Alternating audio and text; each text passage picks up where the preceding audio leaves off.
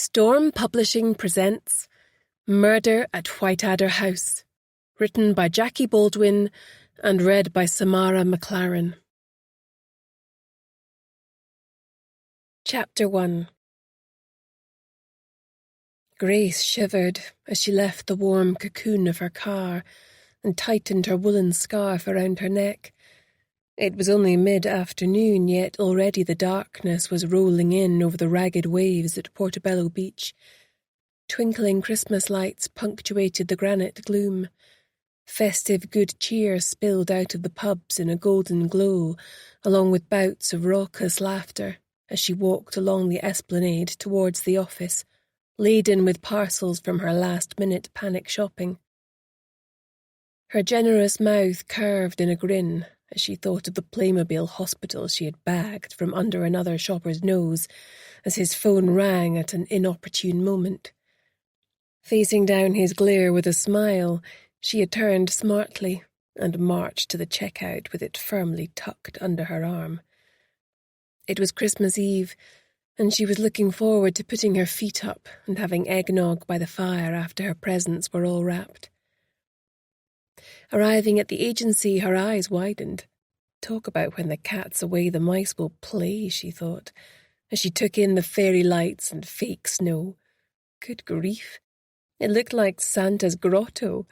She didn't know whether to laugh or cry.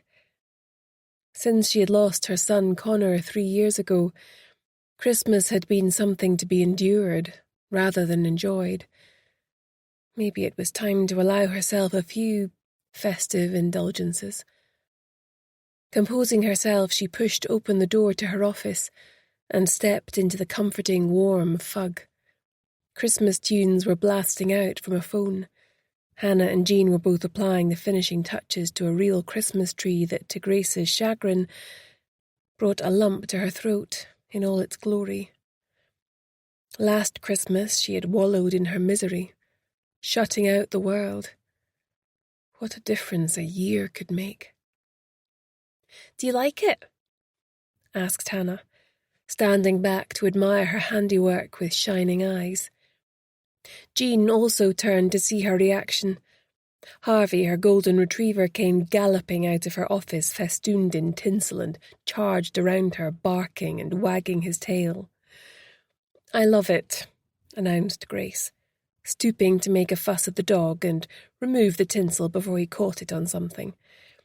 "You two have clearly been plotting again." Despite Hannah being just 19 and Jean in her early 50s, her two employees had formed an unbreakable bond, and Grace considered herself lucky beyond measure to have found them. "Mince pies all round," said Jean, rushing off to get one of her signature tins filled with baked goodies. "I'll grab the coffee," said Hannah. Grace flopped down on one of the easy chairs in reception and massaged her feet, which were sore from her marathon shopping expedition. "Did you get everything you needed?" asked Jean, nodding across to her discarded bags bursting with presents. "I think so," laughed Grace. "There was one shop where I felt lucky to escape with my life. Christmas shopping is an extreme sport." "Well, it is if you insist on leaving it until Christmas Eve," retorted Jean. "I had mine all wrapped and under the tree on the 1st of December. I shop throughout the year." "Where's the fun in that?" asked Hannah, appalled. "Mind you," she said, giving side-eye to her boss, "even I don't leave things as late as Grace." Okay, don't mock the afflicted, especially when I come bearing gifts." She fished around in her bags and pulled out a number of presents which she added to the pile under the tree. "I'm guessing that one's for Harvey?" grinned Hannah, pointing to the one shaped like a bone that was already being sniffed as an object of interest by one nosy golden retriever. "How's the Christmas prep coming along, Hannah?" asked Jean. Hannah groaned. "It's such hard work. I had no idea." Grace and Jean looked at each other and burst out laughing. Hannah had decided to give her mum a break this year and cook Christmas dinner for the whole of her family, which consisted of her mum, 3 younger siblings, and her own little boy, Jack. "What time should I turn up tomorrow?" Jean asked Grace. As her son and daughter had opted to spend Christmas with her horrible ex-husband, Jean was joining Grace's family for Christmas at her mother's house. "Come at 12, said Grace. "Bring earplugs, as I expect my sister's kids will be high on sugar by then." She grinned. "Looking forward to it," Jean smiled. Grace glanced at her watch. "Right, you two, time to head home. I'll see you back here bright and early on the 3rd of January. As Jean and Hannah staggered out of the door laden with gifts, she poured herself another cup of coffee and switched off all the lights, bar the ones on the Christmas tree. She really should have made the effort and got a tree for her flat upstairs, but she hadn't been feeling the festive cheer this year.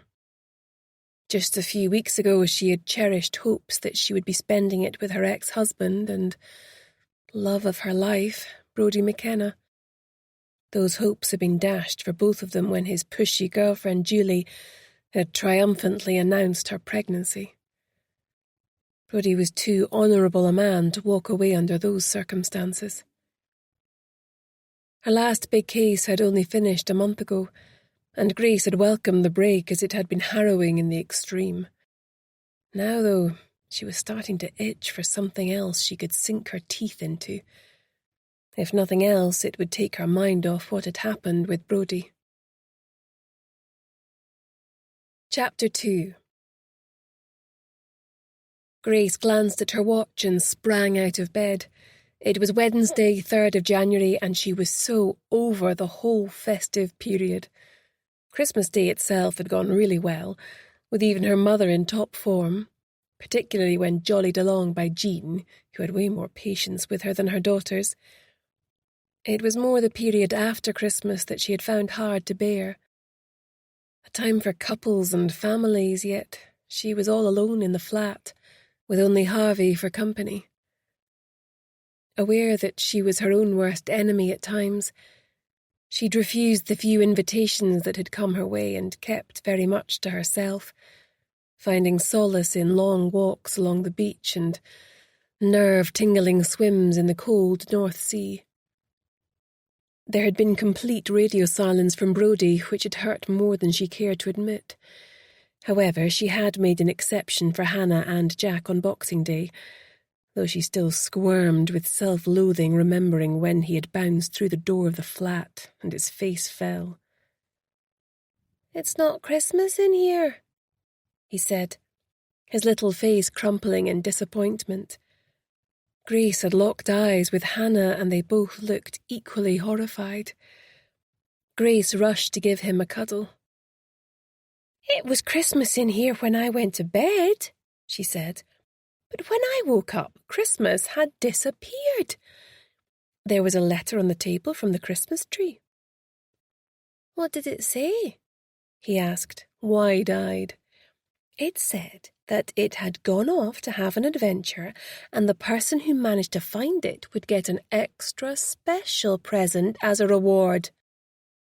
"Mummy, can we go and look for Granny's tree?" he asked, tugging excitedly on Hannah's hand. Grace pointed at the floor, but Hannah had already twigged. "We could go and look in the office," she said, injecting enthusiasm into her voice. They all disappeared down the stairs and Jack pressed his nose against the icy window of the agency. "Mummy, I found it! The tree's hiding in there!" he shrieked. Grace opened the door and switched on the lights. "Hurrah, you found it!" she grinned. "And look, there's your reward." Jack rushed to open the present under the tree and screamed in delight as he unwrapped it. "Look, Mummy, it's a hospital!" Hannah laughed. "Thanks so much, Grace. He's going to love playing with that." "Crisis averted," breathed Grace. "Sorry, Hannah, I didn't think. His little face." Hannah rolled her eyes. Hey, nobody died. The words floated in the air between them like a toxic cloud. Except someone had. Grace took charge. You're absolutely right. We can stay down here. Mummy, a small voice piped up. The hospital is broken. Hannah laughed. It's not broken, silly. It just needs to be built and then it will look like the picture on the box. She inspected the contents, then put her hands up in horror. I think this might be a job for Grandpa. She laughed. Grace tried not to flinch. Hannah and Jack saw Brodie at least once a week now. She had never once pumped Hannah for information on how he was doing, though it had taken enormous self-restraint. I just wish these things would come ready assembled, Grace had grumbled. I swear you'd need to be a time-served tradesman to handle it. Pulling herself back into the present, Grace pulled on her swimming suit and dry robe, pushing her feet into her battered sandals. She could hear Harvey padding about on the wooden floorboards in the kitchen. Boy, I'm coming, she said, opening the door and putting Harvey on the lead. He tugged her down the stairs. When she opened the door, the wind almost wrenched it from her fingers. Harvey's hair stood on end as the wind whistled through his fur. Grace gulped, taking in the height of the foam-topped waves on Portobello Beach. This probably wasn't the best idea. Her mind drifted to the image of Brodie tucked up, warm and cosy with Julie, and her feet propelled her forwards onto the beach, anxious to shake the thought from her head. Harvey pranced about, waging war on some seaweed, shaking his head from side to side like it was some mythical creature to be slain. Her gaze softened as she watched him play. After a while, her teeth were chattering so much they sounded like maracas. She called him to her and discarded her robe. Harvey lay down beside it, facing towards the sea, his eyes following her every move as she forced herself to dive head first into the waves. Gasping from the pain of the sudden chill, Grace struck out powerfully from the shore. At this time of the morning it was impossible to detect where the blackness of the sea met the emptiness of the sky. As the chill burned its way through her body and gave way to numbness, she kicked powerfully, her head in the water, arms like pistons. Soon her mind was empty of thought, and she existed only in the moment, her body just a bit player in the maelstrom around her. She sent a few words out into the universe, in the hope that they might somehow fall into the ear of her son, Connor, forever 16, who had died in this same water. Turning onto her back, she glanced up at the stars, drinking in their beauty and feeling comforted by her own insignificance in the scale of things. Feeling rejuvenated and ready to take on the challenges of this new year, she flipped back over and swam for the shore where Harvey was waiting patiently for her. Chapter 3. Grace entered the office with a freshly blow-dried Harvey in tow to find Hannah and Jean stashing all the Christmas decorations back in the cupboard. "Happy New Year," she smiled. "Coffee, anyone?" Hopefully, now that Christmas is out of the way, business should start to pick up again. "Please," said Jean, settling herself at her computer. "There's shortbread in the tin, if anyone wants some." "Hot chocolate for me, please," said Hannah, sliding behind her own desk and placing a shiny new notebook and expensive-looking pen beside her own laptop. "Christmas present?" asked Grace. "Yes, from Brodie." "Was Jack looking forward to nursery this morning?" she asked. "Yes, raring to go," Hannah said with a gleam of pride. "He missed all his little friends." Grace passed the tin around, then helped herself and took her strong black coffee through to her own office. Harvey padded after her and settled down in his basket for a nap. The air felt a little stale, as though it hadn't moved in a while. She opened the window, but some papers immediately blew off her desk, so she closed it again. Firing up her computer, she got stuck into some routine work, including vetting some employees from a new care home that was due to open at the end of the month. After a bit of digging, she had vetoed 2 of the prospective employees on the basis that their social media posts had disclosed some rather unsavoury views in one case, and callous behaviour and a drunk driving charge for the other. The remainder seemed to check out, though. Jean tapped on the door and entered. "I've got a young woman outside asking to speak with you," she said. "She mentioned it was to do with her sister being missing. She's quite distressed." Jean looked worried. "Do you want me to make an appointment, or shall I send her straight in?" Grace shut her laptop. "I can see her now," she said to the older woman. "Could you ask Hannah to send in a tray of coffee when she's got a minute?" Jean nodded and left. Seconds later, she showed in a young woman who looked to be in her late 20s. She was thin to the point of gauntness, and the dark shadows under her hazel eyes were suggestive of a number of sleepless nights. Her long chestnut hair was secured in a high ponytail. "Hello, I'm Grace McKenna. Please take a seat," she said, walking over to the comfortable seating area around a coffee table with her notebook and pen in hand. "I'm Eliza Anderson," she said, a weak smile stretching her lips. "Thank you for seeing me at such short notice. I've been going out of my mind with worry." There was a knock at the door, and Hannah came in and deposited a tray with coffee and shortbread. "Thanks, Hannah." Grace smiled. She waited until Hannah had closed the door behind her before continuing. "How can I help?" she asked, leaning forward, pen poised at the ready. "It's about my sister, Beth, my twin. She's missing, and I'm worried that something really bad has happened to her." "How long has she been missing?" asked Grace. "Since the 14th of December.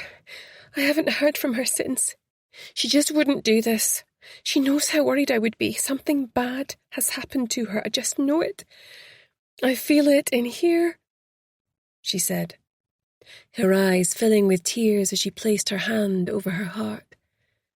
Harvey stirred and cocked his head to one side, sensitive to the depth of emotion in her client's voice. "Have you been to the police?" asked Grace. "Of course, but they were worse than useless," she said, scornfully. "They more or less said that most likely she was loved up with some guy or lying in the gutter drunk out of her mind." "That's harsh," said Grace. "Any particular reason why they might have jumped to these conclusions?" Eliza lowered her eyes and started fidgeting with her rings. She opened her mouth, then closed it again. Her face grew red as if she was going to burst into tears. This would require careful handling. "Look, it's okay," Grace said, softening her voice and leaning forward. "I'm not the police, and my only wish is to help you find your sister." Eliza raised her eyes and looked at her once more, as if to ascertain that she could trust her. She nodded. "It's just hard, saying anything bad about her." "Well, then start with the good," suggested Grace. "What about your earlier life together? Twins, you say?" "Yes, identical through and through. My mother loved the attention she got when we were out together and insisted on us dressing identically. She even gave us each 2 halves of one name. I'm Eliza and my sister is Beth. She used to call us Elizabeth, collectively." "That's not weird at all," thought Grace, keeping her expression neutral. "When we were kids, it was fun to go along with it, I suppose. But she didn't let up on her controlling behaviour. She insisted we had the same friends, the same interests, and it was her way or the highway, I guess." "So you chose the highway," guessed Grace. I was the older twin. Although we were identical, it was me who rebelled around age 13. I refused to wear the same clothes and scoured charity shops with my pocket money to try and forge my own identity. The more she pushed us together, the more determined I became to be my own person without dragging the spectre of my mother's dream child everywhere with me. That must have been tough. On both of you, said Grace. You said you were close. We had been up until that point, Eliza said, her bottom lip trembling. Beth wanted things to stay the same. She was still close to our mother and didn't want to upset her. I kept trying to push her away, but she clung to me like a limpet. I started to feel embarrassed when she sought me out at school. With my new clothes and bad attitude came a new group of edgy friends that I was desperate to fit in with. I ended up being really mean to her. She almost whispered, guilt written all over her expressive face. Did that same dynamic continue? Asked Grace. You rebelling and her conforming to parental expectations. No, Eliza said, her eyes filling with tears. If I hadn't been such an idiot, none of it would have happened. Beth was so desperate to win back my affection that she started hanging out with the really bad kids at school, the ones that were on a mission to self-destruct rather than just trying to look cool. She started drinking. I was too wrapped up in myself to even notice, until it was too late. Go on, prodded Grace gently, leaning forward to encourage her. A couple of years went by. At first, Beth had been able to hide what she was doing from my mother. However, one day when we were about 15, she got blind drunk at school and assaulted a teacher. She insisted the teacher had groped her, but nobody believed her, least of all my mother. I tried to defend her, but no one would listen, and she was expelled. Things went from bad to worse after that. My mother ghosted her. We were living in the same house, but she looked right through her as if she wasn't there.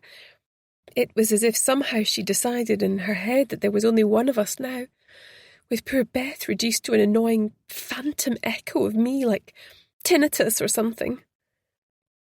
That must have been hard for both of you, said Grace. I felt really guilty. I still feel guilty. If it hadn't been for me, she would have been a goody two-shoes all through school and had the life she deserved. You don't know that, said Grace, startled by the depth of emotion in Eliza's voice. I do, she replied vehemently. Once I woke up to what was really going on with her, I tried to do better. I'd never been that into alcohol, and I hated seeing what it was doing to her. Eventually, she more or less stopped eating. All she did was drink. It started at around 5 a.m. when the shakes woke her up and continued until she passed out every night. She started wetting the bed, puking into a bucket. I was terrified as I realised she might not be able to come back from this. Grace had a feeling how this sad tale was going to end. Eliza seemed to be reliving it as much as telling it, and although time was marching on and she wanted her to get to the point, she recognised this was all coming from a place of trauma and let Eliza continue at her own pace. The day after we turned 16, our mother packed her a bag and threw Beth out onto the street. She was terrified and pleaded with her to change her mind. We both did. But she wouldn't budge. I threatened to go with her, but I didn't have the courage. I just stood and watched as she vanished from our lives. Eliza leaned over and poured a glass of water with trembling hands. What about your father? Asked Grace. Couldn't he intervene? I never knew him. He left when we were babies. Eliza shrugged, her voice tinged with bitterness. So what did you do after Beth left? I stayed on at school, got serious about my grades, and went to university. I have the barest minimal relationship with my mother. Beth was the only reason I didn't completely turn my back on her. She had no way of contacting me other than through her. When did you last see your sister? Asked Grace. After she left home, I got some angry texts from her, always when she'd been drinking. She'd never tell me where she was. I didn't even know if she was still in Edinburgh. She blamed me. I blamed myself. She said I'd stolen her life. If it wasn't for me turning my back on her, she would never have got into drink and drugs. She'd send me pictures of squalid squats and drug paraphernalia. Her voice broke, and she covered her face with her hands, shaking. Go on, said Grace, gently, pouring her some more water from the jug. Once she even sent me a photo of some poor guy who'd obviously overdosed, still with a needle in his arm, and the caption, "Oops." Grace was shocked. There was a level of hatred there that seemed unwarranted, but she reminded herself she was only hearing one side of the story. That must have been upsetting. Did she continue to maintain sporadic contact? For the first couple of years, and then nothing.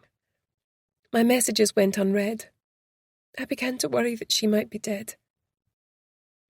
When did she get back in touch? Asked Grace. It was the beginning of August. She sent me a letter to my mum's address. We arranged to meet for coffee. I was really nervous about what state she might be in, but she looked incredible, just bursting with health and vitality. In fact, if anyone looked a bit haggard, it was me. How would she turn things around?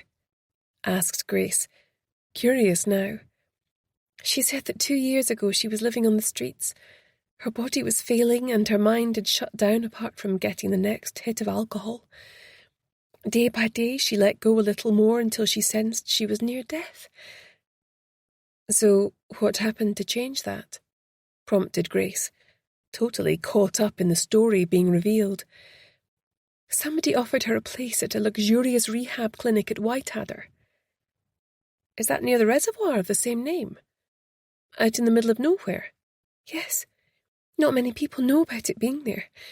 She didn't have to pay a penny. It's run by a charity, apparently. Anyway, she was there for the best part of a year. She didn't contact you in all that time? Asked Grace. Not once. She said that she wanted to once she started to feel better, but it was a condition of her ongoing treatment that she broke off all contact with the outside world. That seems a bit extreme, said Grace. I can understand it for the first few weeks, but after that, contact with family and friends is usually encouraged. That's what I thought too, said Eliza. But I didn't say anything. After all, there was no point. How was she supporting herself? Did she have a job?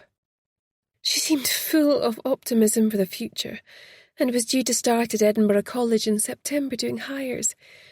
She was working at the Omni Centre and the cinema and living in a one-bedroom flat that the clinic had secured for her. Do you have the address? Asked Grace. Yes, it was in Leith, but she wouldn't let me visit her there. She said it wasn't allowed. How was she maintaining her sobriety? Asked Grace. The clinic was still supporting her. She had an appointment with them once a week at a local medical centre and they supplied her with medication. Grace was puzzled. The clinic sounded almost too good to be true.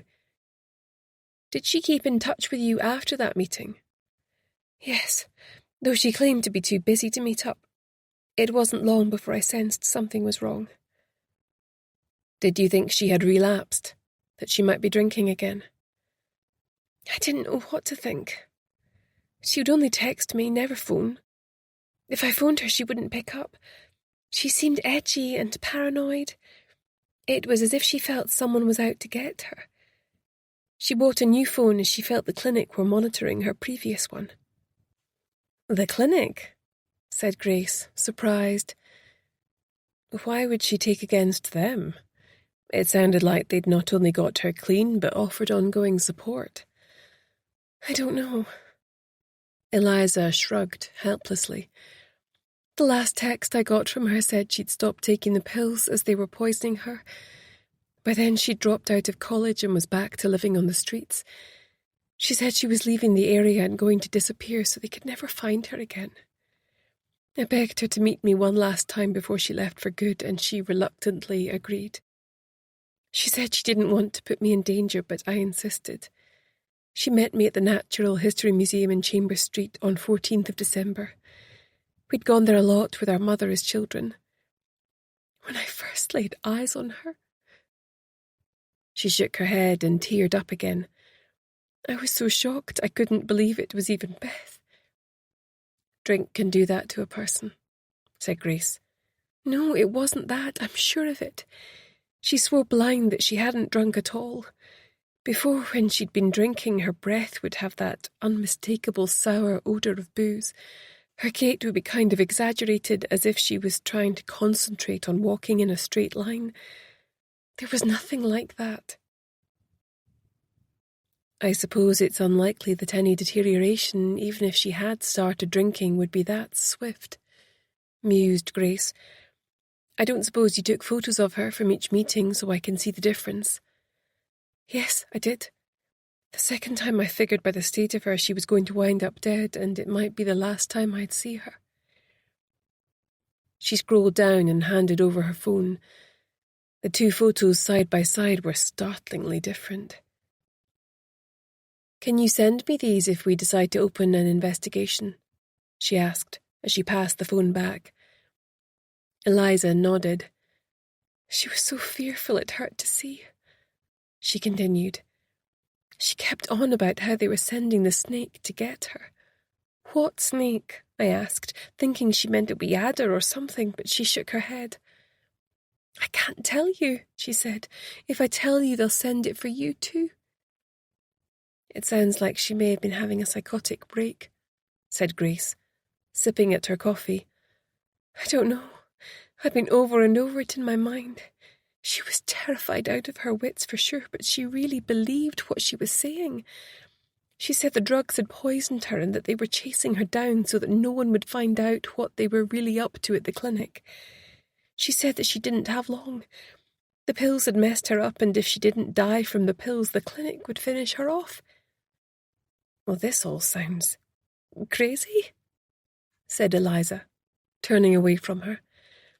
I know how it sounds, and at first I thought she was back on the booze or drugs. But it was more than that. 4 months earlier she'd looked so well. But that day, the way she was holding herself, she looked proper sick. The weight had dropped off her, she looked emaciated. Even her voice had changed. It was hoarse and rasping when she talked. She was missing a couple of front teeth and had no energy. It felt off on so many levels. And that was the last time you heard from her. Something spooked her and she ran off before we'd even finished eating. I tried to run after her but was stopped at the door by a security guard as we hadn't paid. By the time I got outside, she was gone. Please, I need you to find her before it's too late. Chapter 4. Grace sat back in her chair once she had finished bringing her team up to speed on their new case. Do you think Beth is still in Edinburgh? Asked Jean, her brow creased with worry. Impossible to say, said Grace. She could have jumped on a train down to London and disappeared for good. All that stuff about the snake gives me the shivers, said Hannah. Their mother sounds a bit nuts if you ask me. All that Elizabeth and acting like she only has one kid rather than two. A few things Eliza said about the clinic did get me wondering, said Grace. Something feels a bit off about them. For a start, private rehab facilities are notoriously expensive. Yet Beth stayed there full time for the best part of a year, free of charge. Not to mention the follow-up care, said Jean. I thought it was a bit suspicious too, that they had to cut off all contact with family while they were at the clinic. It's normal to keep family away for 2 weeks and then have limited phone contact for several weeks before allowing weekend visits to help with motivation. Grace and Hannah stared at her. "Not me!" she exclaimed. "My dad's brother had a drinking problem. A bad one. His wife and kids stayed with us for a while. Most programs are for 12 weeks or less." "Right, Jean, since you already know a bit about the system, can you do a bit of digging into the clinic and see how it differs from other programs in Scotland? If they've a glossy brochure or website with testimonials, I want you to try and identify and track down anyone who has been to the facility. Scour the internet for people's experiences, good and bad. It would be good to canvass some local GPs as to whether they've heard of the clinic and whether it has a good reputation within the medical community." "Will do," said Jean, scribbling in her notebook. She looked up, frowning slightly. "Does this mean that we're buying into what Beth told her sister?" "Not necessarily. I simply want to leave no stone unturned to give us the best chance of a successful outcome," replied Grace. "Hannah, I want you to create missing posters and show the 2 photographs we have of Beth side by side with the heading of, 'Has anyone seen this woman?' including our contact details. Also, can you email it to all the housing shelters in Edinburgh and any charities or agencies that work with the homeless? You'd better include all the drug and alcohol agencies too. Explain to them that we've been instructed by her twin sister." "Won't that create a lot of false positives given that our client is her twin?" asked Jean.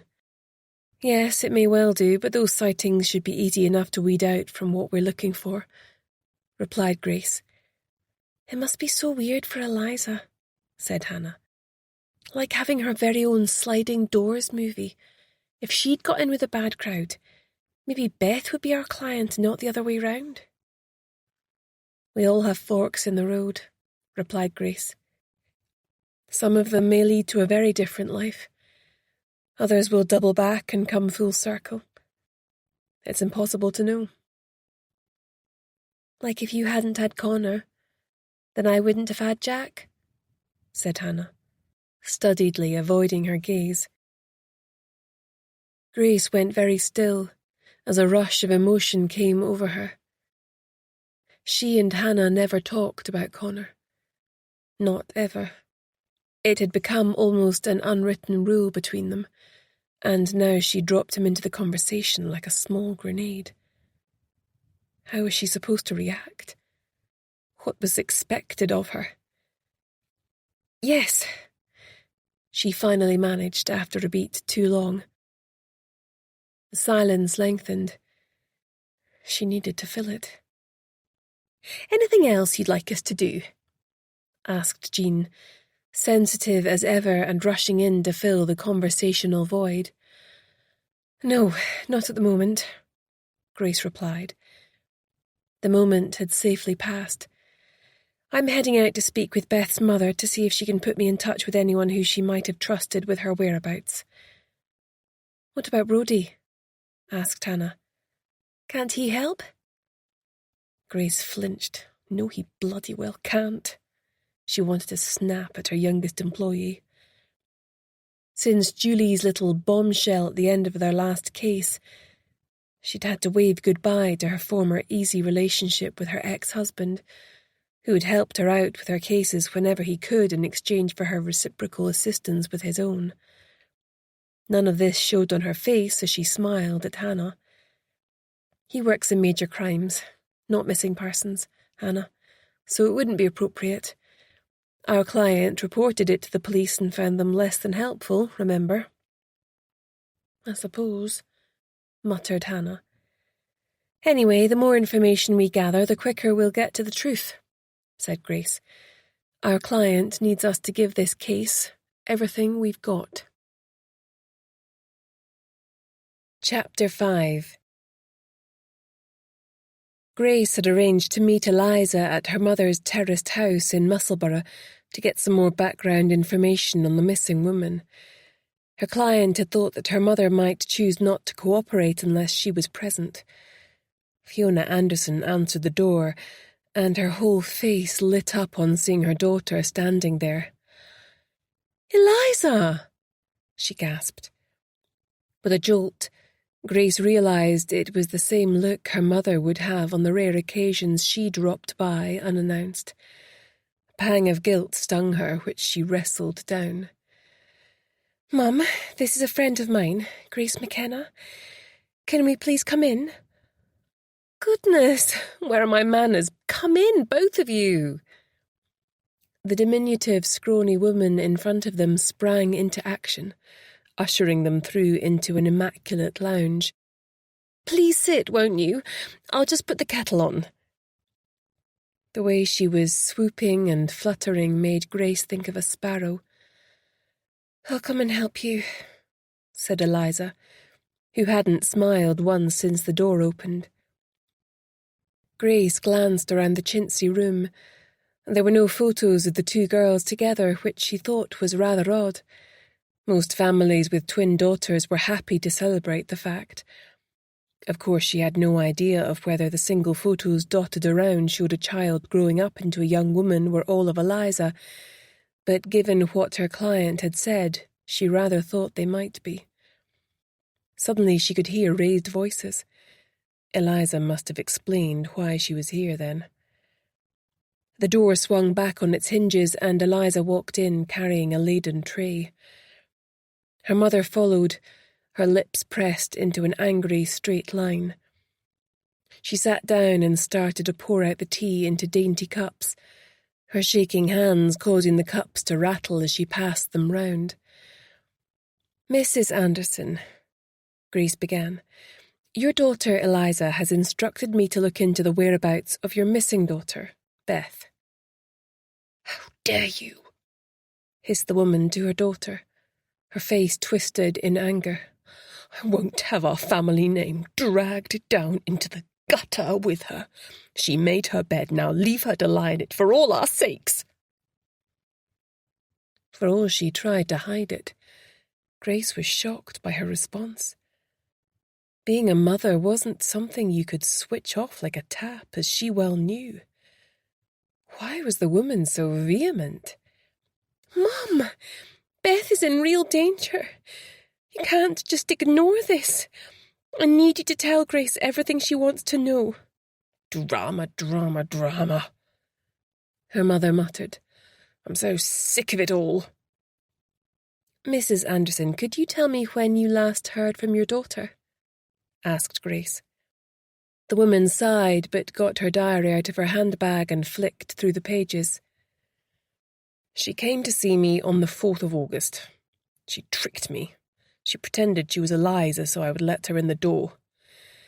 "Beth shouldn't have had to do that," snapped Eliza. "You saw her the day after I did. I've only seen her once since then, on the 14th of December. No one has seen her alive since then." "What do you mean? Of course she's alive," said her mother. "Why wouldn't she be? She looked healthy and well. Of course I knew that it wouldn't last. I'm not stupid. She came in here, bold as brass, pretending to be you. She gave me the biggest hug, which rather took me by surprise. We're not terribly touchy-feely in this family," she added as an aside to Grace. "Actually, that's just you," muttered Eliza. "Anyway, when she finally got round to admitting to her little deception, I wasn't best pleased and asked her to leave. I told her we had managed just fine without her and could continue to do so. I did wish her well for the future, but I knew it was only a matter of time until she found herself in the gutter again." "Mum, how can you be like this?" asked Eliza, her voice wobbling under the weight of unshed tears. "Beth loves you. She always did. It was Beth who was the good one growing up, the one who only wanted to please you. How can you turn away from her? She still loves you despite everything. What kind of mother are you?" Her voice broke and she looked away, striving for control. "The kind that did everything for that girl and had it thrown back in my face at every turn," her mother snapped. "Look," said Grace, "I completely understand how hard it is when your child acts in ways that you wouldn't wish for them. But the most important thing now, surely, is to make sure that Beth is safe." "I suppose," she muttered. You don't want those harsh words to be the last thing you ever said to her, Mum, pleaded Eliza. Help us, please. Fine, Fiona sighed, her face collapsing in on itself. What do you want from me? When she was with you, did she mention a rehab clinic at all? Asked Grace. She went on and on about some place up in the wilds about half an hour from Edinburgh. It sounded more like a cult than a clinic to me. Why do you say that? Asked Grace. Well, she sounded almost evangelical when she spoke about it. It all sounded a bit flashy. Apparently she'd been up there living free of charge for almost a year. What are they getting out of it? That's what I want to know. If it's not money, then what? Grace thought she had a point. Such intensive support would not be sustainable even for a charity. Also, given that it was close to Edinburgh, she would have expected such a charity to be out banging the drum, raising money on a regular basis, not to mention carefully targeted ads and articles in the papers. Yet she had never even heard of them before. Mum, look at this photo, urged Eliza, scrolling through her phone until she found the last photo she had taken of Beth. She handed it over. Fiona swallowed hard when she saw it. You and I had both seen her 4 months before that was taken. Look at the change in her. I promised that she didn't smell of alcohol and wasn't slurring her words. Even a relapse couldn't account for it. Fiona looked up and frowned. But isn't that still the most likely explanation? Alternatively, could she simply have become ill? Maybe she picked up something when she was living on the streets? It's impossible to say, said Grace, trying to be diplomatic, though a relapse seemed the most plausible scenario. All we know for sure is that she was anxious and paranoid at that last meeting. She clearly felt, rightly or wrongly, that someone was coming after her from the clinic who wished her harm. Whether that harm was real or imaginary, it's impossible to tell. Either way, it appears that she ran off in a distressed and vulnerable state and hasn't been heard from since. What do you want from me? Asked Fiona. Do you have contact details for her friends from when she was last living with you? She was quieter than Eliza at school. Apart from her sister, she never really bothered with anyone until she started going off the rails. A right bunch of loudmouths she got in tow with then. I couldn't even tell you who they were after all this time. Any other family members she was close to, and might have told of her plans? A cousin, an aunt, maybe. We're a small family, but I do have one sister. We're not in regular contact. I doubt very much Beth would get in touch with her, but I suppose I could give her a ring. Do you still have any of Beth's things? Grace asked. I've redecorated, but both girls slept in what's now my spare room. They still have some stuff in there, in the chest of drawers and the wardrobe. I couldn't quite bring myself to throw it out. She muttered, averting her eyes. Grace looked at her hunched-over body and sour face, and couldn't help but feel pity for her. She'd let her happy family slip right out from under her. She knew a thing or two about that herself. Chapter 6. Eliza pushed open the door to her old bedroom and motioned to Grace to follow her inside. This was no shrine to a departed child. The decor was cream and navy, and there was little in the way of ornamentation. It could be a hotel room, the feeling of which was enhanced by white, fluffy guest towels folded on the bed. It's like we were never here, said Eliza, her voice thick with tears. I don't know how it's come to this. We were so happy growing up until I spoilt everything by shunning my sister. Even Mum, she was different too. Don't be so hard on yourself, urged Grace. You were a teenager trying to carve out a separate identity. This isn't all on you. It doesn't need to be the end of the story either. You've time to fix things with your mother. Your sister too, hopefully. Eliza nodded and wiped her eyes. She walked over to the wardrobe and pulled out 4 boxes stacked under empty coat hangers. 2 were labelled Eliza and the other 2 Beth. She passed over the 2 belonging to her twin to Grace and rifled through the ones belonging to her. I can't believe she kept all this stuff, Eliza muttered. There's a jotter in here from Primary 1. My diaries. I'd forgotten all about them. She'd better not have stuck her nose in these. She flicked through one, cringing. I was such an idiot. Oh, these are coming away with me. I need to burn them. Turning to look at Grace, she said, What is it? Have you found something? Grace held up a battered address book. Can you go through this and put a star beside any entries she was particularly close to, or might have kept in touch with?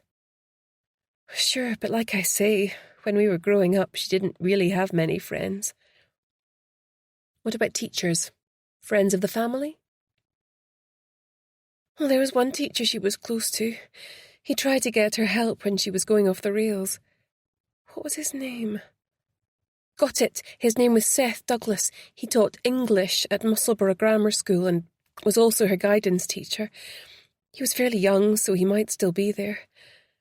He was pretty cool for a teacher. Really cared about the kids.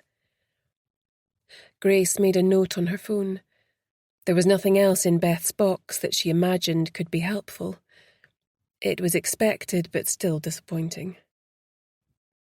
Wait a minute, exclaimed Eliza, pulling out a glossy brochure from the bottom of the box. I didn't put this in here. It was a glossy brochure advertising Whiteadder Clinic. Grace dug deeper in her own box. There's one in here too, she said, surprised. Opening it up, a letter addressed to Eliza fell out. An identical one fluttered to the floor from Eliza's copy. Eliza opened hers and motioned to Grace to do the same. One was a photocopy of the other. Dear Eliza, if you're reading this, then I fear that the clinic has found me. I might even be dead. I'm so terrified I can hardly breathe. It's too late for me. The drugs they've put me on have poisoned my body. I am rotting from the inside out. It's too late for me, but there are others who might yet be saved. They have no one to fight for them. They choose their subjects carefully. People like me who no one will miss. Addicts, the homeless, those on the fringes of society, those who will not be believed. They'll tell you I'm mad, drunk, or using drugs. The one good thing they did for me was getting me clean. I got my life back, but now they've destroyed it. I might have died as a lonely drunk in the gutter if they hadn't scooped me up, but at least it would have been honest. They've messed with me in ways that I don't understand. Now they're sending the snake for me. The snake is real. Don't let it come for you. Take this letter to the police or someone who can help you. Send it to the papers, but don't, whatever you do, go there in person. I wouldn't wish what happened to me on my worst enemy, let alone my twin sister. It looks like Mum was right. You're going to have to live for both of us. I hope your life is amazing. I hope that you will always carry a little piece of me in your heart. I love you. Look after Mum for me, and tell her I never stopped loving her, despite everything. Tell her to stop hiding the spare key under the flower pot. I sneaked in when she was out to put these letters in our boxes. Beth. Eliza broke down in tears, and Grace pulled her in for a hug, her mind spinning. The letter was completely coherent apart from the mention of the serpent. What was all that about? Did it imply she was still delusional when she wrote it? Was it some kind of metaphor? There was no way of knowing. Chapter 7. Grace put down her phone and sighed. A week had gone by and there had still been no positive sightings of the missing girl. Their poster campaign had resulted in no new leads, as all sightings correlated with their own clients' movements. The fact that they were identical twins was hampering their efforts. Annoyingly, the police were still not taking matters seriously enough. It looked like it would take a dead body to galvanize them into action, and she fervently hoped that it wouldn't come to that. She called Jean and Hannah through to her office. They looked as despondent as she felt as they settled on chairs in front of her desk. "Jean, how's it going with the medical community? Have any of the doctors you canvassed made referrals there? Had they heard of the clinic? Do they think it's legitimate?" Jean consulted her notebook. "Well, I started with my own GP in Portobello. She hadn't even heard of it. I went round the practice managers of the other Portobello doctors, then extended the search to the whole of East Lothian and also 3 practices from each of Edinburgh's main areas. All but 3 of them drew a blank. A few of them said they were desperate for more rehab spaces for their patients, as the waiting lists are crazy for the few that operate in the private sector. They were somewhat bemused at the idea of a clinic that didn't actively recruit patients, as the unmet need is so great that they would have no problem filling every single space they had, even on a private basis. There are a number of high-functioning alcoholics working in the city right now who would be happy to throw money at a clinic to be pampered and weaned off alcohol. A lot of cocaine addicts, too." "What about the 3 who knew about it?" asked Hannah. "Oh, they extolled the virtues of the place. They appeared to be of the view that it was so high-end that their referrals came by word of mouth at the top end of the business and media community.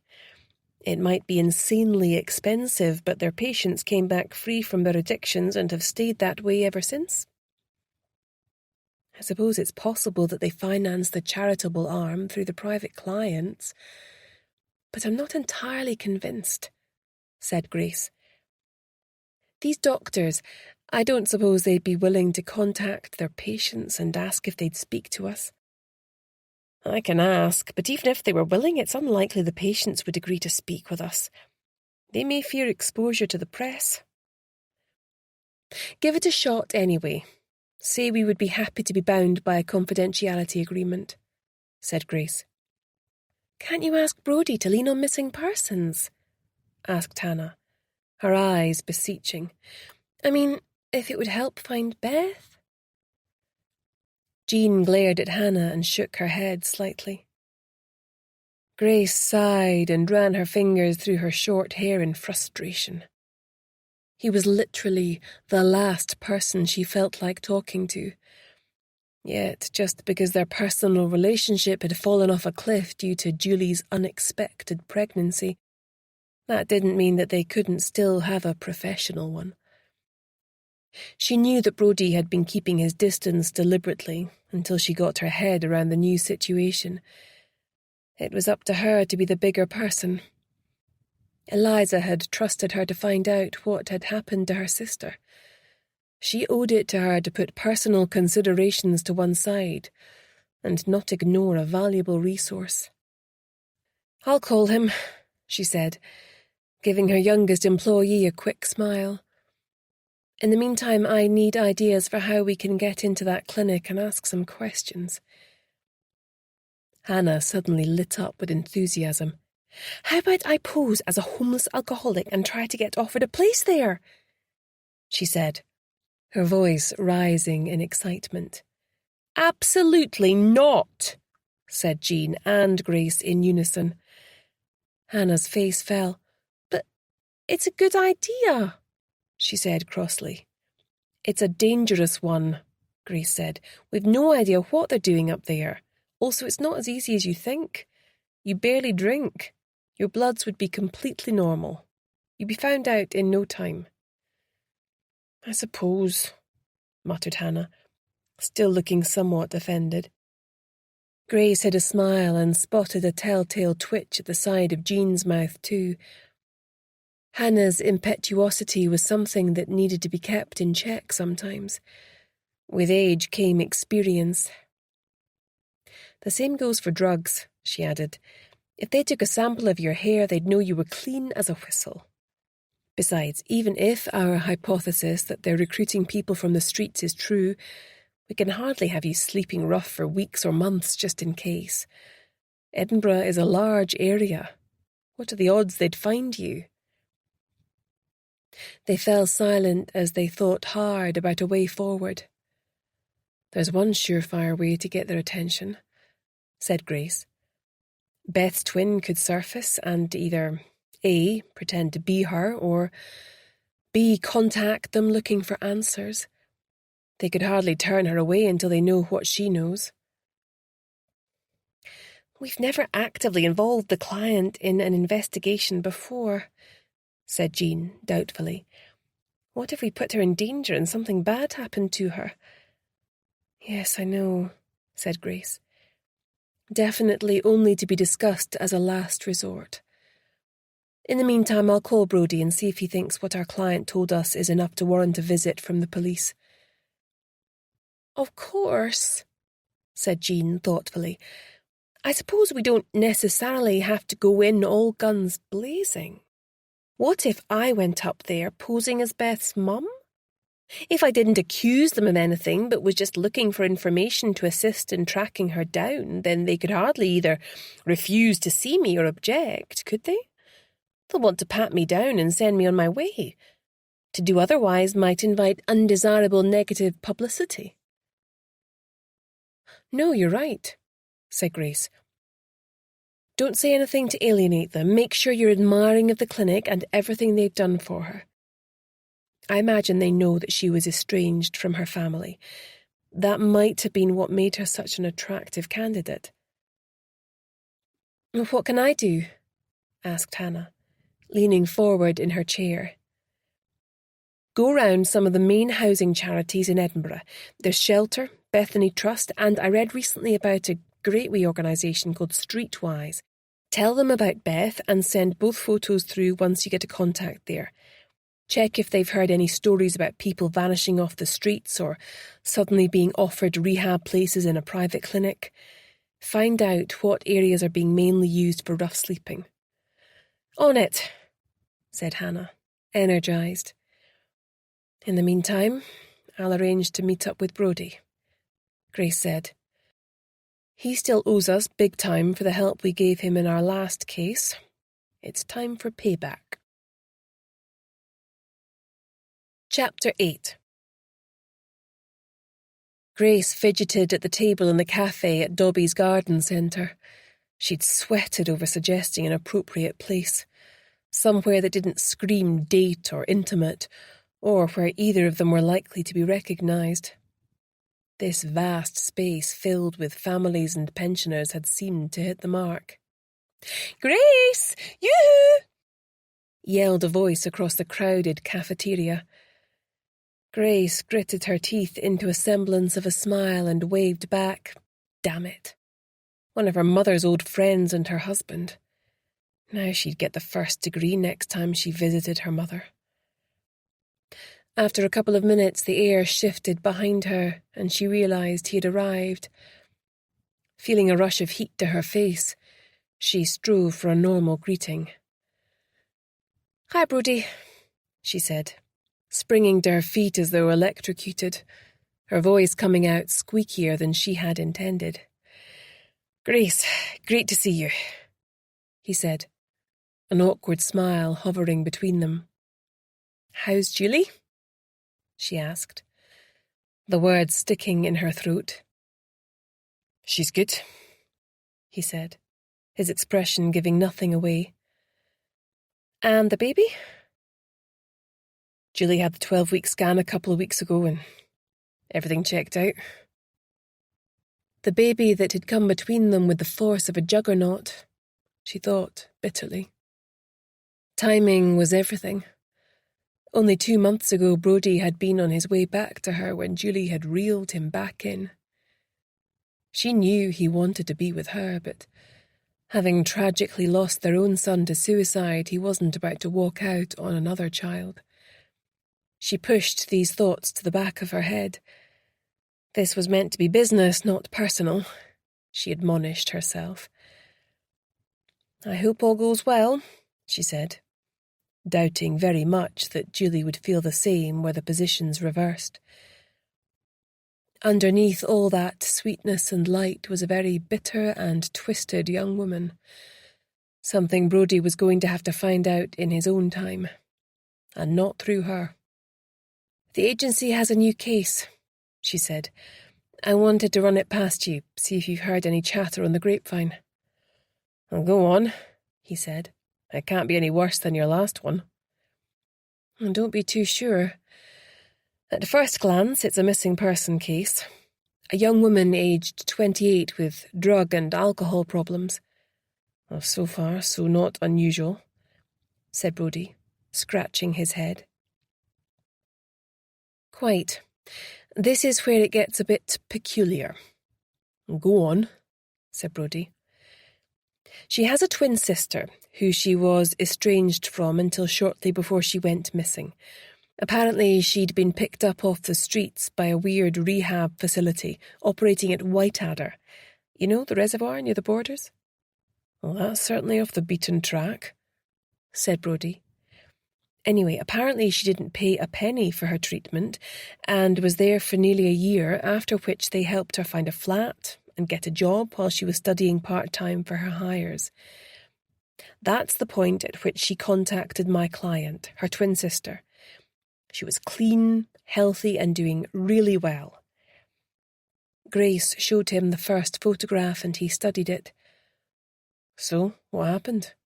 Asked Brodie. I take it she fell off the wagon.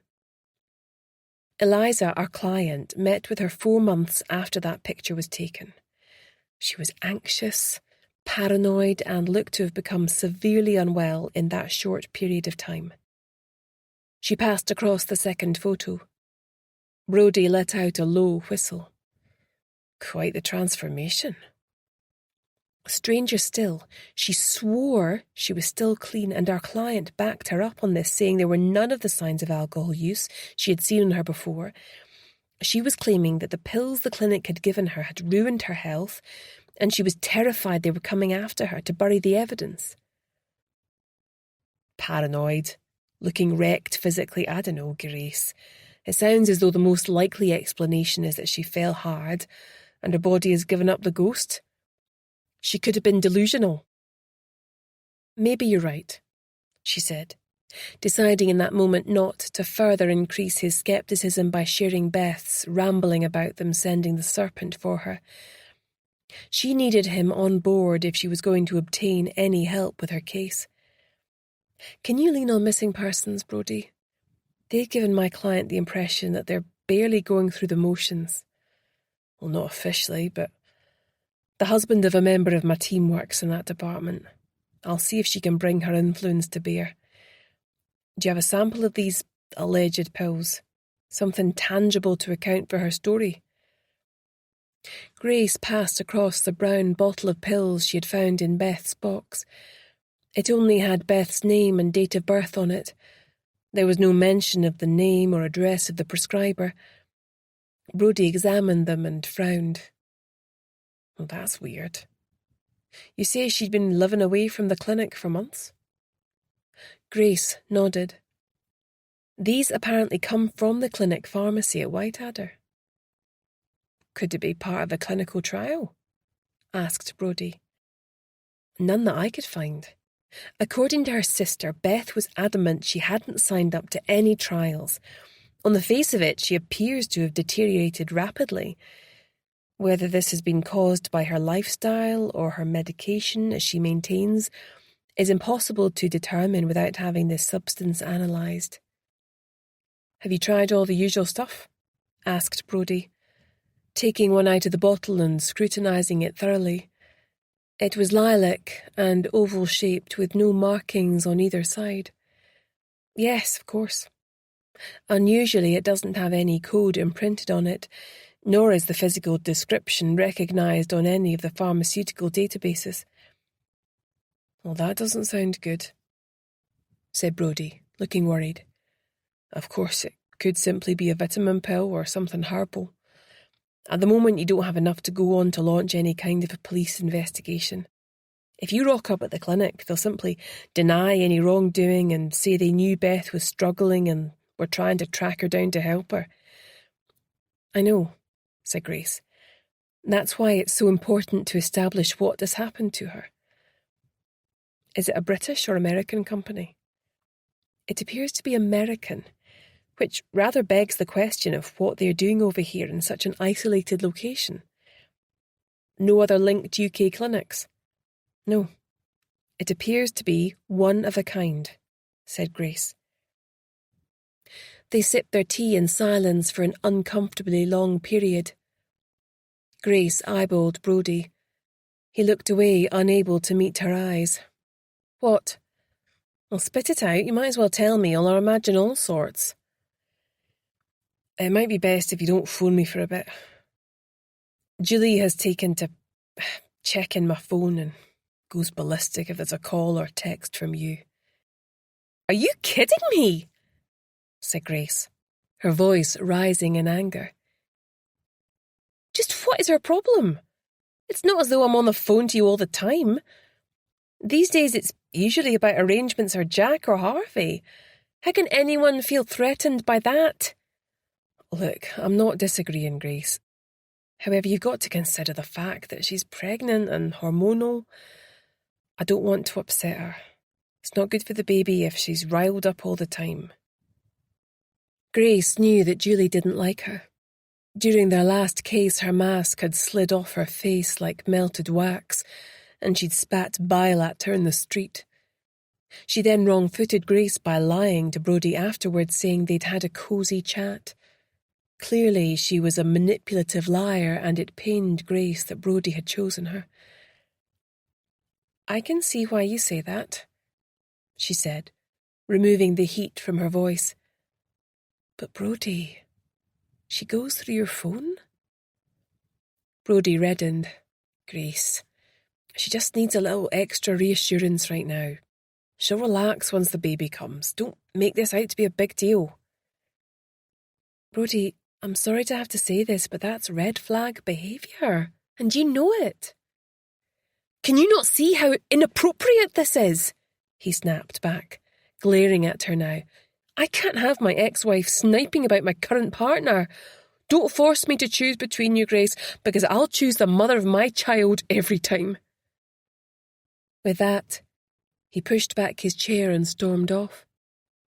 Grace sat there in stunned silence, aware of a few covert glances in her direction, including the friends of her mother. Drat.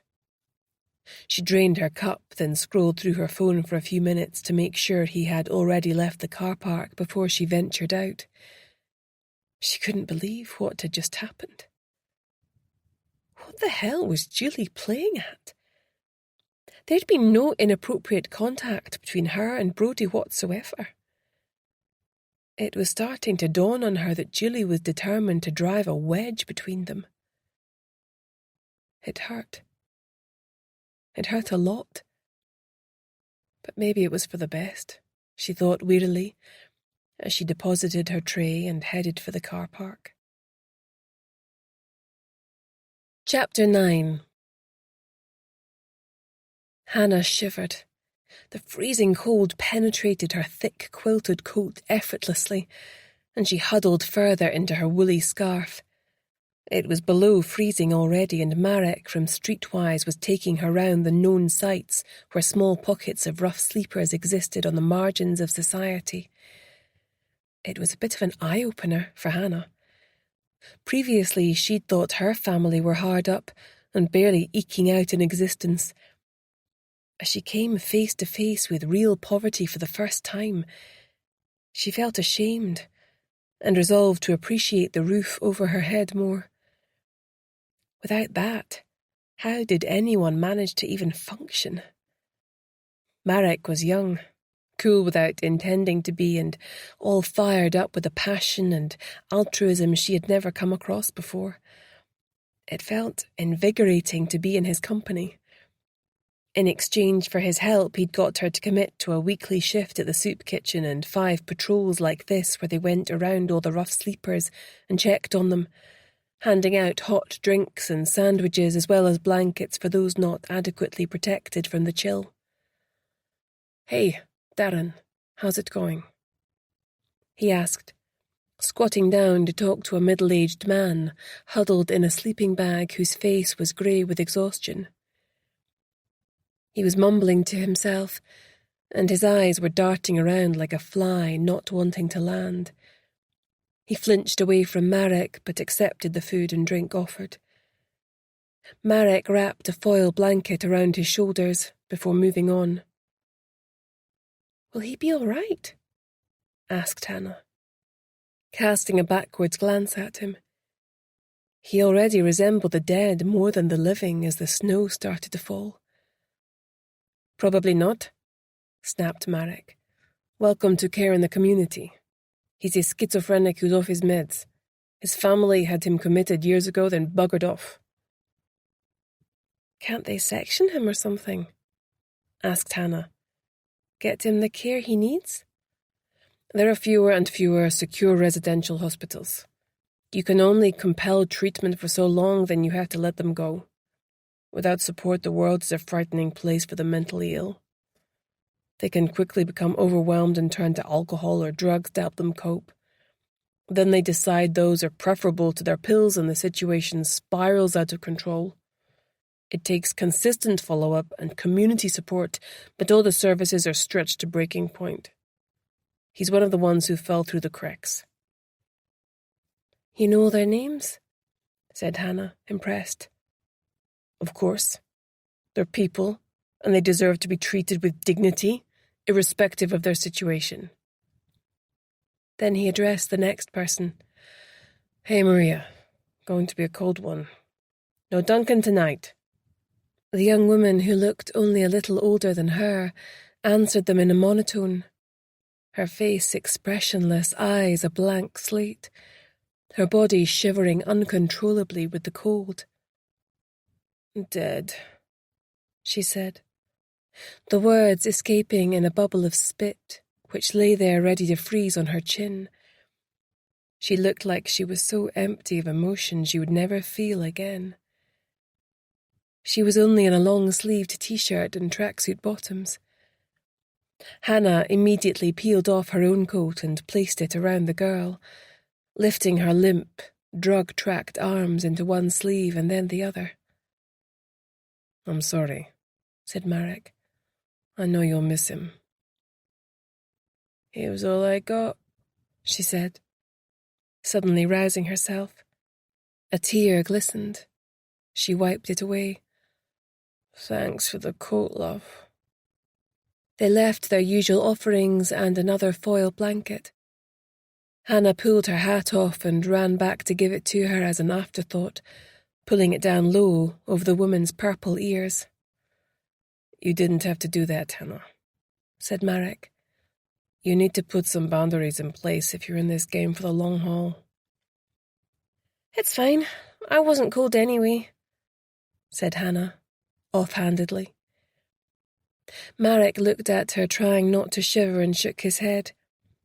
He was smiling, though, and Hannah felt a strong tug of attraction. Hurriedly, she pulled her mind back to the job in hand. "I didn't show them the photos of the missing women because they seemed so out of it," she said. "Should I have done?" Marek shook his head. "You wouldn't have got anywhere with those two. I've been on this beat since before you told me she went missing, and I've never seen her.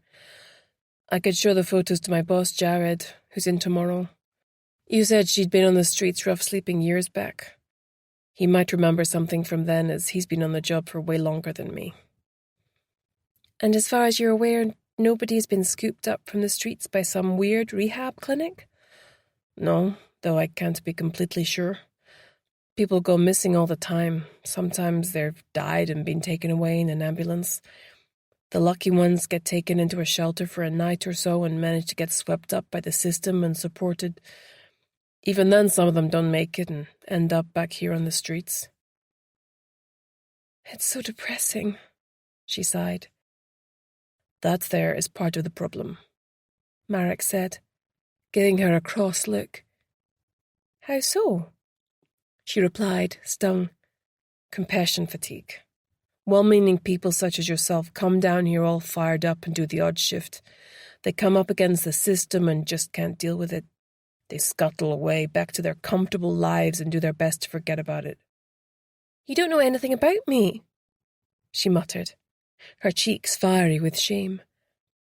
In her heart, she acknowledged that apart from the commitment she'd already made, she didn't think she'd be able to keep doing this night after night, with no real hope of making a difference. What about you? She countered. You stayed? That's a story for another night, he said. Come on, we need to drive to the next place now. Hannah followed him to the car, her body numb with the cold. She had never been so intrigued by someone, and very much wanted to get to know him better. That's if she could stop him thinking she was as shallow as a puddle. I've got hidden depths, she told herself, wondering if he felt as drawn to her as she was to him. Chapter 10. The next morning, Jean set off for the clinic and her appointment with the clinical lead, Dr. Anna Campbell. She'd been surprised that her appointment had been made with someone so high up the food chain. Genuine concern at what had happened to one of their patients, or damage limitation. As she drove up the winding path through picturesque villages, she marvelled that all this was just a few minutes away from the A1, the main artery connecting Scotland with England. As the houses gave way to green fields and grazing sheep, she started to feel the isolation. There had been a hard frost followed by a smattering of snow. Her tyres slid on the ice as they climbed higher, but she managed to keep her nerve and carry on, the heater blasting to ward off the chill, her hands white as she gripped the wheel. The sky was a brilliant blue, and the winter sun climbing in the sky. Normally she would have enjoyed the drive, but her mind was worrying away at the forthcoming interview. She'd never thought of herself as much of an actress, so she hoped she could be convincing in her role as their client's mother. She'd memorized a few important facts just in case they delved deeper, but she was still a bag of nerves. To calm herself, she thought about her date for dinner the following evening with Patrick. He was taking her to a new Greek restaurant that had opened up in Stockbridge, and she was really looking forward to seeing him again. It would be their third date, and she felt as skittish as a schoolgirl. She liked him a lot, and was trying to avoid getting her hopes up that it might develop into something special. She hadn't let on to Grace or Hannah, she didn't want to jinx it, but maybe, if tomorrow went well. She dragged her mind back to the task ahead. As she rounded a bend in the road, she could see the vivid blue of Whiteadder Reservoir stretching out below.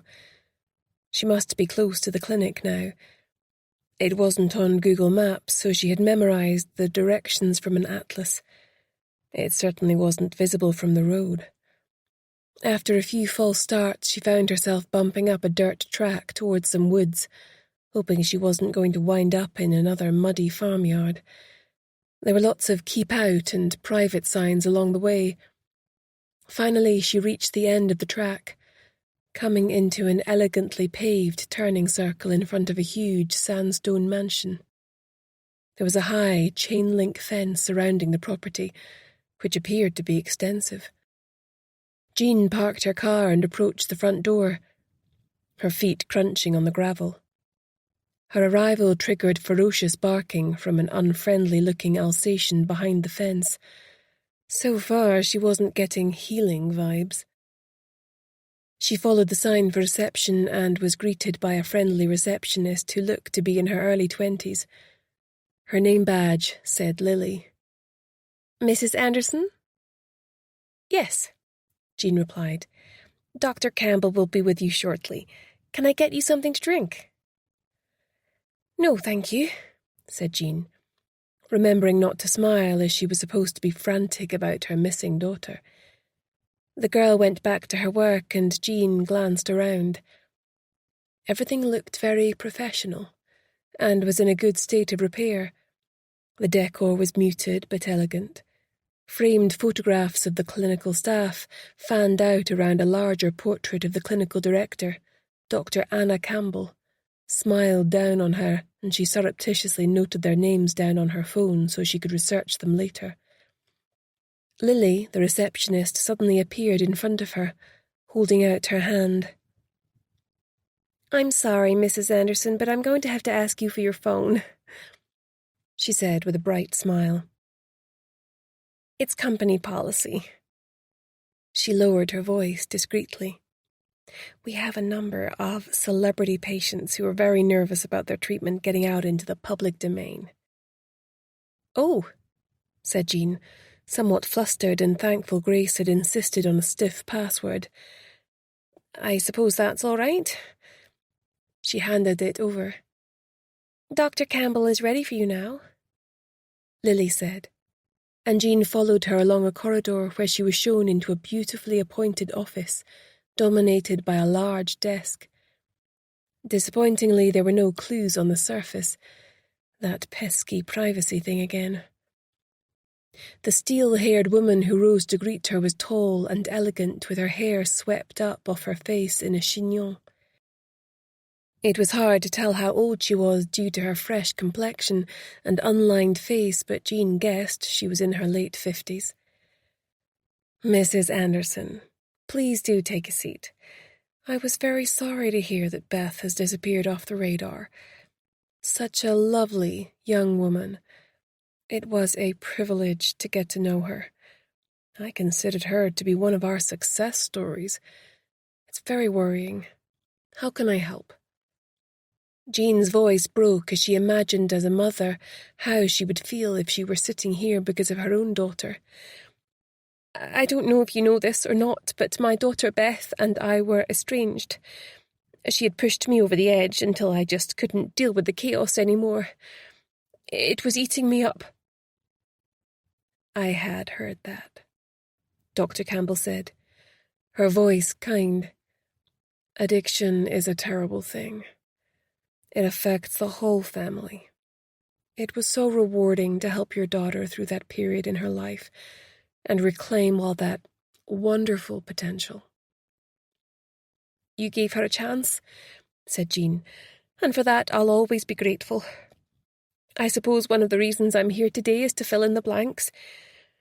How did she wind up here, for example? Her GP hadn't heard of it. She hadn't consulted him about her drinking. This place must have cost a fortune. How did she manage to pay for it? It would have been way beyond my means.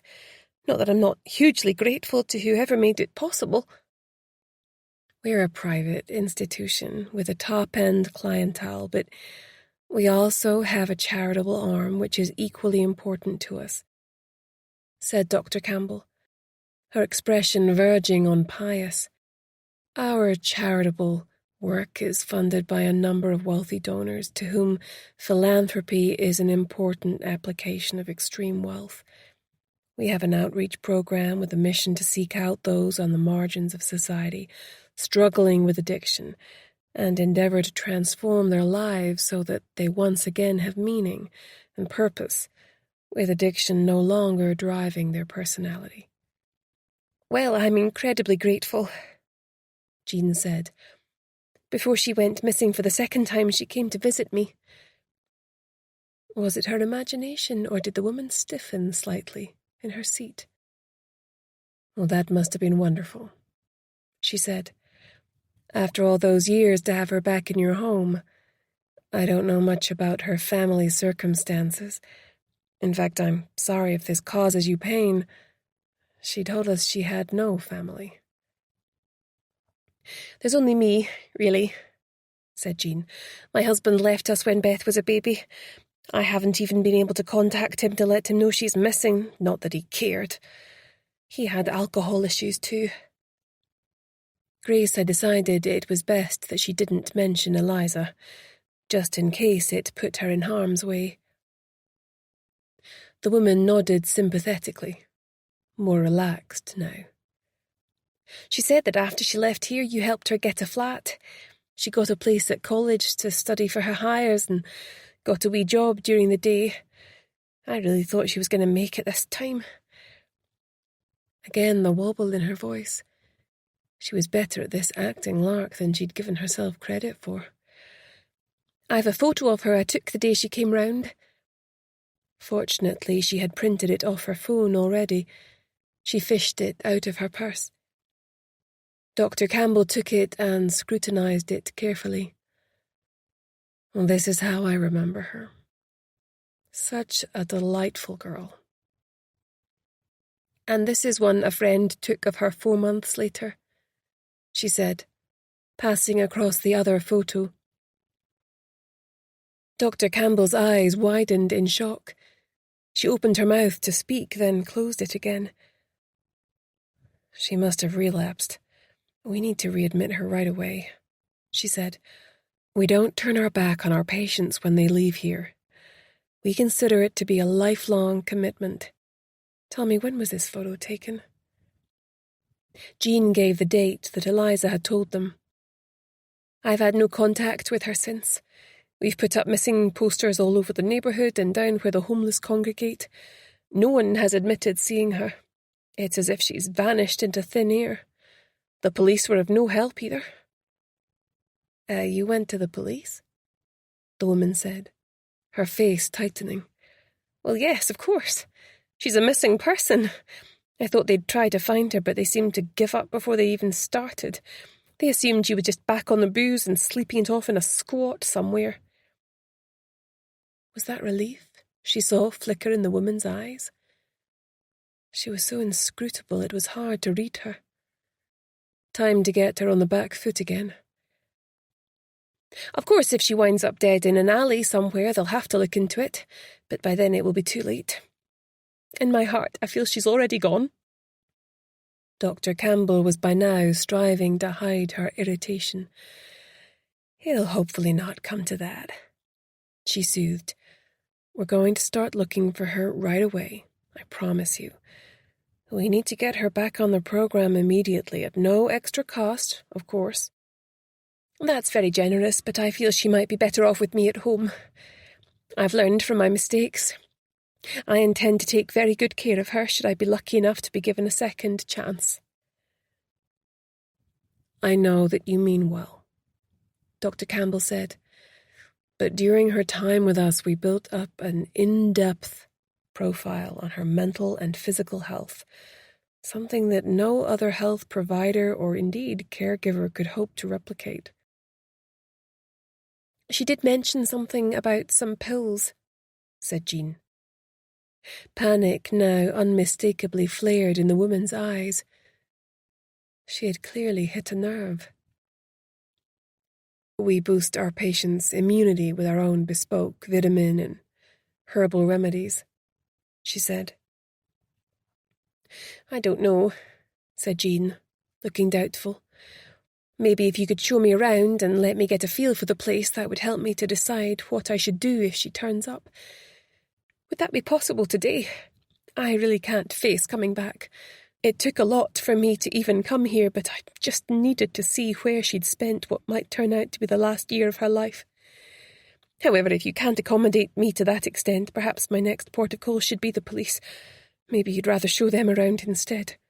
I just need to check that everything here is as it should be. Then if she turns up, I can guide her back here in good conscience.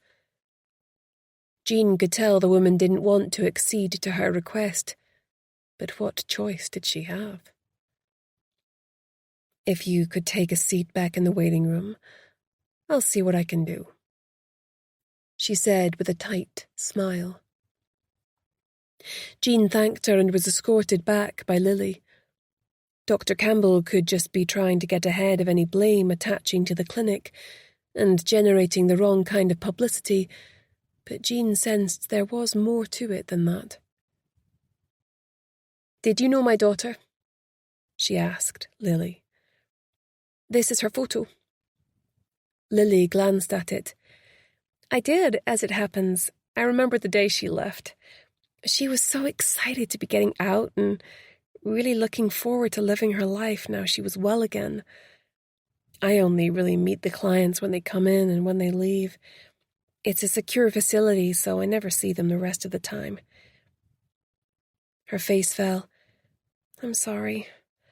It must be so hard for you not knowing what has happened to her. Do you like working here? Asked Jean. Yes, I love it.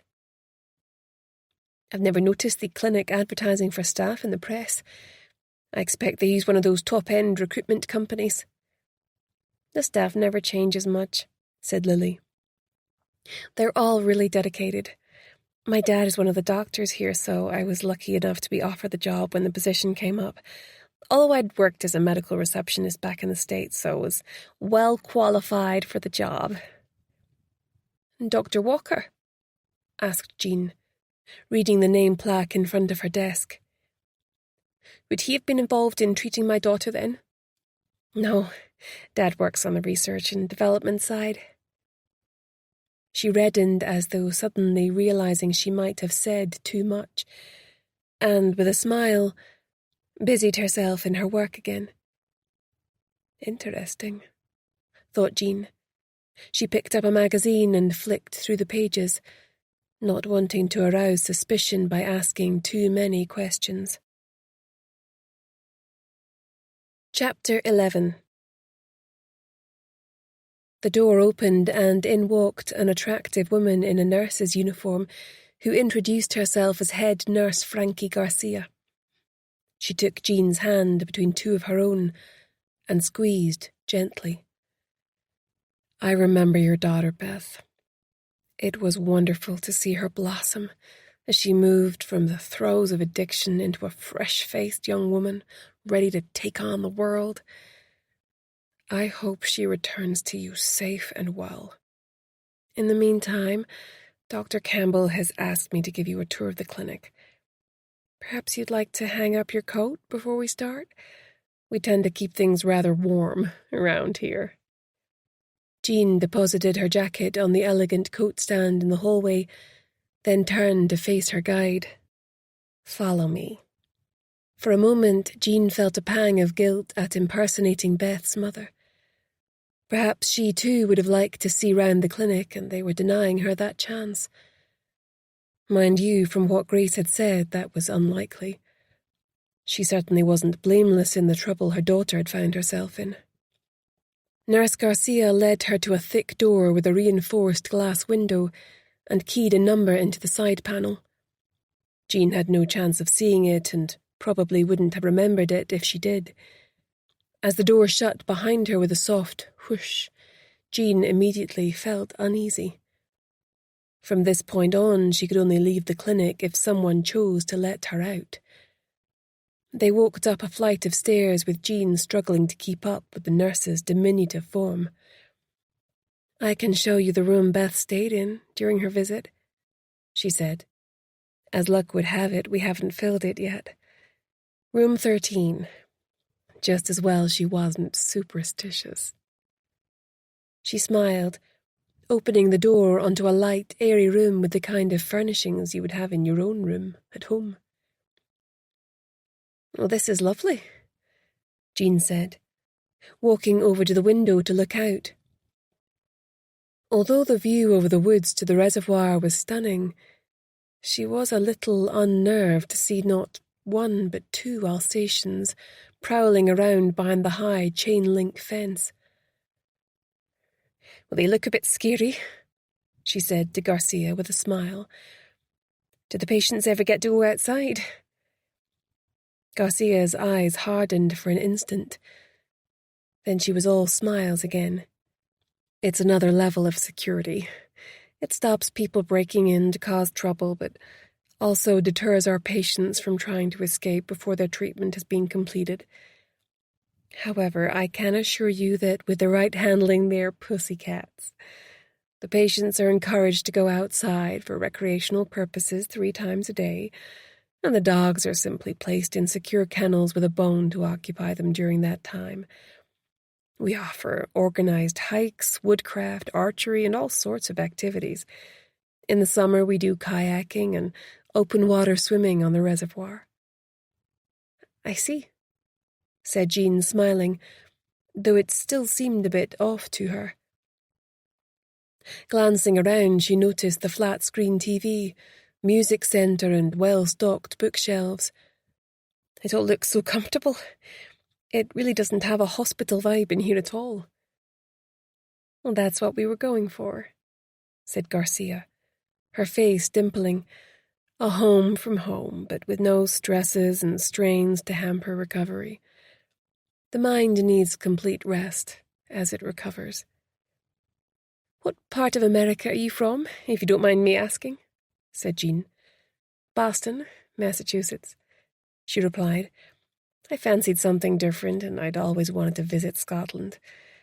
Though I have to say I'm not such a big fan of the weather." "What's next to see?" asked Jean. "When people come to us, they're often dirty and unkempt. They've forgotten how to take care of themselves. Their self-esteem is completely collapsed, and all that drives them is getting from one fix to the next. They've effectively lost their humanity. Once they've been detoxed and given clean clothes and a flattering haircut, we reward good, healthy behaviors by visits to our indoor spa, where they can have beauty treatments and start to take pride in their appearance again." "That sounds amazing," said Jean. "I'm so grateful my daughter got to come here. How did that happen, by the way? Our GP maintains he knew nothing about it." "Oh," said Garcia, slightly flummoxed. "I've no idea. I'm not involved with that side of things. We do have an outreach program that goes out to actively find people we can help, so perhaps it was through that route." Their next port of call was the art therapy suite, where Jean could see an impressive amount of framed art and all manner of equipment and resources. "We even have a kiln," said Garcia. "If my memory serves me correctly, your daughter was a rather talented artist. Here's one of hers on the wall, over here." Jean looked at it with interest. It was painted in oils and showed a coiled serpent, ready to strike, its darting tongue sniffing for prey. The painting was stunning, yet unsettling. "Wow, I don't know what to say. She did make a few off-the-cuff remarks about the serpent coming to get her, but I never took her seriously." Garcia stiffened and left quickly, forcing Jean to turn about and follow her. "I'm afraid it was one of her delusions when detoxing," she said, once they had left the room behind. "Patients have all kinds of vivid hallucinations, bringing their own primal fears to the fore. Once we had a gentleman who kept seeing a mummy wrapped in bandages in his wardrobe mirror. He was Catholic and so sprayed shaving foam in the form of a cross over the mirror to keep the mummy from coming out. Of course, next he heard the sound of scraping and the mummy was wiping away the shaving foam." "That sounds terrifying," said Jean. "So you're saying that when Beth was detoxing, she conjured up this serpent and it was as real to her as you or me?" "Exactly," said Garcia. She opened the door into a games room with 2 badminton courts and lots of other equipment. "Exercise is a healthier way to relieve stress than turning to drugs or alcohol. We encourage our patients to test that out for themselves. We also have a fully equipped gym and a swimming pool." It suddenly occurred to Jean that she hadn't seen a single patient yet. Glancing at her watch, she said, "Where is everyone?" "They're all in various group therapy rooms at this time," Garcia smoothly replied. "That's why I was able to give you this tour. You'll appreciate that we owe our patients the strictest possible confidentiality in relation to their treatment here. If you saw someone that you knew, it could cause severe reputational damage." Jean thanked her for taking the time to show her around, and left the way she had come after being buzzed out by young Lily. As soon as she walked out of the door, the dog started snarling at her, giving her a fright. Her mind was in turmoil after all she had seen and heard. However, she felt that she was no nearer the truth than she had been when she arrived. Although in many ways it looked like a wonderful place, she felt an undercurrent of something that had unsettled her, though she couldn't put her finger on what had triggered it, no matter how hard she tried. She also thought that despite the explanation given, it was odd that she hadn't come across a single person, staff or resident, during her tour. Burying her hands in her pockets as she strode over to her car, she momentarily froze, then continued walking. There was something inside her pocket that hadn't been there before. Mindful of the CCTV swivelling towards her, she didn't take it out, although by now it felt like it was burning a hole in her pocket. Instead, she calmly got in her car and drove off without a backward glance. Chapter 12. Back at the agency, they were all sitting in the comfy seats grouped around a large driftwood coffee table in Grace's office. She'd ordered in tasty bagels from the specialist shop in the high street, and now, fed and caffeinated, they were all pondering recent events. Harvey had managed to score a bit of chicken that Hannah had accidentally, on purpose, let fall from her bagel. He was now slumped on her stockinged feet, like a pair of comfortable slippers. "You've made a really good contact there," said Grace. "It sounds like Marek is going to keep his ear to the ground for us." "He's such an amazing person," Hannah said dreamily. "He's really making a difference. He's even persuaded me to volunteer for some shifts." "I like his style," Grace smiled, exchanging a knowing look with Jean. Hannah was clearly crushing on him. She moved across to her desk and picked up the letter that Jean had discovered in her pocket that morning. It was handwritten and unsigned. She read it out loud. "I heard you say you're Beth's mother. Beth made such a lot of progress here and was a lovely person. She doesn't deserve what happened to her. Something here has gone very wrong. I wasn't meant to find out, but now I know some of what has been going on. This isn't what I signed up for. Beth is going to die a terrible death. It may already be too late to save her. Please meet me at Weatherspoons, Musselburgh, tonight at 6 p.m. We need to talk. I'll be wearing a brown and yellow scarf and have a copy of National Geographic on the table. You can call me Gordon." "So, we have ourselves a potential whistleblower," Grace said thoughtfully.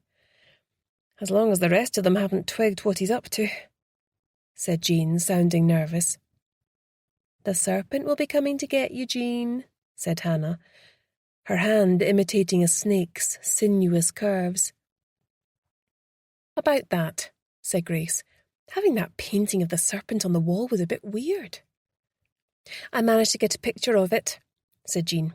"The receptionist had taken my phone off me, but I asked if Garcia could send it to me, because art had been one of Beth's passions before she got sick, and it would mean a lot to me to have a picture of her last artwork.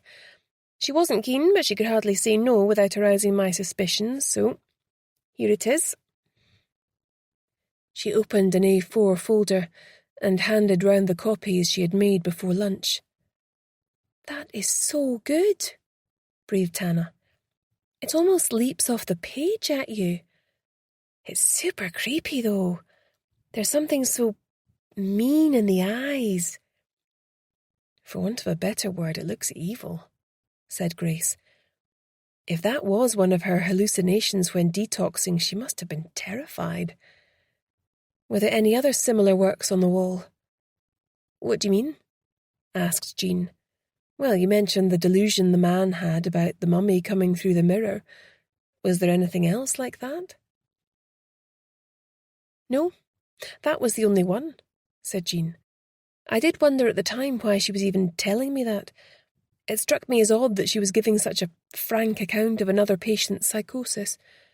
Even though she didn't identify them, shouldn't that sort of thing be kept private?" It sounds to me like they were aware Beth may have made comments about the serpent already, and were trying to get ahead of it, said Grace. It may not even have been painted by her at all. You're not seriously trying to suggest that it's a real snake, are you? Asked Hannah. No, said Grace, but I think that one way or another it was very real to Beth. It's possible they were using techniques like aversion therapy coupled with hallucinogenics, and she was left with some residual effects. You don't think they were brainwashing her, do you? Asked Jean, horrified. Without more inside information, it's hard to say, said Grace. At least we've now got a bit of an in with this person inside reaching out. You don't think it could be a trap, do you? Asked Hannah. A trap? Oh, good heavens, I hope not, exclaimed Jean. I must say that hadn't occurred to me. Hannah's right, said Grace. You need to exercise caution. Maybe you'd better go, said Jean, clearly doubting her ability to pull off the subterfuge again. Grace thought about it for a minute. Of course she was tempted. It was putting a lot on Jean to have her do it. However, it was Jean he had reached out to, and he was bound to feel skittish about the whole thing. Seeing someone different to who he expected might make him retreat. Also, as her employer, she owed it to Jean to develop her skills and confidence. No, she was going to let her run with this. I think you need to do this one, Jean. Try to get his real name if you can. Should I tell him who we really are? I'm afraid you're going to have to play that one by ear. If things are going well, you can tell him. His main motivation in reaching out might be he's concerned about what happened to Beth. The fact he thinks he's talking to her mother might give us more leverage initially. Oh, I hate lying, said Jean, shifting in her chair, though I was shocked today to discover I was rather good at it. Both Grace and Hannah laughed. Jean was quietly religious and had a strict moral code for herself. Here she was discovering hidden vices she didn't know she had. Yes, but you're lying for a good reason, and to help someone, said Hannah. I'm sure that must be allowed somewhere in the God Manual. In the Bible, you mean? Said Jean, trying not to laugh. Exactly, said Hannah. I'll be in the bar already, having something to eat from where I can see you both, so you won't be in there alone, said Grace. See if he could perhaps photograph or email some evidence to us of the things he's concerned about. The main thing is not to scare him off by coming on too strong in this initial meeting. You can do it, Jean, said Hannah stoutly. Go home and get some rest, so you're fresh for later, said Grace. Before I go, I'll email you the medical names I noted down on my phone before they confiscated it. There may be more people working there, but this might be their entire medical team, said Jean. Hannah, when that email arrives, can you start researching those names? See when and where they graduated and what, if any, their specialities were. Look into postgraduate study and employments and what research studies they've been involved in. Check the electoral roll and get addresses for as many as you can. Some of them may be accommodated in the clinic, of course. See if there's a whiff of scandal attached to any of them. What are their reported interests, personal and professional? Have they ever been interviewed before or while they were at the clinic? Try to ascertain whether any of them have ever been connected with big pharmaceutical firms in the United States. Charge nurse Frankie Garcia admitted to Jean that she was from Boston, Massachusetts, which is where a lot of these big pharmaceutical testing companies have their headquarters. Is that all? Asked Hannah, faintly. For now, said Grace. I'm off to meet with our client and update her on how the case is going. I'll be back later, though, and I'll give you a hand then. Chapter 13. Grace headed further into Edinburgh, to the address she'd been given. Eliza lived in a stunning top-floor flat with fabulous views out to Carlton Hill at the back and down Leith Walk to the front. She suddenly realised that she didn't know all that much about her client. Hardly anything, in fact. When Eliza told her money was no object, she hadn't realised she actually meant it, and had taken the case on intending to restrict her eventual fee as much as possible. Her mother certainly wasn't well off. Her small terraced house was immaculate and well presented, but Grace suspected that she was struggling to keep it that way. Slightly out of breath from running up the stairs, she rang the doorbell on the smart blue door. "Grace, come in," said Eliza, throwing the door wide. "Ben is working from home today, so I'll introduce you. Ben!" she yelled. A door opened and a tall, gangly man who looked to be in his early 30s slid out into the hall. Dressed like an absent-minded professor in cords and a sweater, he looked unaccountably furtive as he shook Grace's hand. Maybe he was just shy, she thought. "I'll make some coffee," he said, still failing to meet her eye as he disappeared off in the direction of the kitchen, watched fondly by Eliza. "Bless him," she said, as she led Grace through into a magnificent lounge with high ceilings and floor-to-ceiling views of Carlton Hill. "It's beautiful," said Grace. "Looking at all that greenery, you'd never think you were in the centre of Edinburgh." "I just love it," Eliza enthused. "Of course, working for the bank helped me get a decent mortgage rate, which certainly helped." "What type of work do you do with the bank?" asked Grace, slightly curious. "I'm an asset manager. I handle the portfolios of clients with a high net worth. It keeps the wolf from the door," she said with a self-deprecating smile. "Is Ben in banking too?" asked Grace. "Is that how you two met?"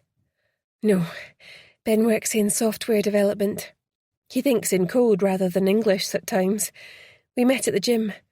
I came hurtling off a treadmill and crashed into him, even broke his glasses.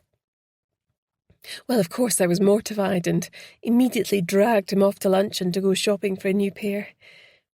He was unlike anyone I'd ever met before. Really sweet. I guess it's a case of opposites attracting." After some more desultory small talk, Ben came through with a laden tray and placed it on the coffee table. "You're welcome to stay and hear what Grace has to say," Eliza said, smiling up at him. Did Grace imagine it, or did an expression of fear flicker across his face? He turned away from her client to grab some coasters from a shelf. "I would, but I'm trying to meet a deadline," he said with an apologetic smile. "If I don't get this code through to the developer before the end of tonight, the sky will fall down." "You work too hard," Eliza protested, grabbing his hand but releasing it almost immediately. "Before you go," said Grace, operating on a hunch, "did you ever meet Beth?" "No," he said, his eyes widening in alarm. "Beth was long gone by the time we met. When Beth finally got in contact, she would only agree to meet Eliza alone and in a public place." "I was so excited about introducing them," said Eliza. "Sadly, I never got the chance." Grace smiled and let it go, but she was convinced he was lying. Once he was gone, she updated Eliza on the investigation thus far.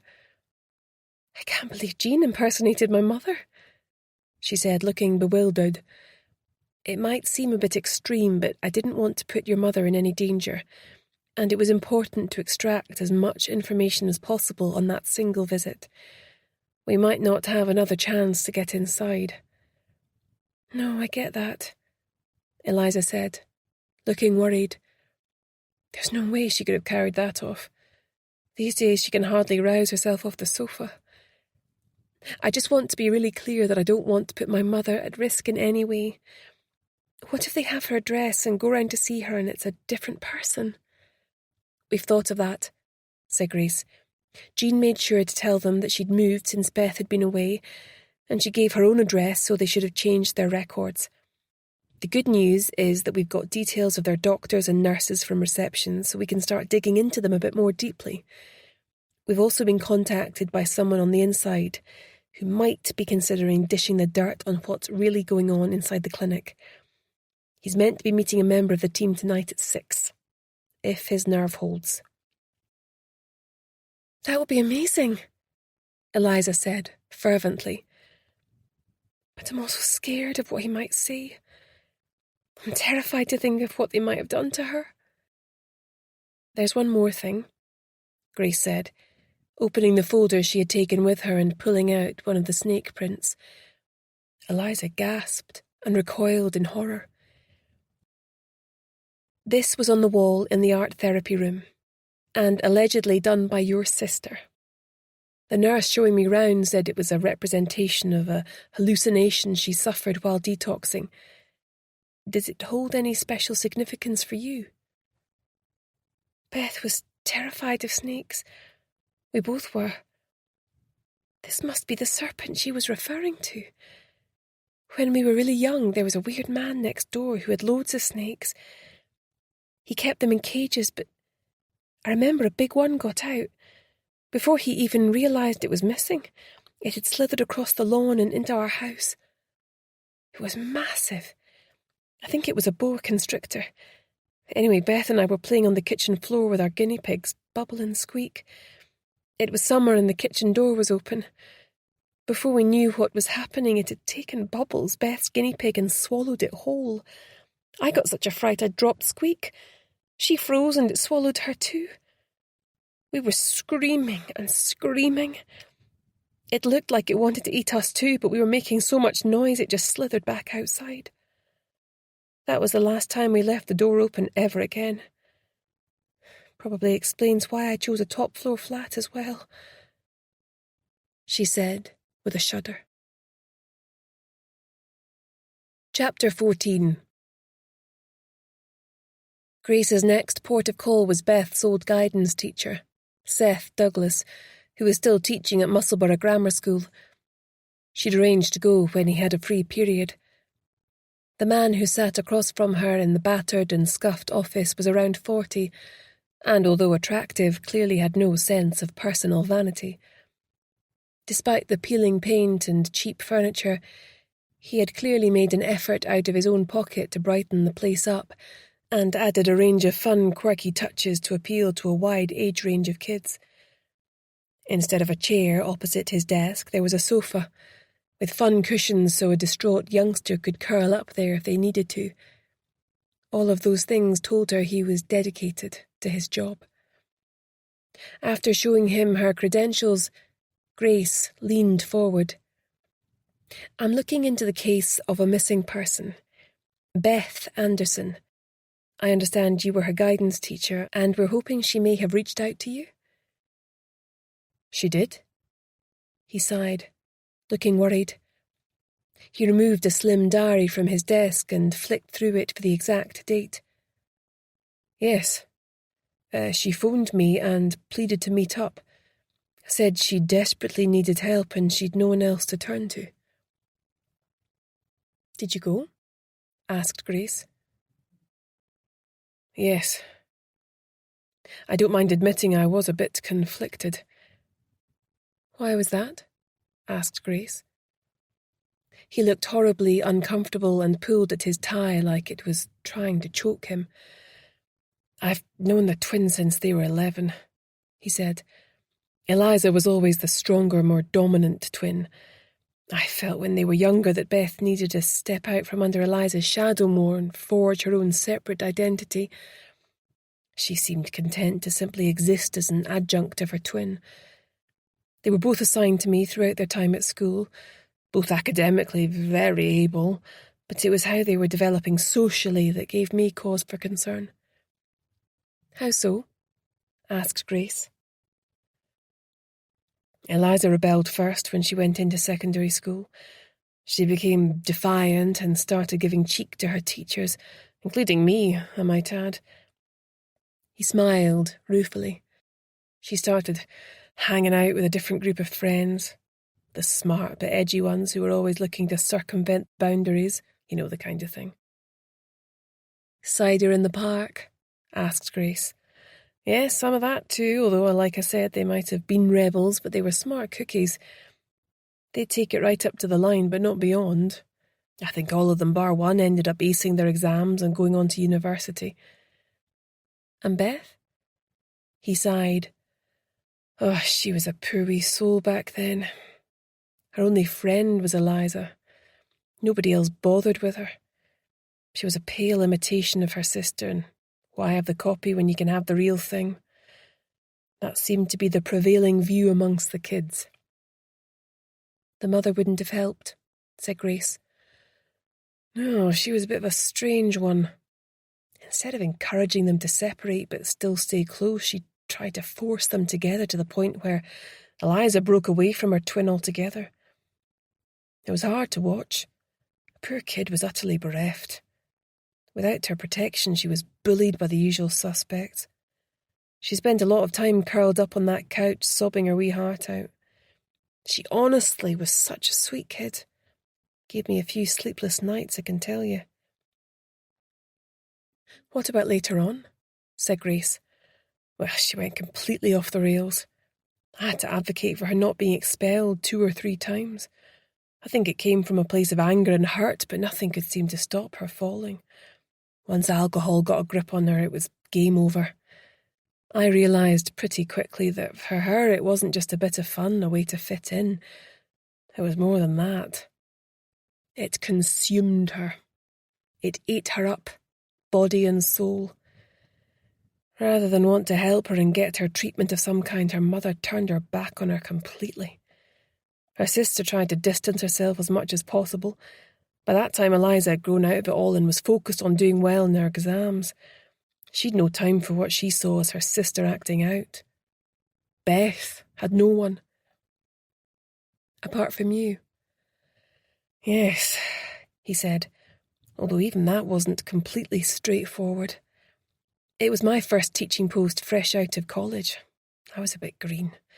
Anyway, one day when she was 15, she asked to meet me here. She'd taken my refusal to give up on her as evidence that I'd feelings for her and made a messy attempt to kiss me. I was horrified and pushed her away reflexively. In retrospect, I didn't handle it very well. But she couldn't take what she saw as yet another rejection. Not long afterwards, she was expelled for assaulting a teacher. I heard that she later left home and descended further into addiction. I kept tabs on her through her sister, but always felt that I'd failed her. I don't mind admitting that it haunted me." "So, when she reached out?" I jumped at the chance to help her. I couldn't turn my back on her a second time. "I'm going to show you 2 photos, Grace said. Can you tell me which one most resembled her the day you saw her?" He studied them. "Oh, the second one, sadly. I came out of school and found her lurking outside. She was in a terrible state, but adamant that she hadn't been drinking. I wanted to believe her, but suspected she'd fallen off the wagon and therefore was having a mental health crisis. It seemed the most likely explanation. She seemed terrified and paranoid and kept muttering about a serpent coming to get her. She said that she'd nowhere to go. Her mother had rejected her and she'd been turned away by her sister's boyfriend." "What? Are you sure she said that?" asked Grace, startled. "Well, absolutely. She'd no money and was desperate." He shrugged helplessly. "What else could I do but take her home with me?" "How long did she stay with you?" "A couple of nights. I took the next day off school and tried to work out how best to help her. She refused to go to a doctor. She said she'd no way of knowing which ones she could trust. I got her some bits and pieces, some new clothes, a rucksack, toiletries. Then on the 3rd morning when I woke up, she'd already gone. I'd hoped to persuade her to get help. I failed.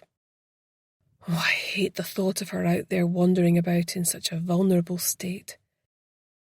"She's been missing now for nearly 2 months. It's not looking good," said Grace. Did she tell you anything about the clinic where she was treated? Yeah, some charity operation up at Whiteadder. She said they got her clean. When she was admitted, they made her sign an agreement to break off all contact with everyone she knew on the outside. Well, given she was there for the best part of a year, I thought that sounded draconian, to say the least, but she said it worked because she'd never felt so good.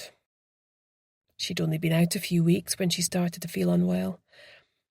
She still had no desire to drink, but her joints ached, her hair started coming out in clumps, and she was having problems with her memory. She started to wonder if it was the pills the clinic had her on, whether they were causing her symptoms. Had she mentioned the problems she was having to the clinic? Asked Grace. She did, but they said it was nothing to do with the pills, and they asked her to go back in for monitoring to get to the bottom of it. She refused, saying they seemed more concerned about whether she'd told anyone about the pills than her welfare. So she ran. Not at first. She got home late from the library one night to find a black SUV with tinted windows outside her apartment. There were 2 security men dressed in black, knocking at her door. She knew she couldn't go back there or they'd force her to return to the clinic. That's all I know. Grace thanked him and left. If Beth was still out there alone and unsupported, she didn't much fancy her chances. It was even possible the clinic had already tracked her down and were holding her against her will. Chapter 15. Hannah stood up from her desk wearily and stretched. She was stiff as a post from being hunched over the computer all morning, researching everyone at the clinic. Harvey grumbled at being dislodged from her feet, where he'd been sleeping. It was blowing a gale outside, and the windows were rattling in their frames as the rain lashed against them. Condensation had fogged up the windows, but she wiped a bit away to look out. The waves were pounding the sand with rhythmic intensity. She'd have to walk Harvey in the park after lunch, as she wasn't going to risk him being carried off by a rogue wave. The door opened, startling her, and Brodie walked in, soaked through. "Hi, Anna. Is Grace in?" he asked. "No, she's out interviewing someone," Hannah said. She noticed that he looked relieved and felt sad. She hated the new awkwardness between them both. "Is it something I can help with?" "Another young woman and a male student have gone missing from Edinburgh, in rather similar circumstances. I thought she should know. Both alcoholics who went to the clinic and were successfully rehabilitated. Again, they were put into accommodation owned by the clinic and went on to work and study opportunities. In each case, friends came forward and reported them missing. They disappeared last night within hours of each other, leaving no note or communication behind them." "What are the police doing about it?" asked Hannah, appalled. "Well, they're simply treating them both as missing persons, most likely due to relapsing back into their old patterns and lifestyle." "But you don't agree," said Hannah, troubled by the plight of these additional missing young people who weren't all that much older than she was. "No, I think it warrants looking into, but my hands are tied." "Coffee?" asked Hannah. "Sure, thanks," he said, folding himself into one of the comfy chairs. "It might help me thaw out. That wind cut right through me." Harvey drifted across, sending a guilty side-eye over to Hannah. "Relax, boy, I'm not offended." She laughed, jumping up to pour a coffee from the pot and patting his big head on the way past. "He misses you being around," she said, handing over a full mug. "I miss him too," he said. "Unfortunately, Julie isn't terribly keen on having him around now she's pregnant. She's worried he might go for the baby when it comes." "But that's ridiculous," burst out Hannah. "Harvey would never do that. When have you ever heard of a golden retriever harming a baby? They don't have it in them." Harvey was looking from one to the other as though trying to figure out what they were talking about. "It's not me you need to convince," he said. Hannah had to say she wasn't crazy about Julie. She'd liked her at first, but lately she'd begun to see a side of her that struck her as manipulative and controlling. Brodie clearly couldn't see it, and Grace was adopting a hands-off approach. At first, Julie had been super nice to Hannah and her son, but ever since she'd announced her pregnancy, they seemed to be seeing less and less of Brodie. With the benefit of hindsight, she now felt that Julie's interest in Jack had been fake all along, and just her attempt to reel Brodie in by showing him what a good mother she'd make. Hannah now had her doubts about that one. "Is there any chance you can give us their names?" asked Hannah, holding her breath. Brodie was normally a stickler for protocol, but they'd usually got round it by having something to trade that he needed for his own cases. "I've thought about it, and yes, I will. You know how I feel about doing stuff like this, though. I'm giving you these names and addresses only because I'm worried about what is going to happen to these kids if I don't. It goes without saying. Keep my name out of it. If this goes down the way I suspect it's going to, I'll be involved soon enough," he said, handing over a piece of paper. "Did their friends mention any pills they were on?" asked Hannah. "No, they didn't. Missing persons cases are incredibly frustrating. Most people have taken themselves off, but a tiny proportion will have been murdered or abducted, and if it were up to me, we'd be far more proactive at the start in the hope of avoiding those bad outcomes. That window of time where we hang back and do next to nothing only gives any perpetrator time to cover their tracks." "Why don't the police do that then?" asked Hannah. "It all comes down to resources," said Brodie. "Anyway, mind if I take Harvey for a walk? It's been a while." Harvey's ears pricked up at the mention of the magic word, and he bounced to his feet, tail wagging. "Sure," said Hannah, laughing. "I don't envy you going out in that," she added, pointing to the driving rain. "We'll be fine, won't we, boy?" Brodie grinned, turning up his collar and grabbing Harvey's lead from the hook. He opened the door and fought his way out against a sudden gust of wind that caused the papers on Hannah's desk to rise up and flutter off her desk. She shuddered against the sudden chill and turned on the electric heater. Her mum was picking up Jack from nursery today, so she had time to do some additional research on the 2 missing persons. She grabbed Jean's warm cardigan from the back of her chair, and huddling into it, she started to research the names that she'd been given. 2 lives that had gone horribly wrong. Chapter 16. Jean spotted the man in Weatherspoons before he saw her. As agreed, he was wearing a brown and yellow striped scarf and had a copy of National Geographic magazine on the table in front of him. He was sipping from a pint of lager, and his face radiated tension. She paused at his side, and his startled brown eyes looked up into hers. She sat down upon being invited with the drink she'd already ordered to avoid wasting time.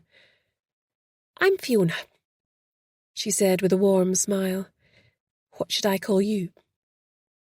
She asked, even though she already knew who he was. Hannah had printed off sheets with photos, names and details of all the doctors and nursing staff at the clinic, pinning them to the board in Grace's room for them all to familiarise themselves with. Sitting before her was Dr. Angus MacDonald, aged 42, a neurologist and geneticist who additionally specialised in substance abuse. Gordon," he muttered, looking away. "Not a very good liar, then," thought Jean. "Perhaps he's on the level." She didn't want to spook him by revealing she knew exactly who he was, so simply nodded. "Good to meet you, Gordon. I'm hoping you can shed some light on what may have happened to my daughter, Beth." He turned towards her, fully focused now. "Honestly, I don't know what has happened to her." "Oh," said Jean, disappointed. "But what I do know about the clinic gives me cause for concern. My speciality is addiction medicine with a focus on neurology and genetics.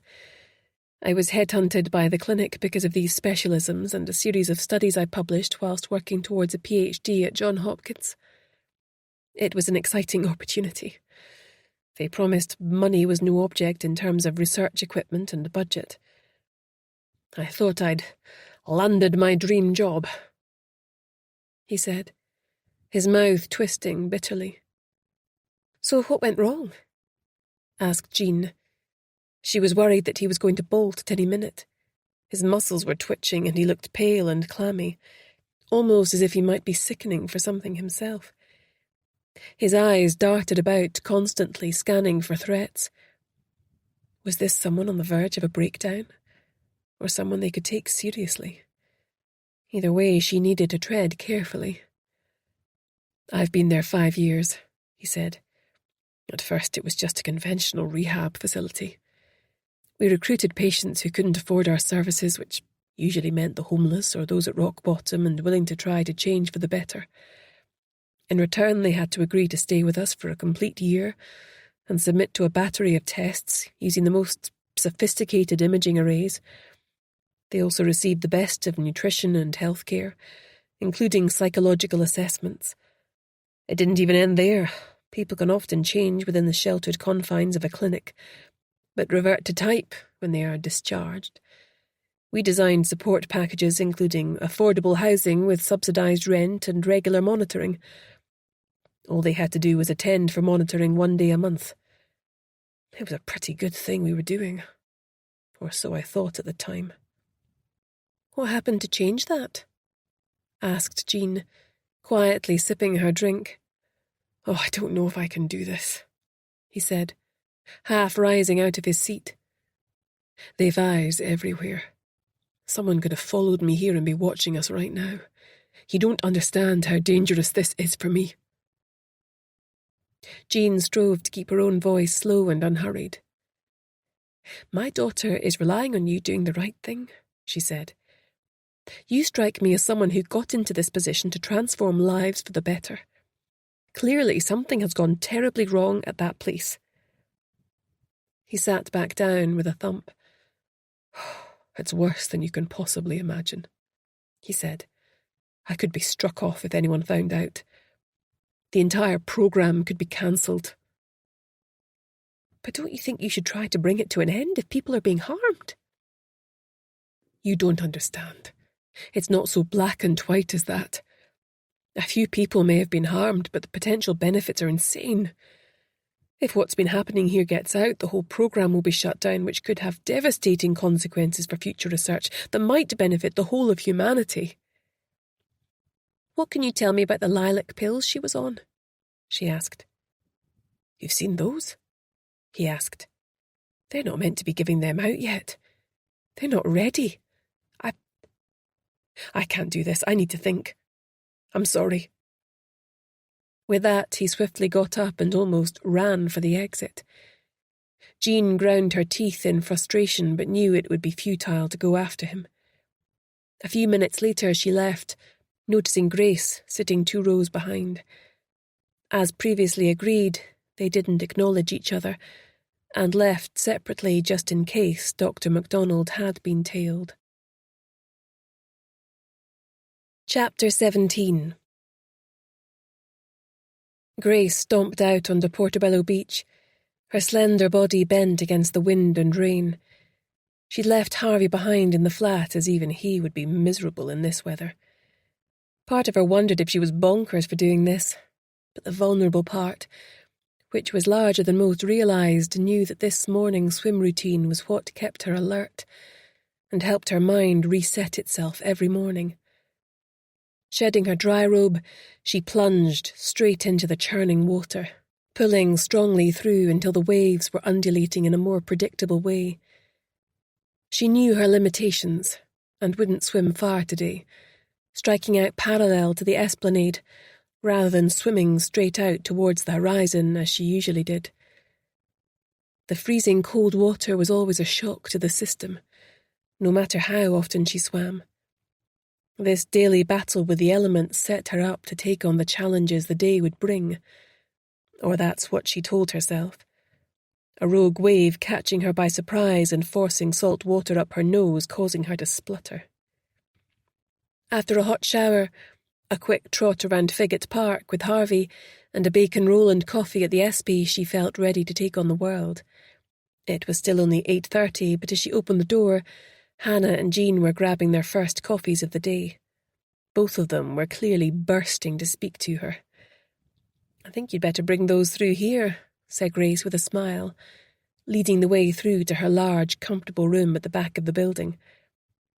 After his usual meet and greet, Harvey retired to his basket in Grace's room for a snooze. He wasn't a fan of dark, rainy mornings where the wind fluffed his hair up and blew sand in his eyes.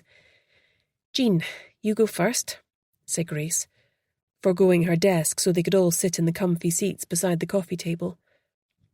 As Jean put down her cup and smiled at them, Grace was struck by the change in her demeanour from a few short weeks ago. Even though she was predictably cagey about it, her new relationship must be blossoming. It was about time she met someone who was worthy of her. It was a man, dressed exactly as he said he would be. He said his name was Gordon, but I knew from the staff photos up in reception at the clinic that it was really Dr. Angus MacDonald, she said. "Before I tell you what happened, it might help to know what Hannah found out about him yesterday." Hannah flicked through her new notebook. "He's one of those genius types who went to university really young. He was 15, apparently. He got a scholarship to a posh private school down south, and from there went to Oxford University. He's Scottish, though, born in Edinburgh." "What did he study?" asked Grace. "Not medicine at first. He got a double first in neuroscience and molecular biology. He then got accepted onto graduate programs at Johns Hopkins in the US, where he did a PhD in addiction and genetics. After that, he did an accelerated medical degree in Boston, then was hired by Magnum Pharmaceuticals, which is based there." "See if you can find any former associates or the current whereabouts of any parents or siblings," said Grace. "Will do," said Hannah. "The man was terrified out of his wits," continued Jean. "I get the impression that whatever he's got himself involved in, he started out with the best of intentions." "You didn't get any idea of what is going on at the clinic behind closed doors?" asked Grace, frustrated. "No, but whatever it is, I think it's pretty bad. He was shocked when I mentioned the lilac pills. He claims they shouldn't be giving them out yet as they're not ready. On the plus side, they seem to have had great success with helping people get off drink and drugs in a sustainable program with extended support once it finishes. He also said that the work they're doing could yield huge benefits for humanity, so I think he's genuinely conflicted about what he should do." "What else have you found out about them, Hannah?" "Well, the person in charge, Dr. Anna Campbell, has given a handful of interviews in high-end magazines, and although she's a doctor, she also has a degree in business, which she got from Yale. She came across really well." "Any associations with US pharmaceuticals?" asked Grace. "Yes, she was operations director for Magnum Pharmaceuticals before coming over here," said Hannah, reading from her notes. "Anyone else that might be of interest?" asked Grace. "The person in charge of research and development is Dr. Conrad Walker," said Hannah. "Yes, he's related to the young woman on reception, Lily Walker," said Jean. "Nepo baby," said Hannah, pulling a face. "To be fair, she was very pleasant and seemed good at her job," said Jean. "I did find out one thing that was very interesting," said Hannah. "All of them have a previous association with Magnum Pharmaceuticals. Even the nurse, Frankie Garcia. She was a practicing nurse at Johns Hopkins, but ended up working as an administrator for several pharmaceutical trials. I'm wondering if it might be a bit like money laundering," mused Grace. Hannah and Jean looked at each other with perplexed faces. "I don't get it," said Hannah. "How so?" "Well, I'm wondering if they're using a legitimate medical model for rehab as a cover-up for unauthorized medical trials or experiments on human subjects," said Grace. "That would be insane," said Jean faintly.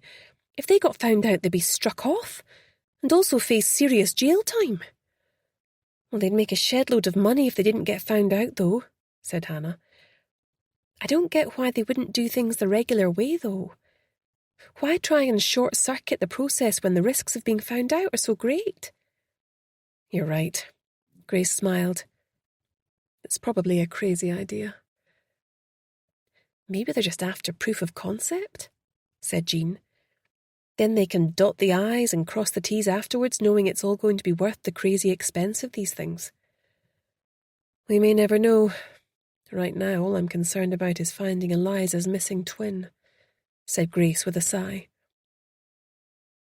Brodie was round here yesterday afternoon, said Hannah. Oh, said Grace, schooling her face in a neutral expression. What did he want? Just to let us know that 2 other young people with a similar background to Beth went missing in similar circumstances. He gave us the names and addresses because they've only been flagged as missing persons, but he's worried about them. I said we wouldn't let on where we heard about it. They're called Lorraine Kerr and Tom White. Did he say anything else? Asked Grace. Hannah bit her lip and lowered her eyes. Come on, out with it, said Grace. He said that Julie doesn't want Harvey around once the baby's born in case he harms it. Grace glared at her. He... what? Hey, don't shoot the messenger, said Hannah, holding her hands above her head in mock surrender. I did defend Harvey's honour. If it's any consolation, Brodie clearly didn't agree with it. I think he's also coming under pressure not to see Jack as much. I've been getting fobbed off recently with Julie's tired and other excuses. I didn't know, said Grace. I'm sorry, Hannah. I guess she's got Brodie exactly where she wants him at the moment. Anyway, our focus needs to be on our case. I don't like the sound of these other young people going missing. It's starting to feel like they're covering their tracks prior to shipping out. Oh, I hope not, said Jean. That would probably mean they'd never be held to account for what's gone on here. The only way we would ever know what they'd been up to for sure would be a post-mortem, said Grace grimly. And maybe not even then. Chapter 18. Grace had arranged to meet the young woman who had phoned in one of the missing person complaints outside McEwen Hall at Edinburgh University, the place where she herself had graduated. As she admired the stunning architecture and glanced around, she didn't envy the young students peopling the square. It seemed things were a lot harder for them these days than when she had been a student. Miss McKenna, said a small voice from behind her. Olivia? She answered with a smile to put the girl at ease, but with limited success. Yes, I thought we could go across to the library bar at Teviot, she said. It'll be busy, so no one will notice us. Good idea, said Grace, walking across with her. Once they were seated in the library bar with their drinks, Grace produced her credentials for inspection. Thank you for agreeing to meet with me. I've been instructed by my client to try and locate her missing sister.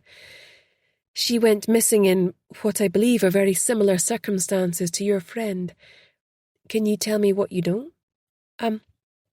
Well, Lorraine and I became friends during Freshers' Week, said Olivia, her large, owlish eyes peering earnestly at Grace from behind her glasses. Neither of us drink, and we're also mature students, so I suppose initially we bonded over that. Instead of getting hammered in pubs, we joined the hill-walking and kayaking clubs. As the term went on, Lorraine opened up to me about her life before coming here. She paused.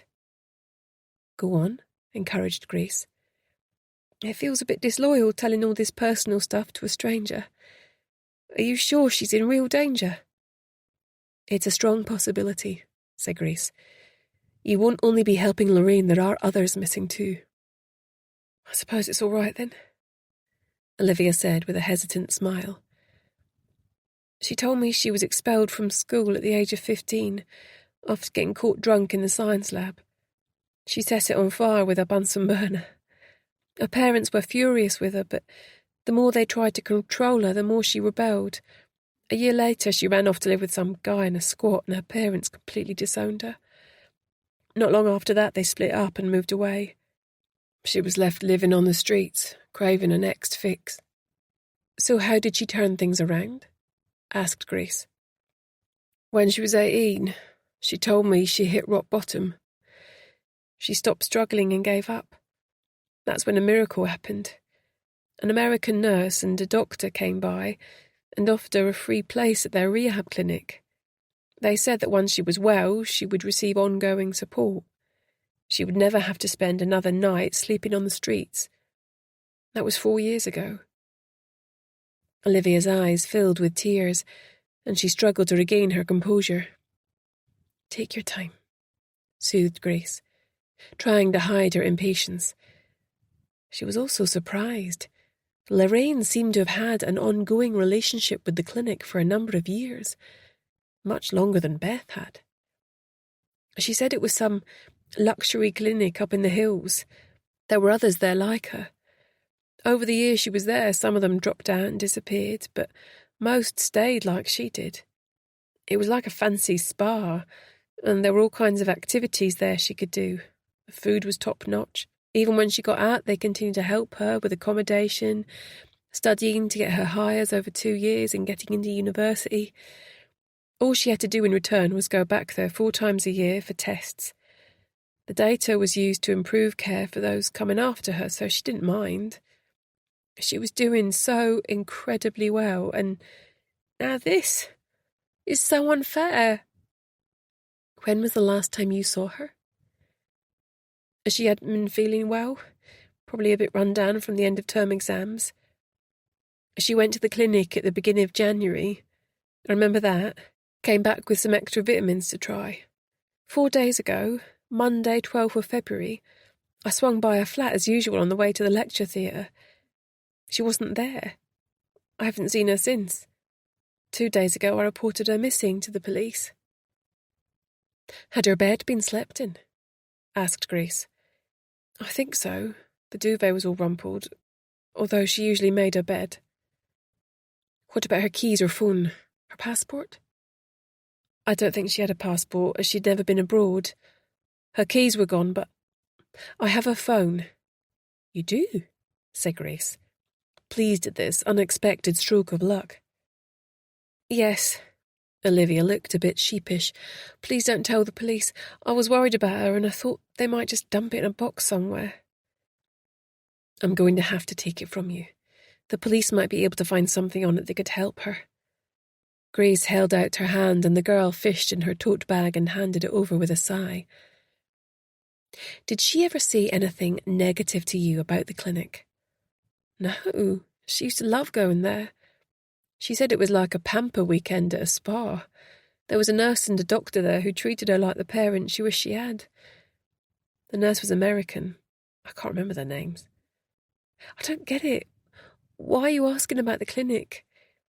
She would have told me if she was making a scheduled visit there. I saw her the night before. We were working together in the library and I arranged to call on her in the morning, but she'd simply disappeared. Did you speak to some of her other friends? I was her only close friend here. I can show you her flat if you want. You have the key, said Grace, surprised. Olivia reddened. We had copies of our keys made in case we got locked out or lost one. It's only a short walk away in George Square. She lives alone in a garden flat there, so we don't need to get permission. In just a few minutes they were walking down the cobbled leafy square, with the university library on their right, softened by the central garden enclosed by railings. Olivia carried on down the right-hand side until she turned to open a gate and walk down a set of steps. Pausing at the bottom in front of the smart navy-painted door with its shiny brass knocker, she glanced around furtively, then applied the key she was holding to the lock. The door swung open into a darkened hallway, leading from the front to the back of the property. The flat was immaculate, with quality furnishings far beyond the means of the average student, including a large flat-screen TV with surround sound. The kitchen appliances were modern. Grace opened the fridge. To her surprise, it was completely empty and had been wiped clean. Olivia came up behind her. Where's all her food gone? Olivia asked. She'd loads of stuff in there. I get chucking out your milk and veg if you're going away for a few days, but this makes it look as though she's not coming back. Olivia rushed through to the bedroom. All her stuff is gone too, she yelled. Books, clothes, everything. Grace walked through and noticed also that the bed had been stripped, with the duvet and pillows stacked neatly. They walked back through the kitchen and sat at the table, lost for words. Grace turned her gaze upwards as she became aware of a small, flashing red light. It didn't look like any smoke alarm she'd seen before. Jumping up, she stood on her chair to inspect it. It wasn't a smoke alarm at all, but some fancy surveillance camera disguised to look like one. What is it? Asked Olivia, sounding alarmed. There was no point in worrying her, and Grace suspected it had been left there in error. She doubted anyone would be monitoring its feed now that Lorraine was no longer there. Nothing, she said casually. Just being thorough. I don't understand, said Olivia, her eyes moist with tears. Has Lorraine just dropped out? Left without saying goodbye? Grace shrugged helplessly. Either that, or that was what someone wanted them to think. She had a really bad feeling about what was going on here. Chapter 19. Back at the office, Grace paid a fee to do a search against the address that Lorraine had been staying at. As she suspected, it belonged to an American company she'd never heard of. She dug through the open file beside her for the last known address of her client's sister. Bingo! She exclaimed, as she discovered that the same company owned both properties. Now there was an unequivocal link between the two cases. Glancing at her watch, she saw that it was nearly time to meet Ryan Sinclair, who had reported his friend Tom White as missing. They weren't students but worked as apprentices in a top Edinburgh hair salon called Xander's in the centre of Edinburgh. She made a quick fuss of Harvey, then left him in his basket with the door open as she updated Hannah and Jean on what she'd found out. Jean, can you try to find out who the office bearers are on that American company, please? If you succeed in doing that, cross-reference them against employees of Magnum Pharmaceuticals. I'm off to meet Ryan Sinclair. Walking into the small cafe in George Street, with an enticing aroma of real coffee, she hesitated. In the corner, a young man who looked like a youthful John Travolta met her eyes with a guarded smile. She made her way over to him. Ryan? Yes, please sit, he said. I got your water with ice and lemon to save you having to waste time in the queue. She smiled her thanks and took a sip. How well did you know Tom? She asked. He was my partner, he replied quietly. You used the past tense, said Grace, with a question in her voice. I have a bad feeling, he said, placing his hand over his heart. I know Tom, and he would never have just taken off like that. Not in a million years. He loved his job. We had so many plans together. We wanted to open our own salon one day. Did you live together? No, the terms of his lease didn't allow it. We were going to get our own place in a year's time. When was the last time you saw him? Asked Grace. A week ago. We went out for dinner and drinks, then he headed home as he wasn't feeling well. Some kind of migraine, he said. Had you noticed any change in him over the last few weeks? Yes, he'd had some kind of bug he couldn't shake. I nagged him to go to the doctor, but he said he'd had enough of doctors, and it was just a case of waiting it out. He'd lost weight and his joints were hurting. Even his posture suffered, as though it hurt him to stand up straight. The last time we slept together, I noticed hairs on the pillow when he'd gone. Grace felt sick. Something awful was happening to these young people, and she had to get to the bottom of it before it was too late. Do you have a key for Tom's place? She asked, her heart heavy. Yes, of course, but I've already looked. He isn't there. You think he's sick, don't you? Really sick? Honestly, I don't know, Grace said. But I'm very concerned. Did you know about his past? Before he met you, I mean. What you mean about him living on the streets? Yeah, of course. Did he ever mention anything about being treated for addiction at a clinic? Yeah, someplace up in the wilds near a reservoir. He shouldn't really have told me. They make everyone sign a confidentiality agreement. Was that why they'd been taken? Because they breached confidentiality? No, far more likely they got wind that they were sick. But how? Had the missing kids contacted them and told them? Or were they under some form of covert surveillance? She took Ryan's address and gave him her card in case Tom made contact, then took her leave. A disturbing picture was starting to emerge, but she didn't have the resources to tackle it herself. She would need to involve the police. There was some kind of cover-up going on, and she sensed things might be about to get even worse. What on earth were they getting up to at Whiteadder? Chapter 20. Grace headed straight for St. Leonard's police station where Brodie and his team were based. She'd phoned ahead and made an appointment, not wanting the humiliation of being turned away at the desk in a building she used to work in. She was buzzed through on arrival and met on the other side of the door by Brodie. They made awkward small talk until she was seated across from him in his small, cold office. "Cold?" he asked, as she suddenly shivered. "A bit," she said, and watched as he switched on the electric heater for her benefit. He looked thinner. It must be all that vegan stuff Julie was feeding him. He'd lost the twinkle in his eyes. Mind you, that could be down to his changed feelings towards her. Concentrate on the job in hand, she scolded herself. "I spoke to the 2 missing kids' friends," she said urgently. "Basically, that's 3 young people missing now, in similar circumstances, with a common denominator of having been homeless, addicted, and invited to take up a lengthy residential place at Whiteadder Clinic." "I hear you, Grace, but my bosses are reluctant to go in hard here. It's perfectly possible, likely even, that each of them has simply fallen off the wagon and gone back to their old ways. It's easier than people think to simply walk away from your life and disappear. But what if it's something to do with their previous treatment at the clinic?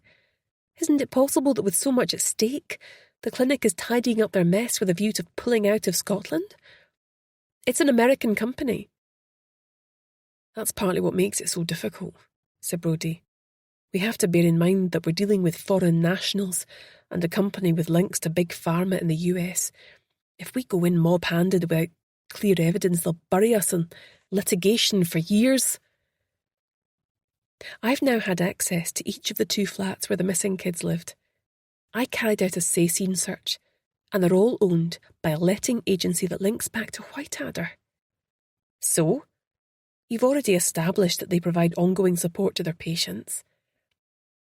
"The ones we know about only go missing when they're sick. How does the clinic even know that?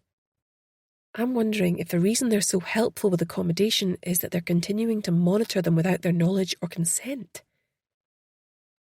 "Did you find any evidence of that?" asked Brodie wearily. "I did find something in Lorraine's flat. It looked like a surveillance device concealed within a smoke alarm. It may well be that there is something similar in the boys' flat. I didn't feel like I could start to pull things apart. If the police officially search the properties, I'm sure they could stumble upon it if it's still there." "Grace, are you all right?" Brodie said, shifting in his seat with a squeak. "You're sounding a bit, well, paranoid." Grace stiffened in anger. "Call it a hunch. Remember those?" she said, her voice laced with sarcasm. They stared at each other, over his untidy desk, eyes narrowed in hostility. She'd known they were in for a bumpy ride after he decided to stay with Julie, but she hadn't expected him to start doubting her professional judgment. "Brodie, what's going on?" she said quietly. Is there something you're not telling me? He ran a hand through his thick, dark hair, making it stand on end like a punk rocker. Normally she'd have stifled a smile, but she'd never felt less like laughing. She let the silence congeal between them until he brought it to an end. Look, Grace, I don't know what's going on, but the word from on high is to leave this well alone. The super got wind I'd been asking questions about the missing kids and tore me off a strip. Word is, he got a strip torn off from his boss and so on, all the way up to the top. Since when have you let office politics stop you? Scoffed Grace. Suddenly she slapped her head. Oh, I get it. Now you're having a baby with Julie. The super has you like a nodding dog in his pocket. How can you be so spineless? She raged. Now that she could feel the anger ignited within her, it started to blaze out of control. He'd hurt her more than she'd acknowledged to herself by running back to Julie, just as he was on the verge of committing to her again. Oh, grow up, Grace, he snapped. How about living in the real world for a change? I'm sick of your holier-than-thou attitude. Maybe if you hadn't shut me out when Connor died, we wouldn't be in this mess. They both stared at each other, shocked. For so long they had skated round all this without clearing the air between them. Grace felt a tsunami of emotion rise up, threatening to engulf her. Not here. Not now. Abruptly she sprang to her feet and walked out of the room. There was no way she was going to break down in front of him. She didn't even know who he was anymore. Grace! Wait! He yelled after her. She carried on walking, her head held high.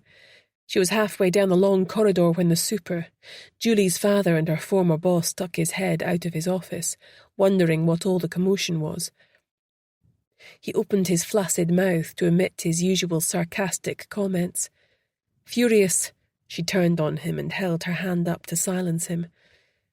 What she really wanted to do was make a rude gesture, but she refrained. In silence, she continued her march out of the police station, determined never to return. She would have to figure this out on her own.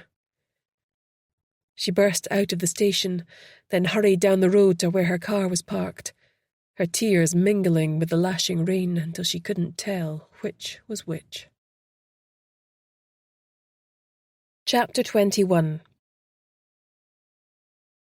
So what's he like then? Asked Hannah, leaning her chin on her hand and fixing her unblinking stare on Jean. They were having a working lunch. Jean had brought in sandwiches for them all so they wouldn't have to brave the wind and rain.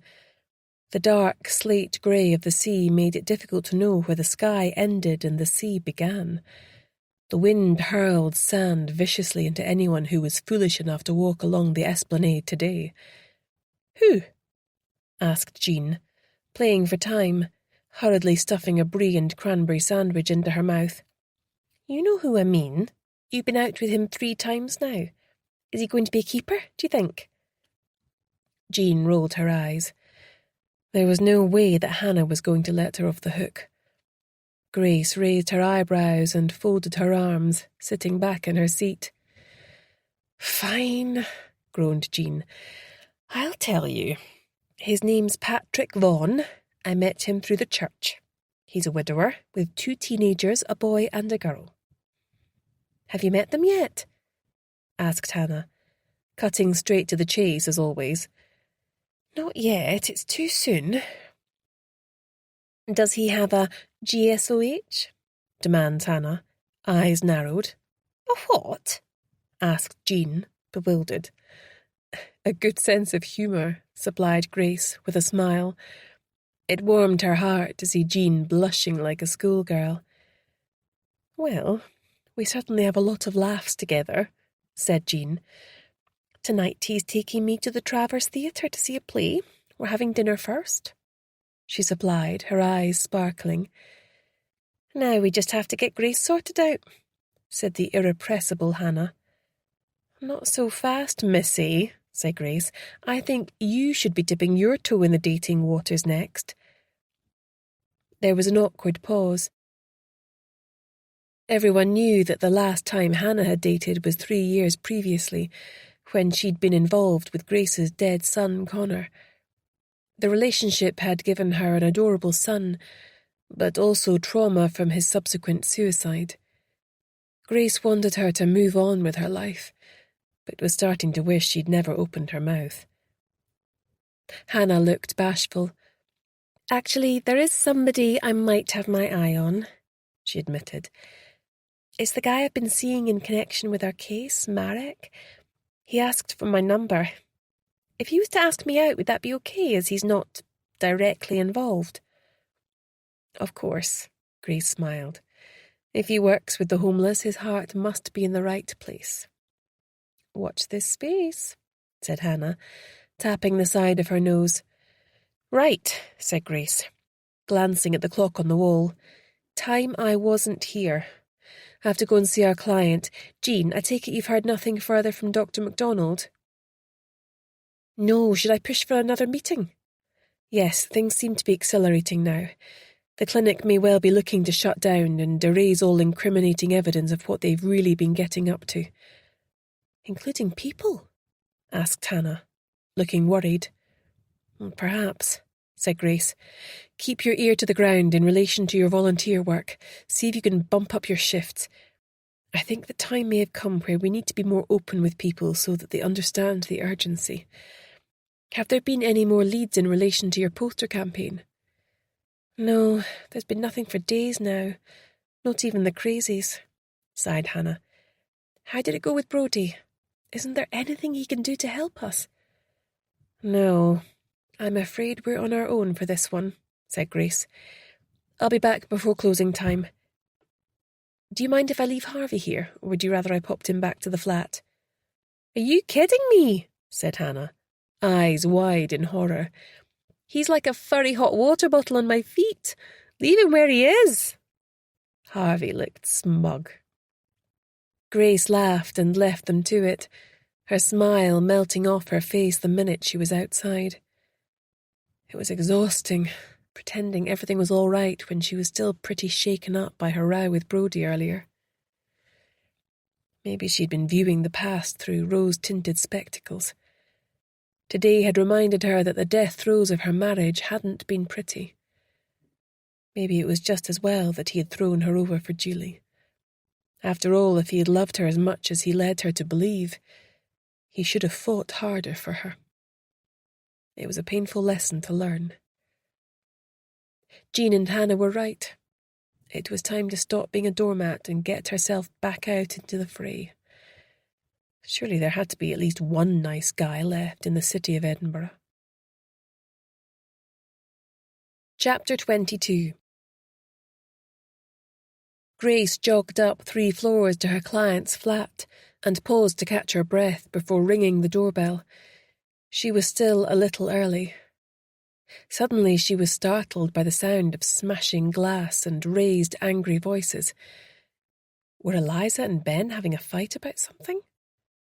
Grace felt awkward listening in, but she really had no option. What if it was relevant to the case? Moving closer, she put her ear to the door. "How could you do that?" "What? What did I do?" he shouted. "You're only pissed at me because she went missing. How was I meant to know that would happen? She's trouble, Eliza. I couldn't have her derailing everything we've fought so hard to achieve. She's a burnt-out alkie or worse. Open your eyes. She'd have bled you dry, either emotionally or financially." "I told you she was clean. Why won't you believe me? And even if she wasn't, she's my twin sister. Saying you hate her is like saying you hate me. Don't make me choose." "Because you choose her," he finished for her. "I'll be back for my things." Grace jumped and flattened herself against the wall as the door swung open and Ben rushed past her, his face contorted in an ugly scowl. She watched him run down the stairs and turn to the open door. She could hear the sound of sobbing from within. She felt a bit awkward after hearing them row, but decided to press on. Tentatively, she knocked on the door. "Eliza, it's Grace. Okay if I come in?"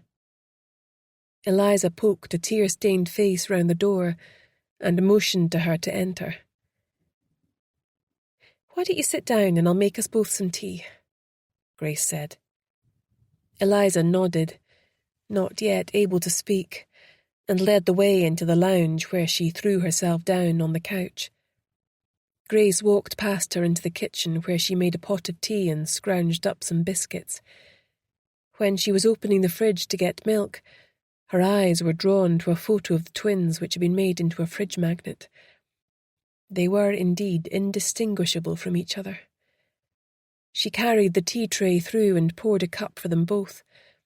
Eliza had wiped away her smudged mascara and now looked more composed, although her eyes were still moist with tears. "I couldn't help overhearing," began Grace. "She came round to the door, pleading for help, saying she was in real danger, and he sent her packing. Who does that? I don't know how I can ever forgive him. How could he keep something so important from me? He knew I was worried sick about her." "When was this?" asked Grace. "It was exactly 2 weeks after I came to see you. Can you imagine? If he'd only let her in, all this could have been avoided. She could be safe. God knows what's happened to her since then." "At least we know that she was alive 2 weeks after she disappeared off the radar. That's got to be a good thing. As for Ben, I know how angry you must be, but you can hardly blame him for jumping to conclusions in the circumstances. I guess he was probably trying to protect you in his own way." Eliza took a sip of tea and then another. She was slowly calming down. Grace sipped her own tea and waited until she judged it safe to continue. "Do you think that your sister would have mentioned to the clinic that she had an identical twin?" "No, I know she didn't. At the time she started treatment there, she'd cut us out of her life so irrevocably that I doubt it would have even occurred to her. Later, when I met her, she mentioned she was glad they didn't know I existed, and it comforted her to know that at least I was safe. She said she'd thought about telling them while she was there, but was too ashamed and felt that part of her life should remain buried for good. It was best to start over with a clean slate. She thought I'd only look down my nose and judge her." Fresh tears spilled from her eyes. "The reason I came to see you today was that 2 other young people have gone missing in similar circumstances. Both were addicted to alcohol and living on the streets when the clinic offered them a place and helped them turn their lives around." "You don't think the clinic has murdered them all, do you?" asked Eliza, her voice rising in fear. "There's no evidence to point to that at the moment. We're in touch with a whistleblower from the clinic, but he's clearly terrified and hasn't given us much to work with yet." "We need to get inside," said Grace, frustrated. "From a conversation I had with someone in the police, it sounds as though they're being protected by a wall of silence flowing down from the top. Someone must have brought some serious influence to bear on the situation." "What chance do we have if they've managed to nobble the police?" asked Eliza, wringing her hands in despair. "One way or another, we're going to do our best to expose them, if they're carrying out unauthorized procedures under the guise of helping people," said Grace, with renewed determination. "We're going to get to the bottom of this." "Or die trying," said her client, with a watery smile. "Let's hope it doesn't come to that," said Grace, grimly. Chapter 23. Hannah had already had her tea, and Jack was tucked up in bed. She thought he'd never go to sleep, but the final story had done the trick.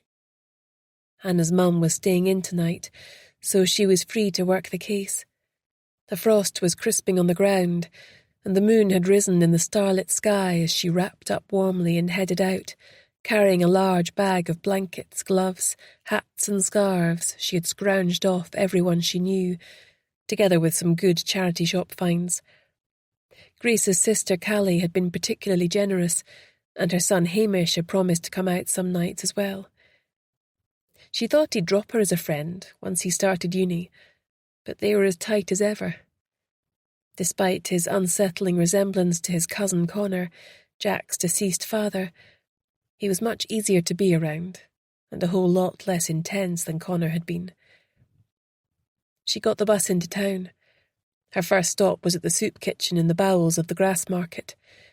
As she hurried down the steep steps, she felt a bit vulnerable in the dark, and couldn't resist glancing behind her a few times. She knew Grace would have wanted her to go the long way round, but she was already running a little late, and this would catch her up a bit. She arrived at the church hall that served as their base, and although her heart leapt at the sight of Marek, she didn't greet him but just quietly mucked in, doing what needed to be done. There were a lot of people queuing to get in tonight, because of the extreme cold, and Hannah couldn't help worrying that some of the older and frailer might not make it through the night. She passed out her supplies to those who looked the most in need, but it didn't take long before her stores were exhausted. She'd been allowed to put posters of Beth, Lorraine and Tom up on the notice board, with a note asking anyone who might have seen them to tell someone on duty. They had the heaters blasting in the church to give the visitors some respite while they had their soup and sandwiches. To Hannah's disappointment, no one came forward. The evening flew by and Hannah could feel her eyes blurring with tiredness. As the last of the stragglers shuffled out, she turned to grab her coat off the hook. "Hannah, wait up." Marek had materialized by her side. She'd barely exchanged 2 words with him all night. "I'm just heading off," she said. "I feel bad for them all out there. It's well below freezing tonight for sure." "I know it's grim. Part of doing this is accepting you can only do so much, even if it's not enough." Hannah sighed and shrugged on her old coat. "I suppose. I don't know how you do it. Nobody should have to sleep out on the streets on nights like this." "I can't argue with you there," he said. Hannah prepared to move past him. It had been a long day and she was beyond exhausted. "Why don't we have a quick drink before heading home?" he said, his chocolate brown eyes locking onto hers. "It's good to decompress sometimes." "Oh, who else is going?" she asked casually. "Just us, I think," he said, glancing around at the remaining 2 workers who were in their 70s at least. "Sure, why not?" she said, playing it cool, though her heart rate shot up like a racehorse out the gate. They ended up at Greyfriars Bobby, from where they could both jump on a bus home. There was a welcome blast of heat as they headed in the door, and they managed to find seats together as they squeezed in behind a table. The fug of the pub and the warm rumble of the regulars' banter relaxed her. Marek went to the bar and came back with a pint of lager for himself and a glass of white wine for Hannah. He looked really embarrassed, and suddenly could barely look at her. "What is it?" she asked, alarmed. The barman wants to see some ID," he muttered. She looked across and saw a burly man standing, staring at her, his arms folded, a scowl on his face. Feeling humiliated, she slid out from behind the table and thumped her driving license down on the bar. "Sorry, love. You'll be glad of it when you're older. Can't take any chance with my license." "Let's never speak of this again," she huffed to Marek as she joined him behind the table. "You're so cute when you blush," he grinned, only to receive an unfriendly poke in the ribs from Hannah. "Ouch, message received," he said, rubbing at his side. "You're hardly ancient yourself," she said. "How old are you, anyway?" 27. He smiled. "Probably thinks I'm a stupid kid then," thought Hannah gloomily. They sipped their drinks for a couple of minutes in silence. "I was surprised when you came back," Marek said. "We get a lot of people come down on a whim. Well-intentioned, but with no staying power." "Well, I like to see my commitments through," said Hannah. "Or in other words, I'm stubborn." She grinned. "What did you say your day job was?" he asked. "I didn't." she said, giving him a considering look. She wanted to tell him about the agency. After all, it was a cool job, and she'd lost major street cred with being ID'd by the barman, but still something held her back. She'd wait until she knew him a bit better. "I work in a legal office," she said instead. After all, it wasn't that far from the truth. "How about you?" "Well, I'm involved in the church, obviously, but aside from that, I work as a nurse at the Royal Infirmary." "Cool," said Hannah, wishing she had told him the truth now. After that, the conversation flowed until the barman rang the bell for last orders. As they walked to the bus stop, he paused as his bus was on the opposite side of the road from hers. He leaned across slowly and kissed her on the cheek, but the slow, lingering look he gave her afterwards made her shiver with delight. "See you soon," was his parting shot, as he dived across the road just in time to catch his bus. Hannah watched his bus until it rounded the corner and was hidden from view. She hadn't mentioned that she had a son, and he hadn't asked whether she had children. Why would he? She was only 19. She could have mentioned it, but something had held her back. Since their last case, when Jack's safety had been threatened, she had vowed to keep him safe. Before, she would bring him to the agency after nursery and have him collected by one of his grandparents or wait there until she was finished, but that rarely happened these days, and she tended not to let on to people that he even existed. It was safer that way. It was early days with Marek, and she saw no reason to deviate from her usual policy. Her bus arrived, and she quickly jumped on. It had been an interesting night. Chapter 24.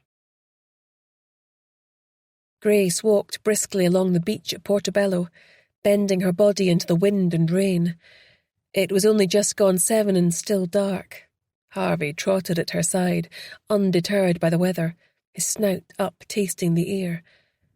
Suddenly he let out a growl deep in his throat and took off in a straight line to the water's edge, his head down. Grace groaned.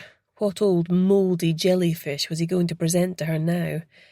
She chased after him, calling his name, but he ignored her. As she drew closer, he started barking and tugging on something. A shiver went down her back. The moon slid from behind the clouds, and she gasped in horror as she saw the body, half in, half out of the water. Her heart gave a massive thump and then resumed its normal rhythm. "Harvey, come to heel," she commanded, standing still and holding out a treat. Reluctantly, he released the body and trotted to her side. Hurriedly, she snapped on his lead and gave him the titbit. The body had clearly been in the water for some time and was floating face down. Her heart pounding in her chest, she forced herself to study it. Long chestnut hair mixed with seaweed. The build and height looked similar. From the back, it could be Beth.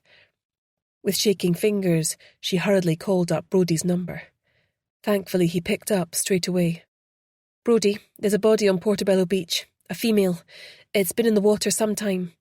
I need you to get someone down here. I haven't disturbed it. I think it might be Beth," she said, with a catch in her voice. "I'll be down with the team as quick as I can. Grace, hold tight." Just as well she hadn't gone for a swim this morning. The thought of bumping into the trailing corpse gave her goosebumps. She retreated to the wall dividing the sand from the esplanade and sat there with her legs dangling over the edge facing the sea, never taking her eyes from where she knew the body lay. The tide was still coming in, so it wasn't going anywhere for now. Harvey flopped down in a huff on the esplanade side of the wall. He couldn't understand why his human wasn't in a rush to deliver his breakfast. For the last 3 years, she dreaded a body being washed up on the beach, in case it was her son, Connor. It had never happened, but it had also been harder to move on without a body to lay to rest. Harder to accept that he had really gone. By the time Brodie and his team arrived, it was still mercifully quiet on the beach, and light was sliding over the horizon. The wind and rain had abated slightly, but Grace was still chilled to the bone and in desperate need of coffee. Seeing his familiar figure stride over towards her, she felt numb, but relieved to know she wouldn't have to guard the body any longer. Harvey jumped to his feet, tail wagging like a metronome. Brodie ruffled his fur, then turned towards her. "Grace, thanks for staying put. Sorry we couldn't get here any quicker, but I needed to bring a whole forensics team with me to recover the body." "No problem," she replied with a faint smile. "I couldn't risk anything happening to it. I'd like to think if it had been Connor, someone would have done the same." She peeled her frozen legs off the wall, stumbling a little. Brodie reflexively grabbed her, then let her go abruptly like she'd given him an electric shock. "Relax, Brodie, I just tripped, for goodness sake," she snapped, annoyed with him for all sorts of reasons. She tugged on the lead, and Harvey trotted beside her after a last sad look at Brodie. It was a shame for the dog. She wished Brodie had the gumption to stand up to Julie, but hey-ho, she acknowledged bitterly. It was none of her business.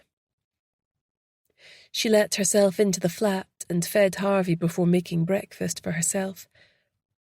She took it over to the large bay window and sat down at the table to watch what was going on. Now that it was almost fully light, a motley crew of avid onlookers were hanging over the wall, camera phones at the ready. It made her feel queasy. Turning away from the scene below, she got changed into her office garb and was putting folders in her briefcase when the buzzer rang. "Grace, it's me," Brodie announced. "I think you're going to want to hear this." "Come on up," she said, and opened the front door, hearing his footsteps moving towards her. She poured him what was left of the coffee and sat down opposite. "Thanks," he said, gratefully taking a sip. "That's the body on the way to the morgue. I don't actually think she's been in the water all that long, but we'll see what the pathologist says. From the look of her, when they turned her over, there's a distinct possibility it could be one of the missing girls." Grace got her phone out and showed him the 2 pictures of her client's sister. "They're not dissimilar. Is it Beth? This is her in the photo, or the other missing girl, Lorraine Kerr." Grace scrolled through until she came to the pictures she'd been sent by Olivia, Lorraine's friend. "Honestly, it could be either or neither of them," said Brodie, looking at the images intently. "The corpse is bloated and the face took a beating on the rocks, so it's hard to identify. But dental records and DNA tests will hopefully reveal the truth of the matter. Their age, build and hair colour are fairly similar from the photos." "If the body is Beth or Lorraine Kerr, then that might mean that the clinic has killed before or might kill again," said Grace, jumping to her feet and pacing up and down. "Don't you see?" "I'm not saying you're wrong, Grace, but it's too early to jump to conclusions." "How can you say that? It's obvious that the clinic is involved. You need to take action on this, Brodie. How many more young people need to die before the police wake up to what is going on here?" "My hands are tied, Grace. The super has made his position clear." "Then take it to someone else," she said, not even trying to keep the disgust from her voice. "The super is an idiot, but even I didn't have him pegged as being corrupt." Brodie jumped to his feet, his expression furious. "Will you just back off, Grace? Stop poking your nose into things that don't concern you. You're too much sometimes, you really are. These guys could bury us in costly litigation for years. We can't just go barging in mob-handed on a hunch." Grace stared at him in stunned silence. It wasn't like him to lose his rag like this. Usually she was the one to get all fired up. After an awkward pause, Brodie sat back down. "The clinic is near Whiteadder Reservoir. It's very deep. Wouldn't it be easier to dump the body there if it's involved?" "Yes and no," said Grace. I think it would be far too risky for them. A reservoir has no outlet, so if the body got disturbed or tangled in weeds, it could come back to bite them. Plus, if it's discovered on their doorstep in such an isolated location, it would lead the police right to their door. Plausible deniability would go right out the window. Ah, true, sighed Brodie. It's unlikely the body went in at Portobello. There's any number of locations down the east coast that are more likely to be the source of the body drop. I'm going to need to consult with an oceanographer on that. They clearly intended for the body never to be found, said Grace. This will put a real spanner in the works if the body traces back to the clinic.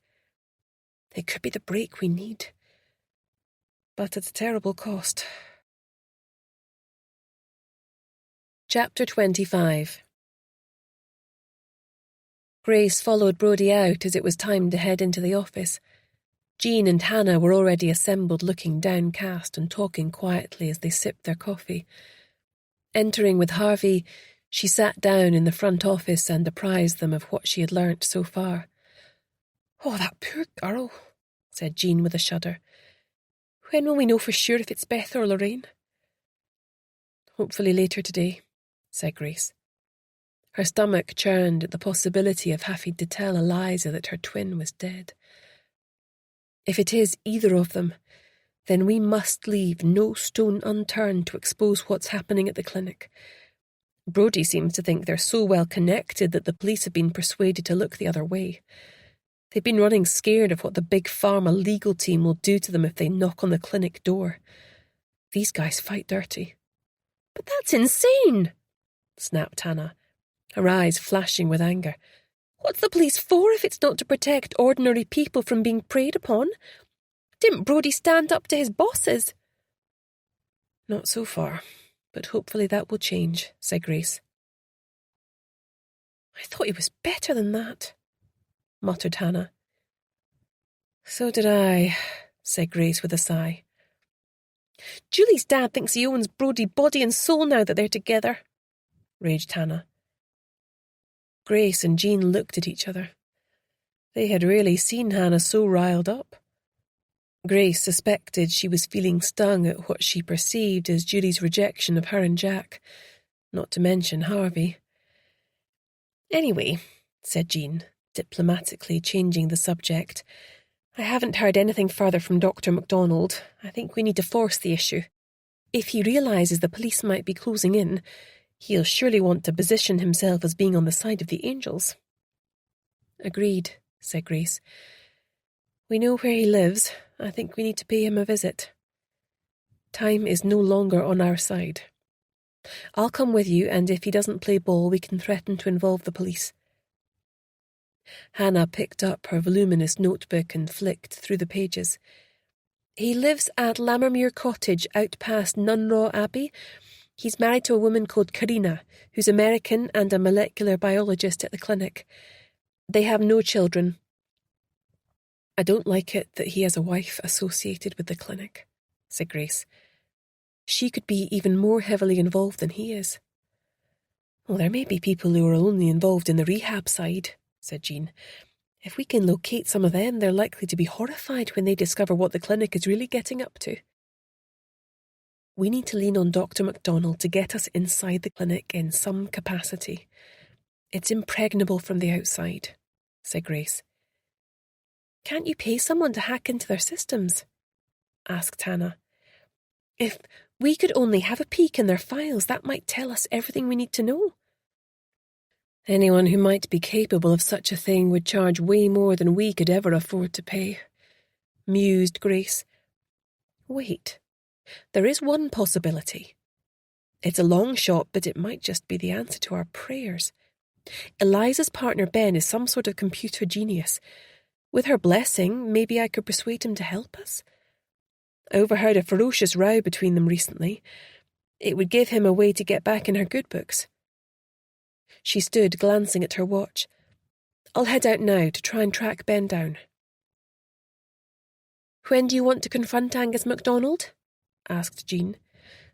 "I'll swing by and pick you up at 6, said Grace. Hopefully he'll be home by then.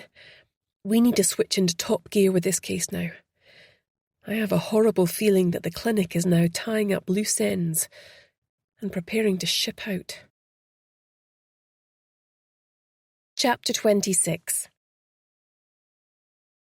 It took Grace the best part of an hour to battle through the Edinburgh traffic and park her car at Greenside due to extensive roadworks. She knew that her client had been mainly working from home, as had Ben, so thought she had a fairly good chance of catching them in, even though her client hadn't picked up when she tried to call. Her phone was probably on silent, so she could work in peace. She'd wrestled with herself about whether to tell her client about the body washed up on the beach, but had decided against it for now. It might not be Beth. Better to say nothing until she knew for sure. Ringing the doorbell, she was initially pleased when Ben answered the door. They must still be together, which boded well for her request. However, she quickly realised something was seriously amiss. "Eliza's missing," he said, his voice tinged with panic as he almost pulled her inside the door. "Missing? How long for?" asked Grace, following him into the lounge where he continued to pace up and down, clearly distraught. "Since yesterday morning. I woke up and she was gone. She hasn't been into work, and I've contacted all her family and friends. No one's seen her." "You didn't have another row?" she asked, her tone neutral. "No, I apologised after the last time. I realised I'd been in the wrong and it was all sorted out." "Have you called the police?" "Not yet. It seemed so final," he said, his voice catching in his throat. "And after what happened with her sister, I thought they'd do a big fat 0 anyway." "Have you any ideas where she might have gone?" His expression stricken, he turned to her. "It sounds crazy, but she was banging on about the clinic that last night, all hyped up. She'd some insane idea of turning up at their door pretending to be her sister. She said if they hadn't already killed her twin, they would have no reason not to take her inside. That way she could finally find out what they've been up to. She can't have actually gone there, though, right?" Grace sucked in a breath and put her head in her hands. This was bad. This was very bad. She had one dead girl on her hands, and now her client may have gone rogue and was in very real danger. "Okay, Ben, listen to me now. You need to report Eliza missing to the police and tell them what you told me. I need to also tell you, a body of a young woman came in on the tide at Portobello this morning." Ben turned white. "We don't have an identity yet, and it could be completely unconnected." "Was she murdered?" "We don't know," she said. "The reason I came here today was actually to see you. I wanted to see if you would be able and willing to attempt to hack into the clinic's server, to see if we can get an inkling of what they're actually up to in there. My guess is they're using the homeless population to conduct experiments on, under the guise of treating their addictions. The unusual degree of support afterwards could be all about monitoring them for side effects." When I think about how I turned Beth away, how I didn't believe Eliza, I've been a complete jerk, haven't I? "This is your chance to make up for it," she urged. "Do you think you can do it?" "It won't be easy, but I'll throw everything I've got at it." "Be careful. You'll need to cover your tracks as best as you can. These people are very dangerous. I have a feeling they're willing to kill anyone who gets in their way. My gut tells me they've learned what they can and they're getting ready to bury the evidence and pull the plug on the whole operation before running off back to the States." "What do I have to go on?" he asked. "Here's the clinic website and a list of all the main players," she said. "I want everything you can dig up on them, but the main focus is trying to breach their firewalls without alerting them to your presence, so we can see exactly what kind of experiments they've been running, and the names and addresses of patients where possible." The thought of them experimenting on Beth makes me feel sick to my stomach. I'm going to nail these guys to the wall. If it helps Eliza, then I'm all in," he said, taking it from her. She left him her phone number and the address of the agency, telling him to call her day or night and she'd pick up. They were up against the clock now, and with every second that passed, the danger could only increase. Chapter 27.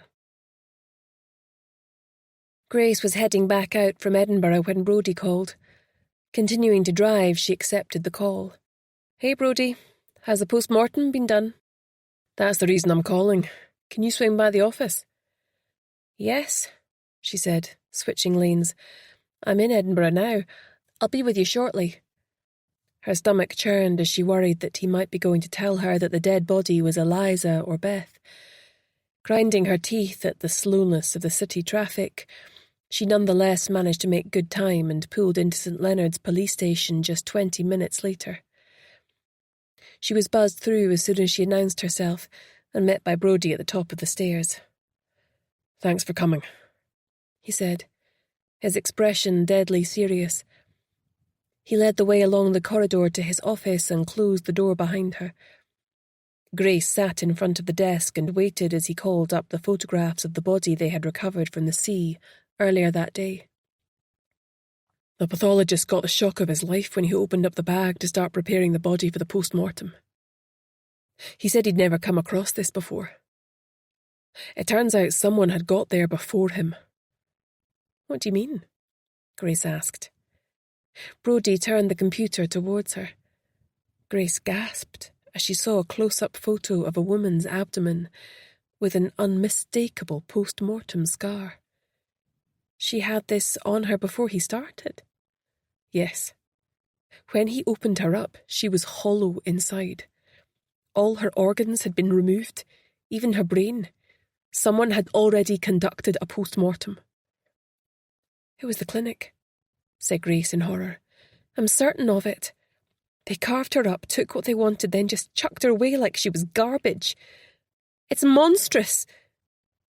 Have you been able to identify her?" "It isn't Eliza, Beth, Lorraine, or anyone else you've brought to my attention so far," he replied, and Grace let out a shaky breath. "We're still searching through our missing persons database and cross-referencing any mention of having been homeless. It's going to take a bit longer to find out who she was. I'm afraid we still don't have any grounds to get into the clinic. There's no apparent link." Grace wanted to tell him about her client's plan to infiltrate the clinic, masquerading as her twin, but decided to keep it to herself for now. She didn't want to encourage the clinic into the further killing off of their scientific subjects until she'd managed to haul her out of there, hopefully still in one piece. "Is there any way you could manage to keep this out of the press?" she pleaded. "If the clinic get wind of it, they might panic. To the best of my knowledge, there are still vulnerable people up there under their complete control." "Sorry, Grace. That ship's already sailed.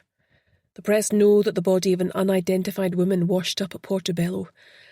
Nothing was leaked about the fact she was missing her internal organs, though. That information is strictly need to know. We couldn't post a picture of her either. Her face, well, let's just say it wasn't pretty." "That gives us a little bit of time then," she said. "Grace, what aren't you telling me?" he said suddenly. "Nothing," she said. "Is the official line still that the clinic is out of bounds for investigation?" "I didn't exactly say that, Grace," he said, looking exasperated. She gave him a long, hard look. There was a time once when she would have bet her life on his integrity. Right now, she wasn't so sure. Was Superintendent Blair grooming him to be his successor now Brodie had settled down with his daughter and a baby was on the way? Brodie slid his eyes from hers and stood up. "Thanks for coming by, Grace. I appreciate it. Keep me posted in case our cases do intersect." "What? So you can run off to your boss and give him a heads up?" She gave him a polite smile and left. This whole thing stank of a cover-up. But how had the clinic nobbled the police? Was it money or blackmail? She hoped to God that Brodie wasn't involved. But if he was agreeing to look the other way, then he really wasn't any better than the others. She was about to press the button to go through to reception when she realised that she'd left her phone on the desk. Wearily, she trudged back up the stairs, but as she mounted the last few steps, she became aware of raised voices coming from the direction of the super's room.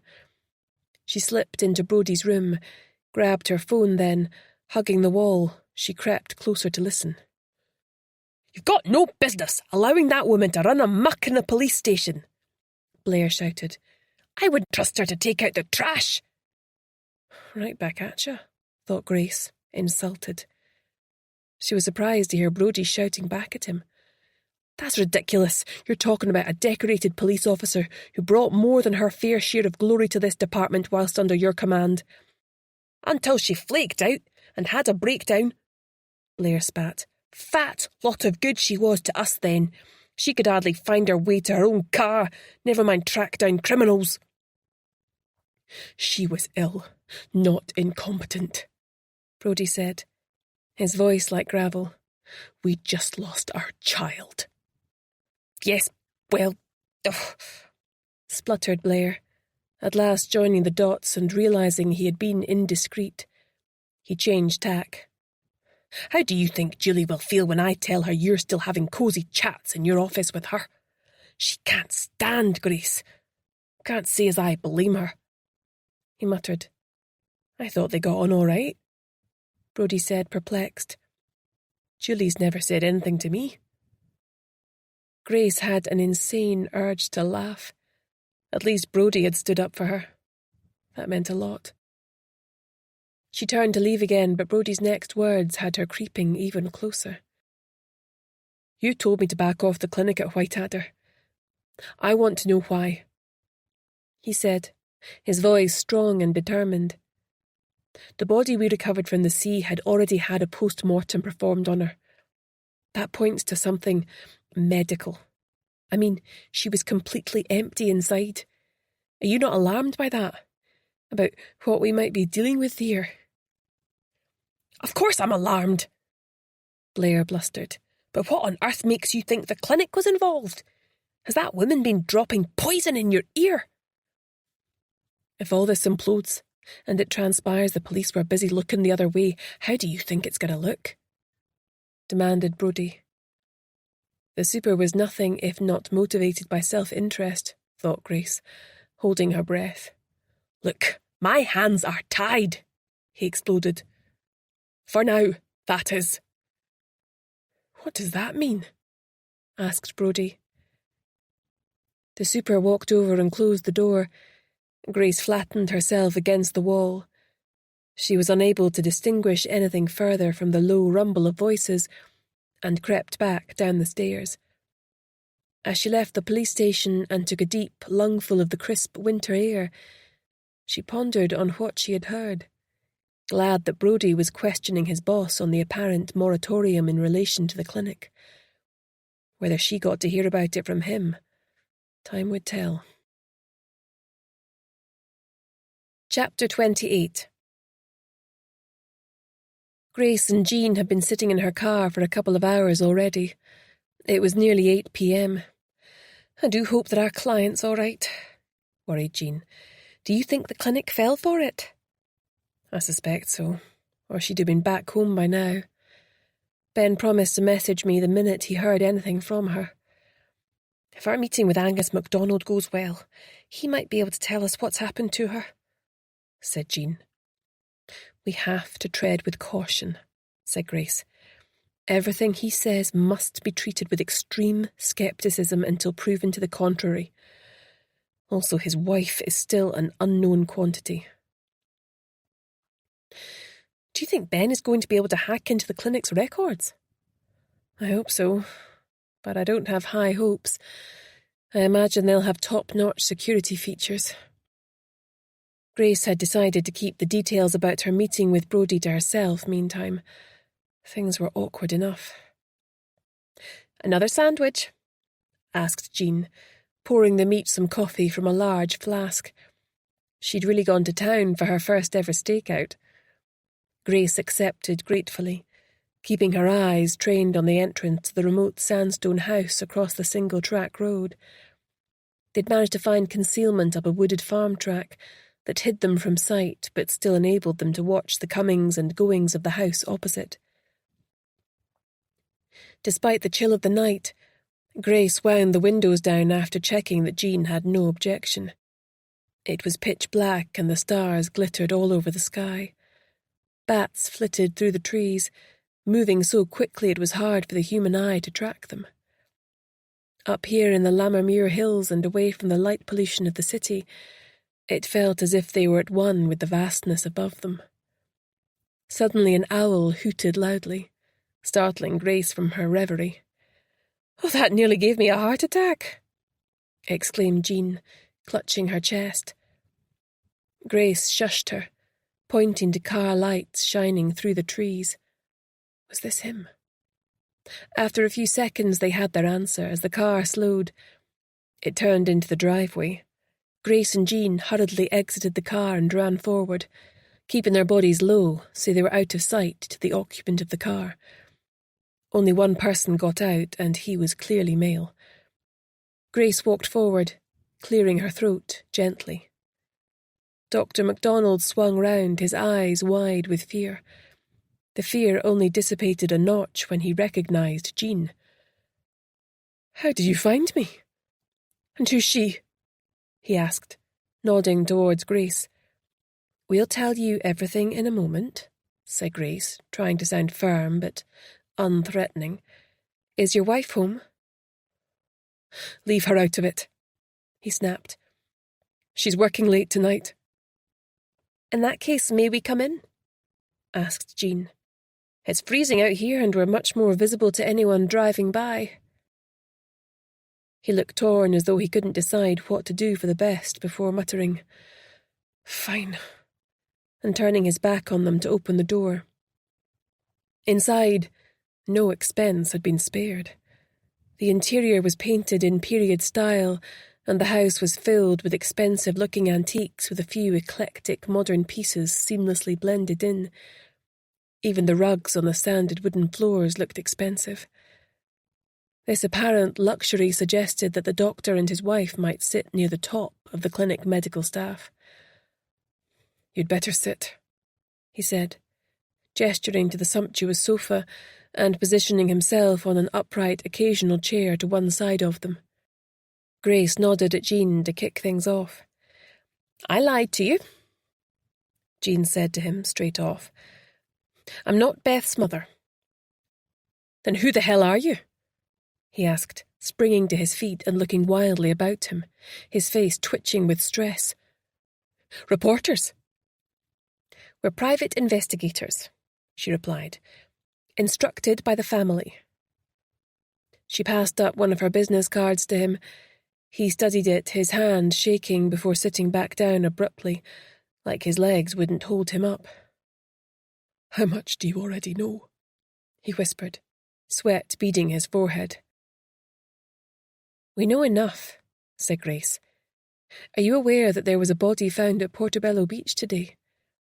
Likely one of your patients as a post-mortem had been performed on her already. Can you tell us who she was? Her family have a right to know what happened to her." Dr. MacDonald put his head in his hands and groaned. "I honestly don't know, though I'm sure I could find out with a bit of digging. People have died at the clinic before, but usually due to some pre-existing damage to their organs that we were unable to heal. I swear to you I'd no idea what they were up to when I started there. I'd pioneered an incredibly effective approach to addiction. It was the culmination of my life's work. We were taking people off the streets, the most desperate people bereft of all human dignity, and pressing the reset button to give them their lives back." "Were you aware that the clinic was monitoring participants by spying on them with hidden cameras?" asked Grace, trying to keep the note of censure from her voice. She wanted him on side. "Yes," he admitted, "but only so we could monitor their progress and catch them before they fell." "But perhaps that's not the real reason they were doing it," said Grace. Perhaps they were monitoring them from side effects for the experimental drugs they were pumping them full of. I've not known about that for long. I was horrified when I found out the real purpose of the clinic. And yet you did nothing? Grace said. I made contact with you, he said, nodding over at Jean. But after we met in Wetherspoons, there's been nothing but a wall of silence, said Jean. That makes you complicit, as far as we're concerned, said Grace. You don't understand, he exclaimed. I wanted to help Beth's mother, I really did, but then I found out something that complicated things. Go on, said Grace, determined not to let him off the hook until he'd agreed to help them. My wife is involved, he whispered, as though she could hear him. She's a top-notch research scientist. I overheard a conversation between her and Dr. Walker at the clinic. They didn't know I was there. He swallowed hard.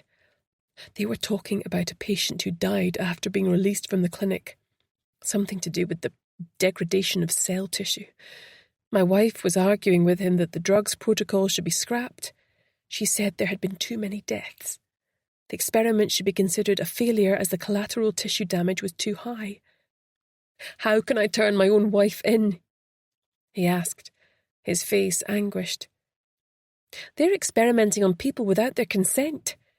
We're not talking about a new moisturiser here. We're talking about a complete bodily disintegration. How many people have already died at the clinic? Tell us. I can't. I honestly don't know, he protested. Can you even say with certainty that the body that was found is one of ours? It might not be anything to do with us, even if there is an association with the clinic.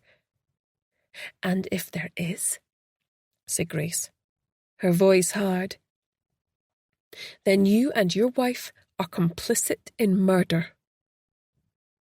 My wife and I have killed no one, he shouted. Maybe not, but you are clearly complicit in covering up the crimes, said Grace. That will hardly be looked on favourably by a jury if it goes to trial. He slumped back in his seat like a burst balloon. Oh, what exactly do you want from me? You need to get me and another member of my team into the clinic. Hannah's 19. Neither of us has any medical training, so we'd need to blend in to the support side.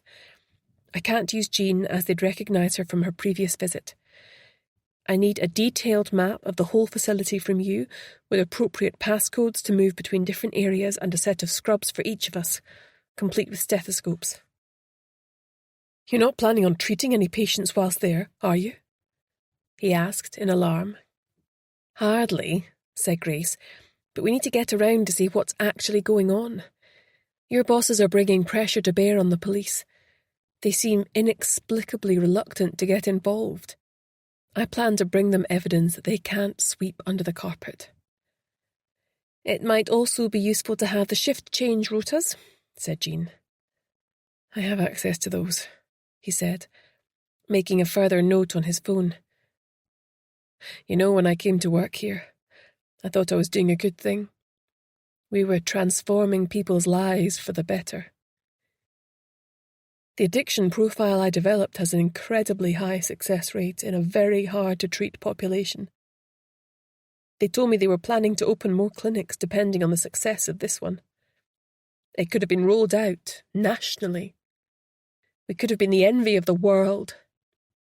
His eyes shone as he contemplated his golden future, then clouded as he fell back down to earth with a thump. We need a list of all the patients you treated on the addiction side, together with their addresses on release. We need to check on how many are still well. Not everybody would have been given the experimental drug protocol, if that's what's happening, he said. It's just not how experiments are done. There must have been criteria of selection as well as a control group who didn't receive it. And I really do know nothing about any extra medication they were given. So, you really didn't have anything to do with the development of the lilac pills? Asked Grace. No, he said, looking bewildered. Could it be that the experimental pills were issued once rehabilitation was complete? Asked Grace. Perhaps the whole rehab plan was really to optimize the health of test subjects, so that they were fit and healthy enough not to give skewed results. They wanted an anonymous population to experiment on, who no one would miss and whose possible deaths would be unquestioned. Really, if you think about it, without you and your rehab team, this whole experiment could not have taken place. Angus looked horrified. My wife was hired first, not long after we were married.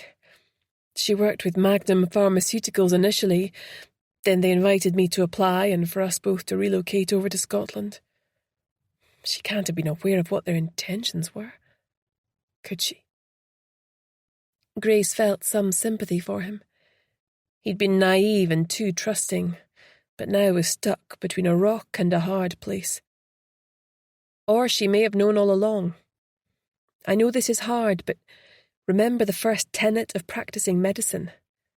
Do no harm. My wife believes passionately in the power of medicine. If she's truly involved in this up to the hilt, she'll be doing it for what she considers to be the greater good. Although she's a doctor, she's never treated patients. She was always drawn to pure research. She must believe these experiments have the potential to assist humanity in some major way. You don't really believe that, though, do you? Asked Grace, her tone scathing. That the needs of the many always outweigh the needs of the few? No, as a doctor, how could I? But you're asking me to betray my own wife. From what I overheard, she wanted the clinic to stop what it's doing. Maybe she could help you as well? Grace shook her head. She's clearly been heavily involved in the experimental side. I'm in no position to say or do anything that might compromise the judicial investigation that'll be coming. Plus, she might warn Dr. Walker. What if some of these trial subjects are still alive? Telling your wife could be signing their death warrants.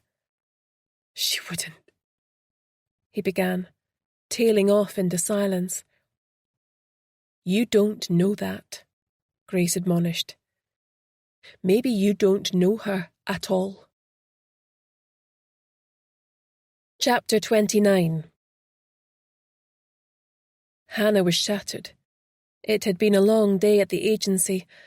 Jack had been at his grumpiest after managing to flush his current favourite toy down the toilet so it could have a big adventure, then discovering it couldn't come back.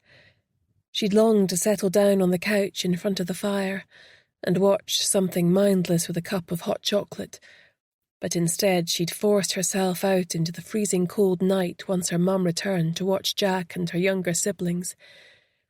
It wasn't just about the case. She'd made a commitment and intended to honour it.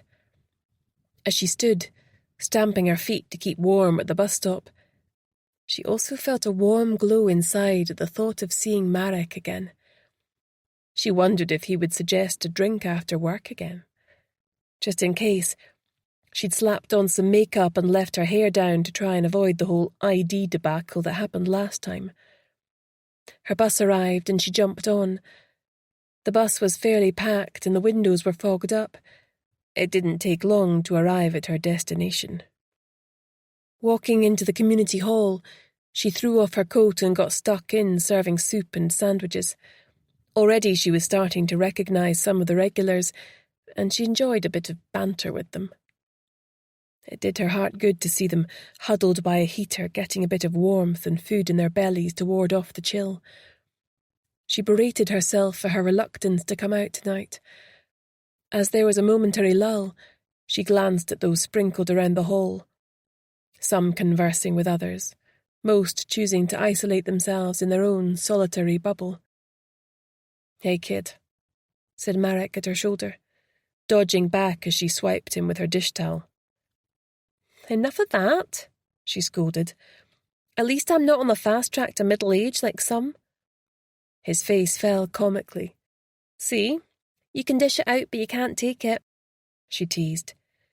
Marek held his hands up in surrender. "Truce, I come in peace. Once the last of the stragglers are away, I'm heading out with flasks of soup and leftover sandwiches. Are you coming? Thought we could grab a drink afterwards like before, if you're up for it. Sure, said Hannah. It's going to be a cold one tonight. Do we have any extra blankets? 1 or 2. Not enough to go round, unfortunately, he said, sounding worried. I've a few warm hats, said Hannah. A lot of body heat is lost from the head. My colleague Jean has been busy knitting. She grinned. And do you knit? Ha ha, you're funny, snorted Hannah. She finished the last bit of clearing away. Hurriedly, she locked up and left to join Marek in the car. Their progress across those areas in the city where the homeless gathered was slow. The cold pierced them like daggers. Most had gone to sleep, huddled for warmth as best they could. There were several heart-stopping moments where Hannah thought that a rough sleeper might be dead, but they didn't have to call an ambulance, and most stirred to partake of hot food and drinks. Some were already wearing hats or had hoods pulled over their heads, but those who hadn't eagerly took the warm hats Jean had knitted. With a renewed sense of urgency, Hannah asked everyone they encountered if they had seen Beth. Although he didn't try to stop her, Marek looked increasingly disapproving as she questioned them. She also asked if they could remember young people being taken from the streets. Everyone shook their heads and turned away, unwilling to engage with her. A few of them even looked fearful, like they thought she was there to hurt them or something. I don't get it, sighed Hannah, as they walked to the pub after doing welfare checks and handing out the last of their supplies. This is a crime against their community. Why are they closing ranks? Because they're scared. Because they don't know or trust you yet. So many people have let them down in the past. It's hardly surprising. I can't say that I'm all that comfortable with it either, Hannah. From now on, if you want to play detective, you can leave me out of it. You're starting to undermine the good work that we're doing here. Hannah squirmed. She hated to say it, but she could see his point. Why did life have to be so complicated? That office job, he continued, his teeth clenched in anger. Where do you work exactly? The police? No, said Hannah. She weighed up her options and decided to come clean. What choice did she have? One way or another, he was on to her. She wouldn't say anything about the clinic, at least. I do have an office job, but it's in a private detective agency. Okay, so what's with all the questions then? He asked. I need to know you're not putting the people we're trying to help at risk. We're trying to trace a young woman who went missing, she said. She used to be part of the homeless population in Edinburgh, an addict. I was just trying to find out if any of them had seen her recently, that's all. She felt guilty for not saying more, but she could hardly share the whole truth. Might have known you'd have an ulterior motive for traipsing about here in the cold. I take it that's why you pretended to give a damn, so I would give you access to them all? He said, his voice bitter. No, she exclaimed. That's not it at all. I thought we were friends. Friends don't lie to each other, he said dismissively. I'll drop you at home. No, it's fine, she muttered. I'll get the bus. I get it. You don't even trust me with your dress. That's what great friends we are, he scoffed. Hannah's eyes filled with tears, but she turned away so he wouldn't see. This whole evening had been a bust. No wonder Marek was sore at her, but what else could she have done? It was her own stupid fault for allowing herself to get attached to him. I'm sorry you feel that way, she said. Hunching her shoulders against the bitter cold, she left him standing there and walked away. When was she going to learn that sooner or later everyone let her down? It was best not to get involved. Chapter 30. Grace plunged into the icy waters at Portobello Beach with a convulsive shiver. Although it was still pitch black, she could see a slight lightening at the horizon. It never bothered her swimming in the dark. In fact, she welcomed it. It had a way of getting her puny, earth-born worries into perspective, swimming beneath such a dazzling display. The pinprick points of light she was seeing had taken millions of years to reach her, their stars perhaps no longer in existence, their light a last signal from a dying civilization. After a protracted discussion with Angus, which had seen them being rushed out of the back door when he heard his wife's car pull into the driveway, he'd agreed to help them, his repugnance over what might be happening at the clinic winning out over his fear and loyalty to the company. He'd also said he would sound out his wife, to see if he could bring her round to his way of thinking without alerting her suspicion. He was clearly terrified that she was involved up to the hilt, and what that would mean for their marriage. She didn't envy him. Her shoulders tiring, she lay on her back for a few moments. The sea was calm this morning, and she felt at peace as she floated on the incoming tide, ready now to face the challenges ahead. Flipping back over, she struck out strongly for the shore, where Harvey lay waiting patiently. A single woof acknowledged he'd noticed she was on her way back, and was impatient now for his breakfast. Grace sat having coffee with her team, Harvey sitting to attention as if he considered himself to be part of the briefing too. "So, we're clear on the plan then," she stated. "Hannah's going to be presented by Dr. Angus MacDonald as another candidate for rehabilitation. He's going to say he was at the University Medical Library in Edinburgh when he saw her puking her guts up on the street. He stopped to help and discovered she was homeless, dirty and hungry with no family or friends. He decided on the spur of the moment to extend this lifeline to her. It might even reassure those at the clinic that he's got no idea what they're really up to.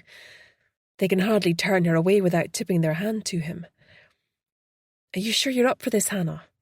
There's absolutely no shame in saying you've changed your mind, you know."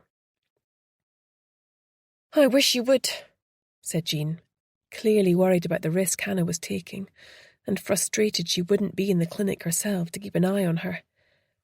"It's fine," said Hannah, with a grin, eyes shining in excitement. "I suggested doing this way back, didn't I? Your main task is to try and locate our client, and then we can pull both of you out of there. Any other information you come across is a bonus. If they believe that Eliza is really Beth, how do you think they'll have reacted when they find she's healthy, if they were monitoring her before?" asked Jean. "I'm hoping they'll get really excited, thinking that she's recovered, therefore potentially their treatment has worked," said Grace. "At any rate, as long as her real identity hasn't been discovered, she should be safe enough. Eliza's a smart cookie." "I still can't believe you're going to be in the catering team," said Jean with an unmistakable snigger. "I can cook," said Grace indignantly. Jean and Hannah looked at each other with eyebrows raised. "Course you can," said Hannah. "I don't have to eat there, do I?" "Very funny," said Grace, smiling. "Angus managed to nobble one of the kitchen staff and has sent her off for a couple of weeks with a healthy increase to her bank account. She nominated me as her replacement while supposedly off sick." "I take it Ben still hasn't been in touch?" asked Jean. "It would be better if we had more information about what's going on in there before you go." "He phoned me last night. He's taken leave from his job to work on this full-time. Their computer defense systems are extremely robust and have defeated all his efforts so far. He's quite beside himself with worry, but knows to phone Jean the minute he has a breakthrough." "He must really love her," said Hannah, wistfully. Grace and Hannah exchanged covert looks. Hannah had apparently had a bit of a tiff with Marek. She hadn't said much about it, but had looked a bit down in unguarded moments. Grace was momentarily thankful she was happily single. She glanced at her watch. It was time. "You're not going to love this, Hannah, but needs must," she said, removing a bottle of strong cider from her bag. She also produced some filthy jeans, underwear, and a threadbare jumper from a sealed plastic bag, and a pair of smelly, scuffed trainers. Hannah and Jean screwed up their noses. Harvey sniffed ecstatically. "That is rank!" Hannah exclaimed. "How did you get my clothes so smelly?" "Harvey may have helped," smiled Grace. He pricked up his ears on hearing his name and gave the clothes another delighted sniff. "Are you sure it's okay to still use your first names?" asked Jean. "Yes, it's easier that way. We've taken different surnames, but our first names are fairly common," replied Grace. "Who are you calling common?" asked the irrepressible Hannah with mock outrage as she went off to change. She walked back in after a few minutes looking wretched, her hair greasy and hanging limply around her face. Even her body language had changed. Grace remembered that Hannah had excelled in drama at school, and she was clearly already inhabiting the part she'd have to play. Grace handed her the bottle of cider. "Take a couple of slugs just to get your breath smelling," she said. "Your clothes should help, as they've been dabbled with cider too." Hannah did as she was told, grimacing as the liquid burned its way down her throat. "Well, this would be a lot more fun if I was out clubbing," she complained, pulling a face. "You've agreed a backstory with Angus," Grace said. "He'll fake your blood work where necessary and make sure you don't get given any experimental substances. Any problems that you feel you can't handle, get yourself out of there. If all goes according to plan, you should be able to contact me every mealtime. Once you're inside, Angus will pass you a burner phone, which I've given him with my own number already programmed in for another burner. Jean's new burner number is in there too." "Don't worry, I can handle it," said Hannah, sticking her chin in the air. "What did you tell your mum?" asked Jean. "I told her I was on a course in London to gain a qualification needed for my work. She grumbled a bit, but I told her Brodie and Jean can help out with Jack if needed. It's only for 2 weeks max, hopefully a lot less," said Hannah, sounding determined. "Our client needs us." Grace had felt bad about having Hannah lie to her mum and Brodie about what she was up to, but given the attitude of the police towards the clinic, she thought it best not to share their plan until she was sure they could be fully on board with things. "Come on then," said Grace. "I'll drop you off at the university library, so Angus can pick you up from there. I wouldn't put it past his bosses to have a tracker on his car. That way his story about where he encountered you will check out." Half an hour later, Grace pulled into Buchanan Street.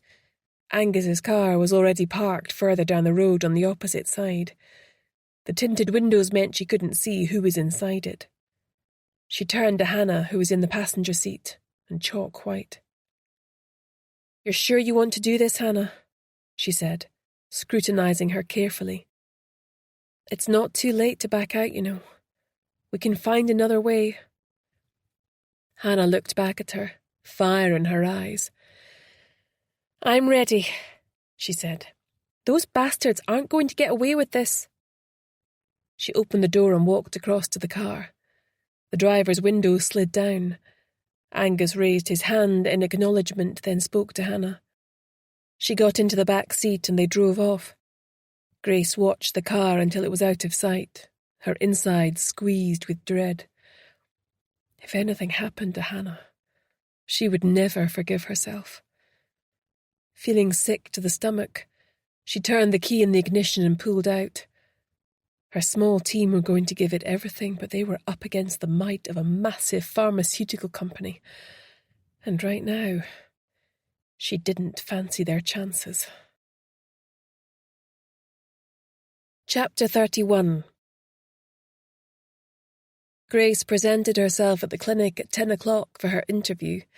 She'd invented a fictitious CV, and her stepfather Brian, who was on the committee at a golf club, had agreed to be her referee after a lot of arm twisting. The trouble was her family had no faith in her cooking skills. Mind you, they were probably right. She was someone who ate to live, rather than live to eat. The catering manager, Angela Broadfoot, a tall, angular woman, read her resume and sighed. Normally I would be looking for someone more experienced, but since you've been referred to me by Paula Black to cover while she's poorly and we're in quite a bind, I suppose you can start right away, if that suits?" Grace nodded eagerly. "Thank you. I won't let you down," she said, though she cringed inwardly as she knew that she probably would. "Lunch is served at 12. The woman that you're replacing was one of the servers and also did food prep in the kitchen when required." "No problem," replied Grace, hoping no one developed food poisoning. "How many people do we cater for?" "Well, there used to be loads, but these days we only have around 20 rehab patients and 30 staff."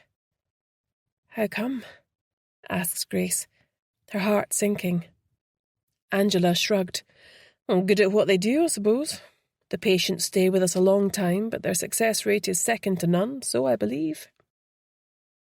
"Is this the only canteen for staff and patients, or do we need to deliver food to patients' bedsides as well?" asked Grace.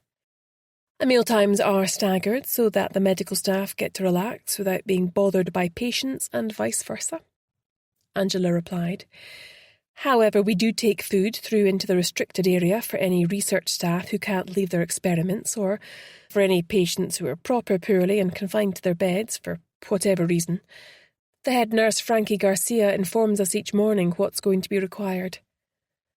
"Got it," said Grace, with a bright smile, not wanting to be seen to ask too many questions about the rotas for fear of arousing suspicion.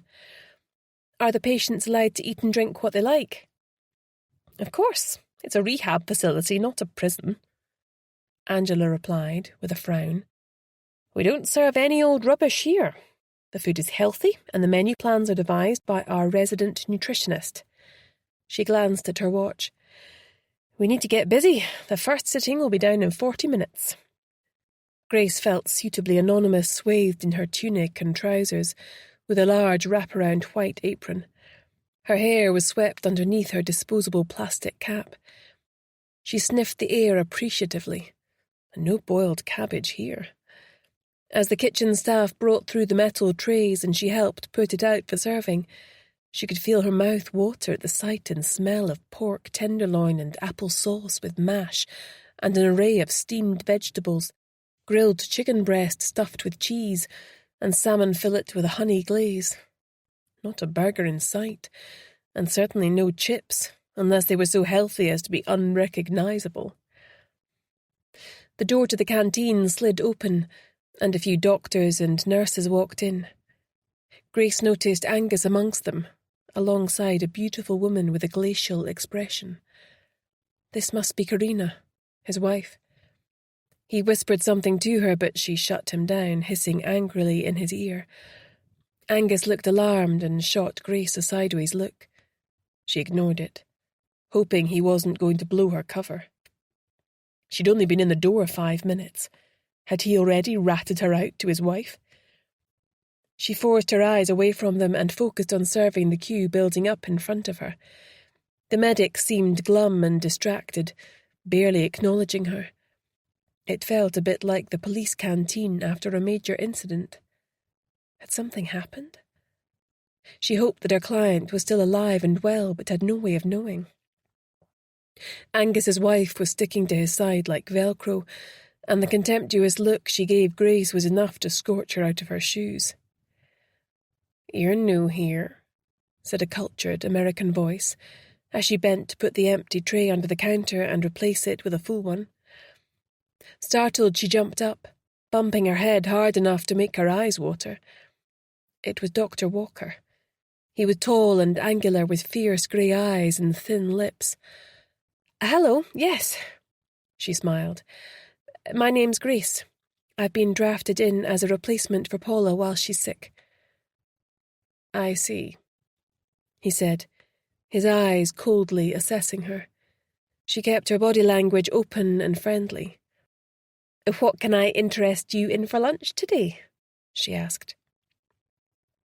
His eyes suddenly glazed over, as though he decided she wasn't worth bothering with. "I'll have the pork," he said, taking it from her without so much as a thank you. A nurse who she recognised from Jean's photo as being Frankie Garcia appeared at his side. She pulled him away and started to speak, sounding agitated. All that Grace heard were the words, "It's happening again." Walker held up his hand to silence her. "Not here," he commanded, and dumping his full plate on the serving hatch, he took off with Garcia at speed. Some people in the queue looked nervous and nudged each other, but others continued their chat oblivious. Grace noticed that Angus's wife had peeled away from his side without a word and followed the other two out of the door. Grace felt her heart beating faster and carried on serving as before. Something was wrong, and she fervently hoped it had nothing to do with her client or Hannah. Chapter 32. Hannah was a bag of nerves. Angus had assured her that he would be the one managing her medically during her stay at the clinic. He'd personally hooked her up to a saline drip when she was admitted, and Heather Kelly, a friendly, bubbly young nurse, had run her a bath afterwards in her private ensuite, washed her hair and given her a clean nightgown to wear. Hannah had taken to Heather and felt that she could maybe appeal to her in an emergency. There was no way she could be involved in harming patients. She radiated kindness. Hannah's bloods had been taken, but Angus had said he would switch them for those of another patient with alcoholism to avoid suspicion. Even so, she felt her position to be precarious and hoped that she could leave soon. She also found she was missing Jack already. The weird thing about being a mother, she had come to realise, was you always fantasised about having a break from your kid. Then when you got it, you did nothing but miss their warm little bodies. That had been 24 hours ago, and she was now feeling trapped and a bit stir-crazy. Heather bustled across to her. "How are you feeling?" "Like I want a drink," snapped Hannah, determined to stay in character. Heather laughed as though she'd just said the funniest thing. "Tea, coffee, or juice?" she asked. "Hot chocolate?" asked Hannah. "Coming right up." Heather bustled off at top speed, and Hannah swung her legs out of bed and went off to explore, IV stand in tow like an unwanted dance partner. The room was luxurious, more like a hotel than a hospital. There was a comfortably upholstered chair beside a round table with a vase of fresh flowers. A well-stocked bookcase was full of the latest in books and magazines. No TV, though. She picked up a menu of beauty treatments and massages. Another beside it included painting and pottery classes, along with a host of other opportunities. There was also a leisure centre with a pool and an exercise studio. Hannah had to admit, they weren't exactly torturing people here. Was it possible they got it all wrong? She walked over to the door and tried the handle. It was locked. So much for that. Annoyed, she went back to her bed, just before Heather returned with a tray of hot chocolate and a warm blueberry muffin. "Are you my jailer as well as my nurse?" Hannah asked, her voice tragic. "No, of course not," Heather replied, looking horrified. "The door is only locked for the first 48 hours to make sure that you're medically stable and over the worst of the withdrawal symptoms. It's for your own safety, I promise. You'll be able to join the other residents tomorrow." "S'pose," sulked Hannah. In the car on the way in, Angus had briefed her on how to act as though she was detoxing. He'd given her a salt water spray, a battery hand warmer, and shown her some footage of real patients. She'd shuddered. It looked terrifying. She'd accessed them yesterday whenever the nurse was expected. Her obs were taken at regular intervals, so it was fairly easy to predict when the nurse was close to entering her room. Her props made it look as though she had a slight temperature and was sweating. She'd also trembled as much as she could. Hard to do when you were faking it, and had a few convincing delusions involving locusts crawling over her. The terror with which she had reacted was not entirely fake. Heather took her temperature, looking a little surprised, and Hannah was cross with herself for trying to get out of the room instead of using the stuff Angus had given her before Nurse Kelly returned. She couldn't afford to let her guard down. "Well, your obs are much better today," she said. "You're doing very well for someone this early in detox." "I'm still craving a drink," whispered Hannah, putting every ounce of longing she could imagine into her voice. "Maybe just a little one to steady me. That won't hurt, will it?" Heather's kind, round face crumpled into worried lines. "I'm so sorry, but we have to get you on the other side of this, and I'm afraid total abstinence is the only way here. Just hold on to the fact that you're going to feel so much better soon," she encouraged, patting her arm. Hannah turned away from her and faced the wall, feeling guilty. "You've nothing to feel guilty about," she told herself fiercely, but she would bet that Heather was one of the good guys. Heather left again, then returned a few minutes later with some liquid medicine in a cup. "Just a little sedative, to help you feel more comfortable," she said. Hannah hadn't counted on that, and had clearly overplayed her hand. With the nurse's full eyes on her, she had no option but to take it. To her intense frustration, it started to take effect more or less right away, and with a disgruntled sigh, her head sank down into the pillow. Chapter 33. After the medics finished lunch, there had been a sitting for those patients undergoing rehab. There were around 20 of them. They'd been a relaxed, healthy-looking bunch with good appetites and wearing an assortment of fitness gear and casual clothes. Once they'd eaten and were starting to leave, Grace turned to Angela Broadfoot. "What about the people who were just beginning treatment? Do we deliver their meals to them on a trolley? I take it they can't come here." "No, some of them are too ill to eat if they've been chucking up too much. The doctors sort them out until they're stronger. Those that can eat but aren't up to getting to the canteen have their meals delivered to them. In fact, that's where I'm going right now," she said, plating up meals and putting metal containers over them to preserve the heat. "Would it be possible for me to shadow you?" asked Grace. "I don't know how long I'll be here, but you're going to need a day off sometime, so it's probably best if you show me the ropes in case I have to do it myself." Angela deliberated, her lips compressed. Grace waited with bated breath, continuing to wipe the counter surfaces with a cloth. Finally, she spoke.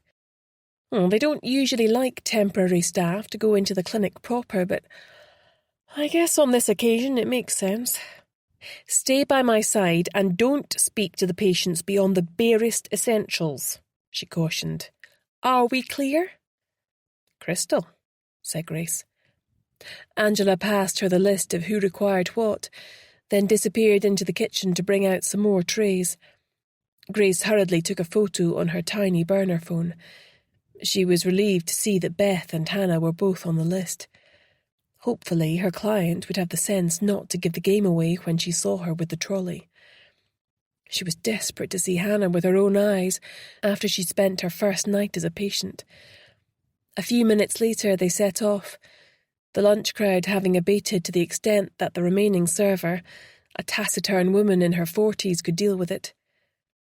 Grace's heart sank as they moved through the clinic, as it seemed that different areas were segregated from each other.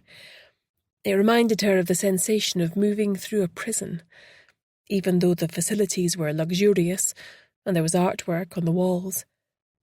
How could the inmates bear to be cooped up in here away from the real world for so long?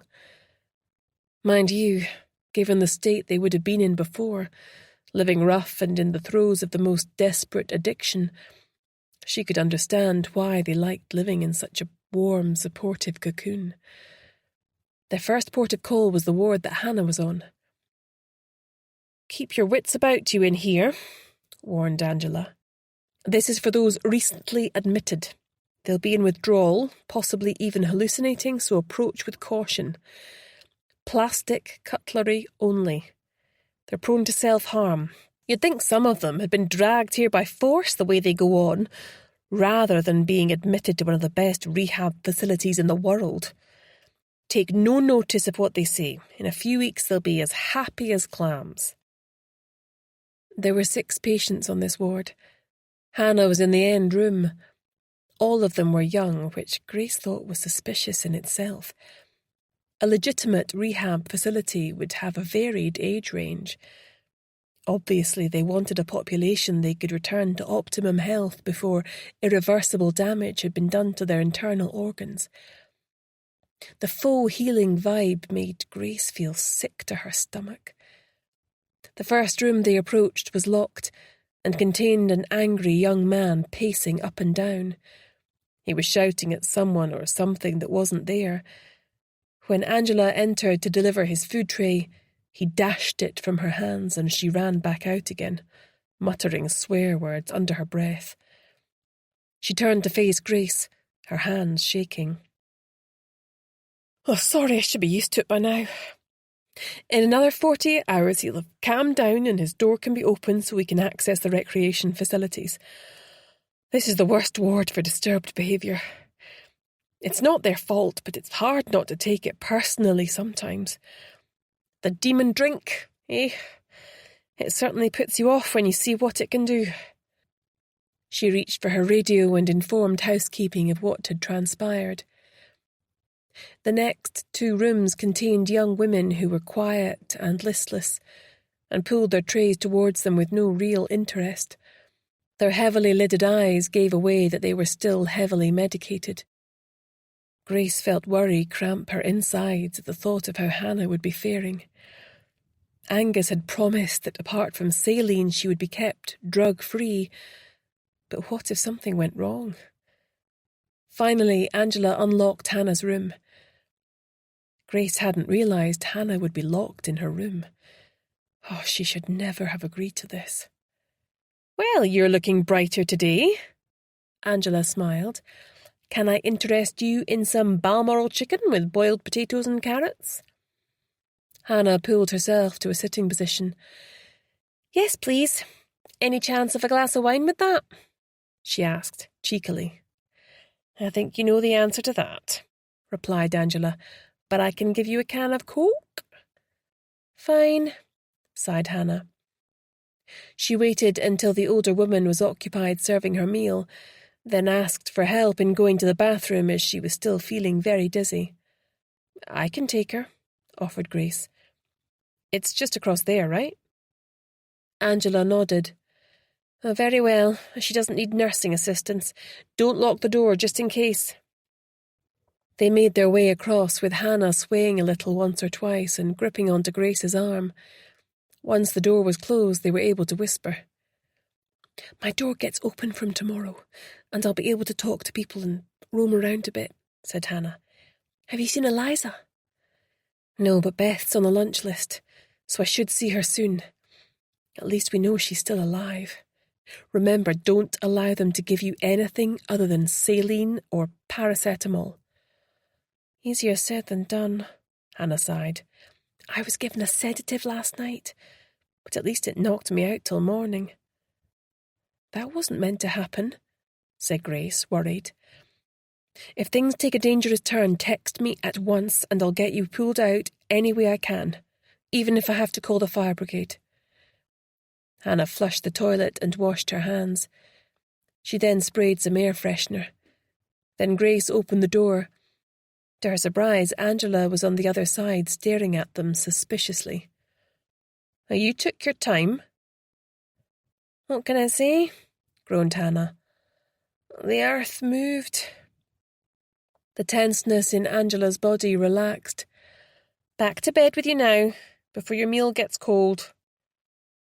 Hannah obliged, with a little dizzy spell on the way there. Grace was impressed by her quick thinking under pressure. Their next stop was the high dependence unit. Grace felt herself tense. Was Eliza in here? "There's only 2 in here that are well enough to eat regular meals," Angela said. "They're going to be moved into the recovery ward tomorrow, all being well. The rest are receiving their nutritional needs from drips." "I thought people just came here to dry out," said Grace. "How come they're so ill?" Angela shrugged. "Oh, you should see the state of some of them when they first come in.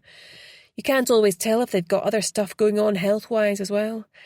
They work miracles here, so they do." Definitely a fan, then, thought Grace, resolving to watch her step. The ward here was larger and contained 12 beds, 6 of which were occupied. 4 patients were unconscious, their vitals being monitored by a cacophony of beeping machines. Head nurse Frankie Garcia was evidently stationed here all the time and welcomed them in with a smile. "I only need meals for Beth and Tom, who are both well on the mend now, after their recent surgeries." "Coming right up," said Angela, pulling out the trays after consulting her list. Grace took them from her, desperate to ascertain if it really was Beth, or if Eliza had successfully impersonated her twin. To her consternation, the young woman perched on the bed betrayed not the slightest flicker of recognition. Was it Grace's client or her sister? There was no way to tell. Mind you, they did have an audience. Even so, Grace had hoped if Eliza was in here that she might have found a way to let Grace know. Maybe it was Beth, after all. Had Eliza succeeded in penetrating the clinic, or had something terrible happened to her before she even got here? At least she'd established that Tom was still alive. His partner Ryan would be relieved. But what kind of surgery could they have had? That was worrying. The magnitude and risk of the task she and Hannah had taken on was starting to really hit home. Their final stop was at the door to the research complex. Angela had plated up meals for the doctors who had peeled away from the lunch queue. "Does that happen often?" asked Grace, as they waited for someone to come to the door. "Oh, it's been happening more and more," she said. "I don't know what they're working on through there, but from what I can gather, it's reaching a critical stage. There was never meant to be a rehab facility here. It was purely a research lab to start with, but Dr. Walker got lost in Edinburgh one night after going to the theatre. He was shocked to the core by the levels of homelessness and addiction he stumbled upon that night, and decided to open up the rehab side as a charitable endeavour. Oh, he's a saint, that man," she concluded, going quite misty-eyed. The worst kind of sinner, more like, thought Grace, though she managed a polite smile. The door suddenly opened with an angry buzz, and a white-coated lab assistant came to take the trolley from them. She looked pale and distracted, muttering a forced, "Thank you," before closing the door in their faces. Grace was disappointed. She'd hoped for the opportunity to do some snooping around. Angus still hadn't managed to get the entry code from his wife, though he was working on it. She needed to get in there and see exactly what was going on before someone else died. Chapter 34. Jean was in the office but couldn't settle. Harvey was watching her curiously, head on one side as he tried to figure out what was going on. She stooped to make a fuss of him, knowing he was missing Hannah, but especially Grace. "They're going to be all right, boy. You'll see," she murmured. At least Grace got to leave at night after dinner was served.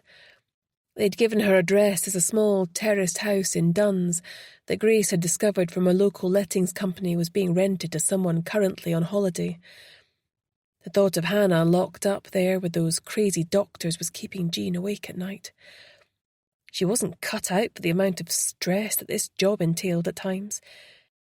She'd been told not to contact Grace or Hannah by text unless it was a dire emergency. Hopefully she'd get an update tonight, as Grace had said she'd drop in on her at home. She'd had an arrangement to go to the theatre with Patrick, but he'd understood. Jean was growing very fond of him, and she hoped the feeling was mutual. It was such a revelation after wasting those miserable years with Derek. Patrick treated her with warmth and respect, and despite her age, she felt quite weak at the knees when she saw him coming towards her. He was interesting and interested in her and what she might have to say. It was early days yet, but she was daring to dream that they might build a life together. A loud bark startled her from her musings. She glanced up as Brodie opened the door. After stooping to pet Harvey, he straightened up. "Is Grace around?" he asked. "No, she's out on a job," said Jean. "Can I interest you in some coffee?" "Go on, then," he said with a smile, settling down in one of the comfortable, easy chairs. This job she's out on. It's not anything to do with that clinic up at Whiteadder, is it?" "Yes," said Jean. "Why do you ask?" He looked worried. "I really can't say, Jean, but there's stuff going on behind the scenes she might not be aware of.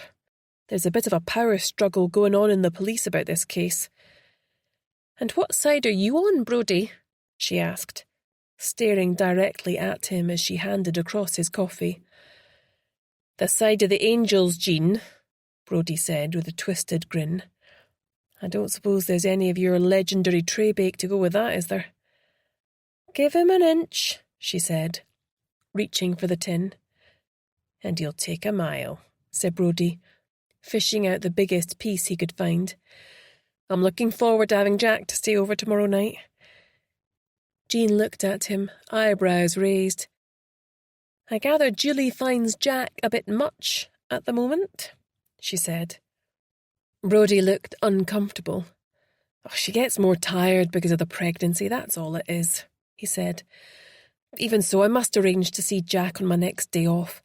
Maybe take him to the Lynx Family Park near Dunbar. He loves feeding the llamas and going around on the train." "I'm sure he'd love that." Jean smiled. Grace had told her what a piece of work Julie was underneath all that scatty charm, and her boss wasn't one to take against another woman. Looking at Brodie now, she could see that he was far from happy. He was putting a good face on, but everyone had unguarded moments, and she'd seen enough of his to know that he still loved Grace. It was very sad. "How's Hannah getting on with her course in London?" he asked, suddenly. She's enjoying it," said Jean, sliding her eyes away from his. Brodie stood up. "They're both embroiled with the clinic, aren't they? You might as well tell me, Jean. If you don't, I'll need to go up there myself." Jean sighed. It was difficult to know how much she should say. Eventually, she decided to go with her gut. "OK, fine, they're both at the clinic. Grace had no choice. She tried to involve the police," she said with a glare, "but got nowhere. For some reason, the clinic seems untouchable. Our client got the same message, loud and clear, because next thing we know, Eliza has presented herself at the clinic pretending to be Beth, gambling on the fact Beth hadn't mentioned that she was a twin. She didn't tell Grace, as she knew she wouldn't have allowed it." Brodie ran his hands through his hair and stood up explosively. "I knew it!" he exclaimed. "So Grace has gone in to try and extract her, is that it?" "And Hannah," said Jean. "Grace will come home every night, but Hannah has been admitted as a patient, so can't leave." "I can't believe I'm hearing this," said Brodie, shaking his head. "Have you guys ever heard the words risk assessment?" Jean drew herself up to her full height. "Don't you take that tone with me, Brodie McKenna. Grace tried to ask for your help with this, but you sent her away with a flea in her ear." Brodie collapsed into his seat again and adopted a more reasonable tone. "Look, I know you're right, but I had no choice. There are things going on that I can't share with you. Even at work, it's hard to know who I can trust." "Yet you expect us to share everything with you," said Jean, rather surprising herself as she didn't usually manage to be this assertive. "That's complicated," he snapped. "So this has nothing to do with Julie warning you off from helping us?" said Jean. "What?" he asked, looking surprised. "No, of course not. Her father is a different kettle of fish, though." "What do you mean?" demanded Jean. "Nothing, forget I said anything. Look, what do you need to know anyway?" he asked, looking like she was extracting too great a price for some tray bake. Jean floundered. What did she want to know? She would likely only get one chance at this. What would Grace most want to know? "Have you identified the dead girl yet?" "No. No one seems to have reported her as missing." "Have the police consulted an oceanographer to ascertain where she was put in the water?" "Yes, but it doesn't help us. She could have been dumped in the water anywhere on the east coast as far as the Scottish borders and still wound up at Portobello. Nothing to tie to the clinic. Now, I really do have to go, Jean." "One more question," she begged. "Go on, then," he sighed, looking at her with hollow eyes. "Why are the police stonewalling on this investigation?" "Honestly, I wish I knew," he said, with a mirthless smile, as he turned to leave, giving Harvey a pat on the head before he walked out the door. Jean sighed as she settled down at her desk again. At least she hoped she'd now lit a fuse under Brodie. If the police were stalling for whatever reason, he wouldn't stand for it now that he knew Grace and Hannah had put themselves in the firing line. She had to hope that would be enough to make him stick his neck out. Chapter 35. Hannah fished out her burner phone from under the mattress and memorised the code Grace had sent her for access to the high dependency ward. After bunching up her extra pillow to look like a body under the covers, she quickly slipped into the ubiquitous scrubs worn by the nurses and doctors, together with the white tennis shoes she'd been allocated. She also put a mask on and scraped her long hair up into a bun in the manner favoured by a few of the nurses she'd already seen. Time to go on the prowl. She already had a good idea of the layout of the facility, as she'd memorised the map that Angus had sent her. Opening her door, she could hear the sound of the two nurses on duty gossiping about their boyfriends. The lights had already been dimmed for the night. The only other sound was a rhythmic snoring from another girl further along the corridor. Slipping out, she made her way to the end of the corridor and quietly slipped out through the ward doors. She stopped for a minute, listening hard, her heart thumping, to see if she'd been spotted. Nothing stirred. She was now in the recreation zone, which she would be allowed to join tomorrow. Glancing at the notice board, she was impressed by the wide range of activities on offer, everything from art therapy to bungee fitness. The decor in these areas was far from institutional, and the vibe seemed to be more upmarket spa than hospital. They also had a large pool and hair and beauty salon. On the surface, it was a great place. If only they weren't hiding a maggoty secret, she thought. Her aim for tonight was to try and get into the recovery ward, to speak to Eliza, Beth, who Grace had said had been moved there after lunch.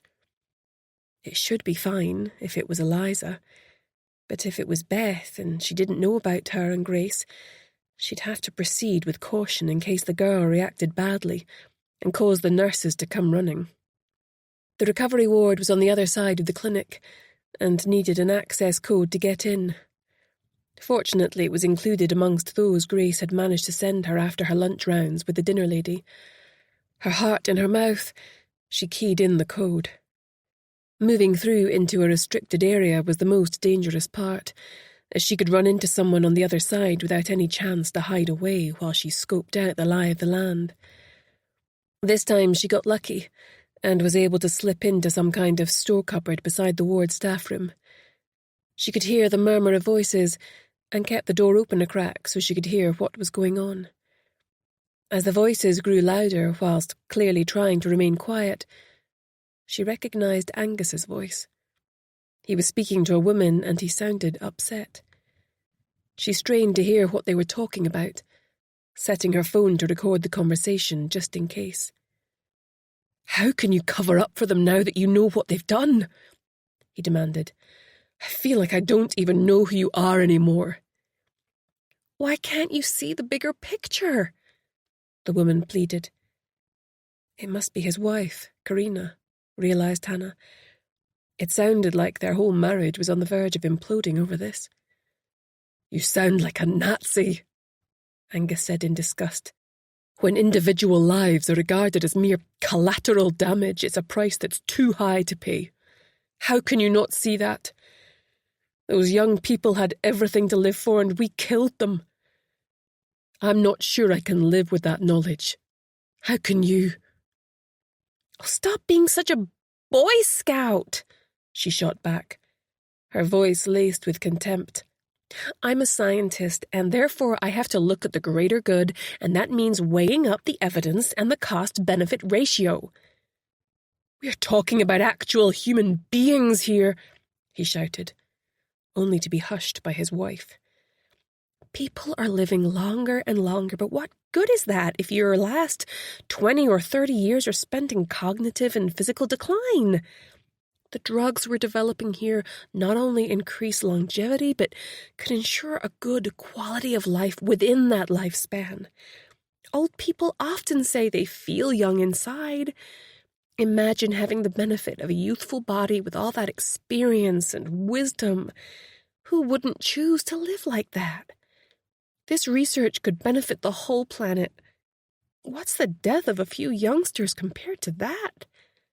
Nothing in the grand scheme of things. Also, don't forget these kids were on the verge of checking out before we even got to them. Another harsh winter would probably have finished them off if the drugs and alcohol didn't.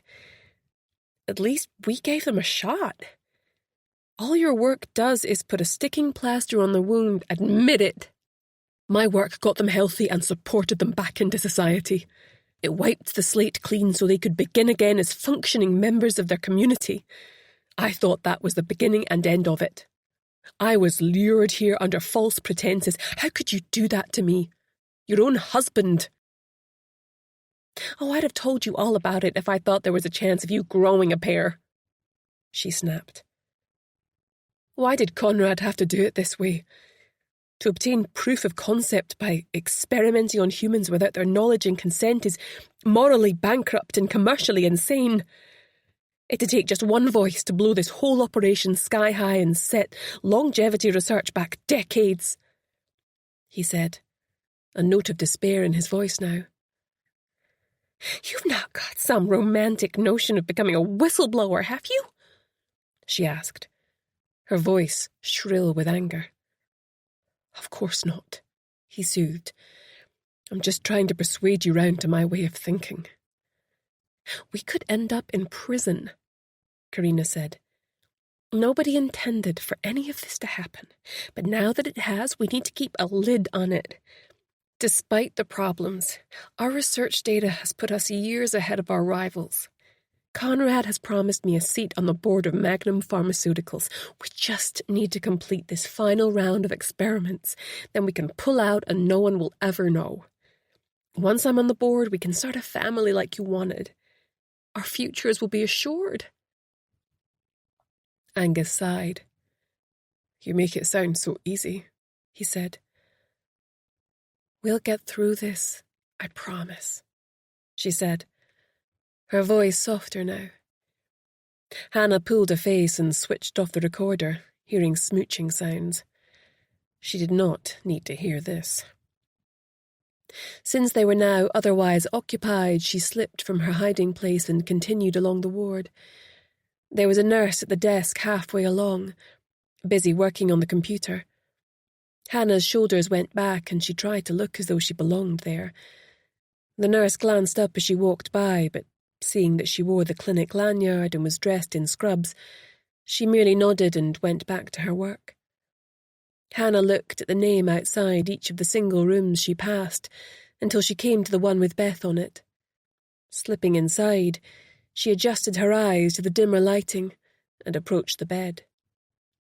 The young woman lying there looked like their client, but Hannah had no way of telling if it was her or her twin.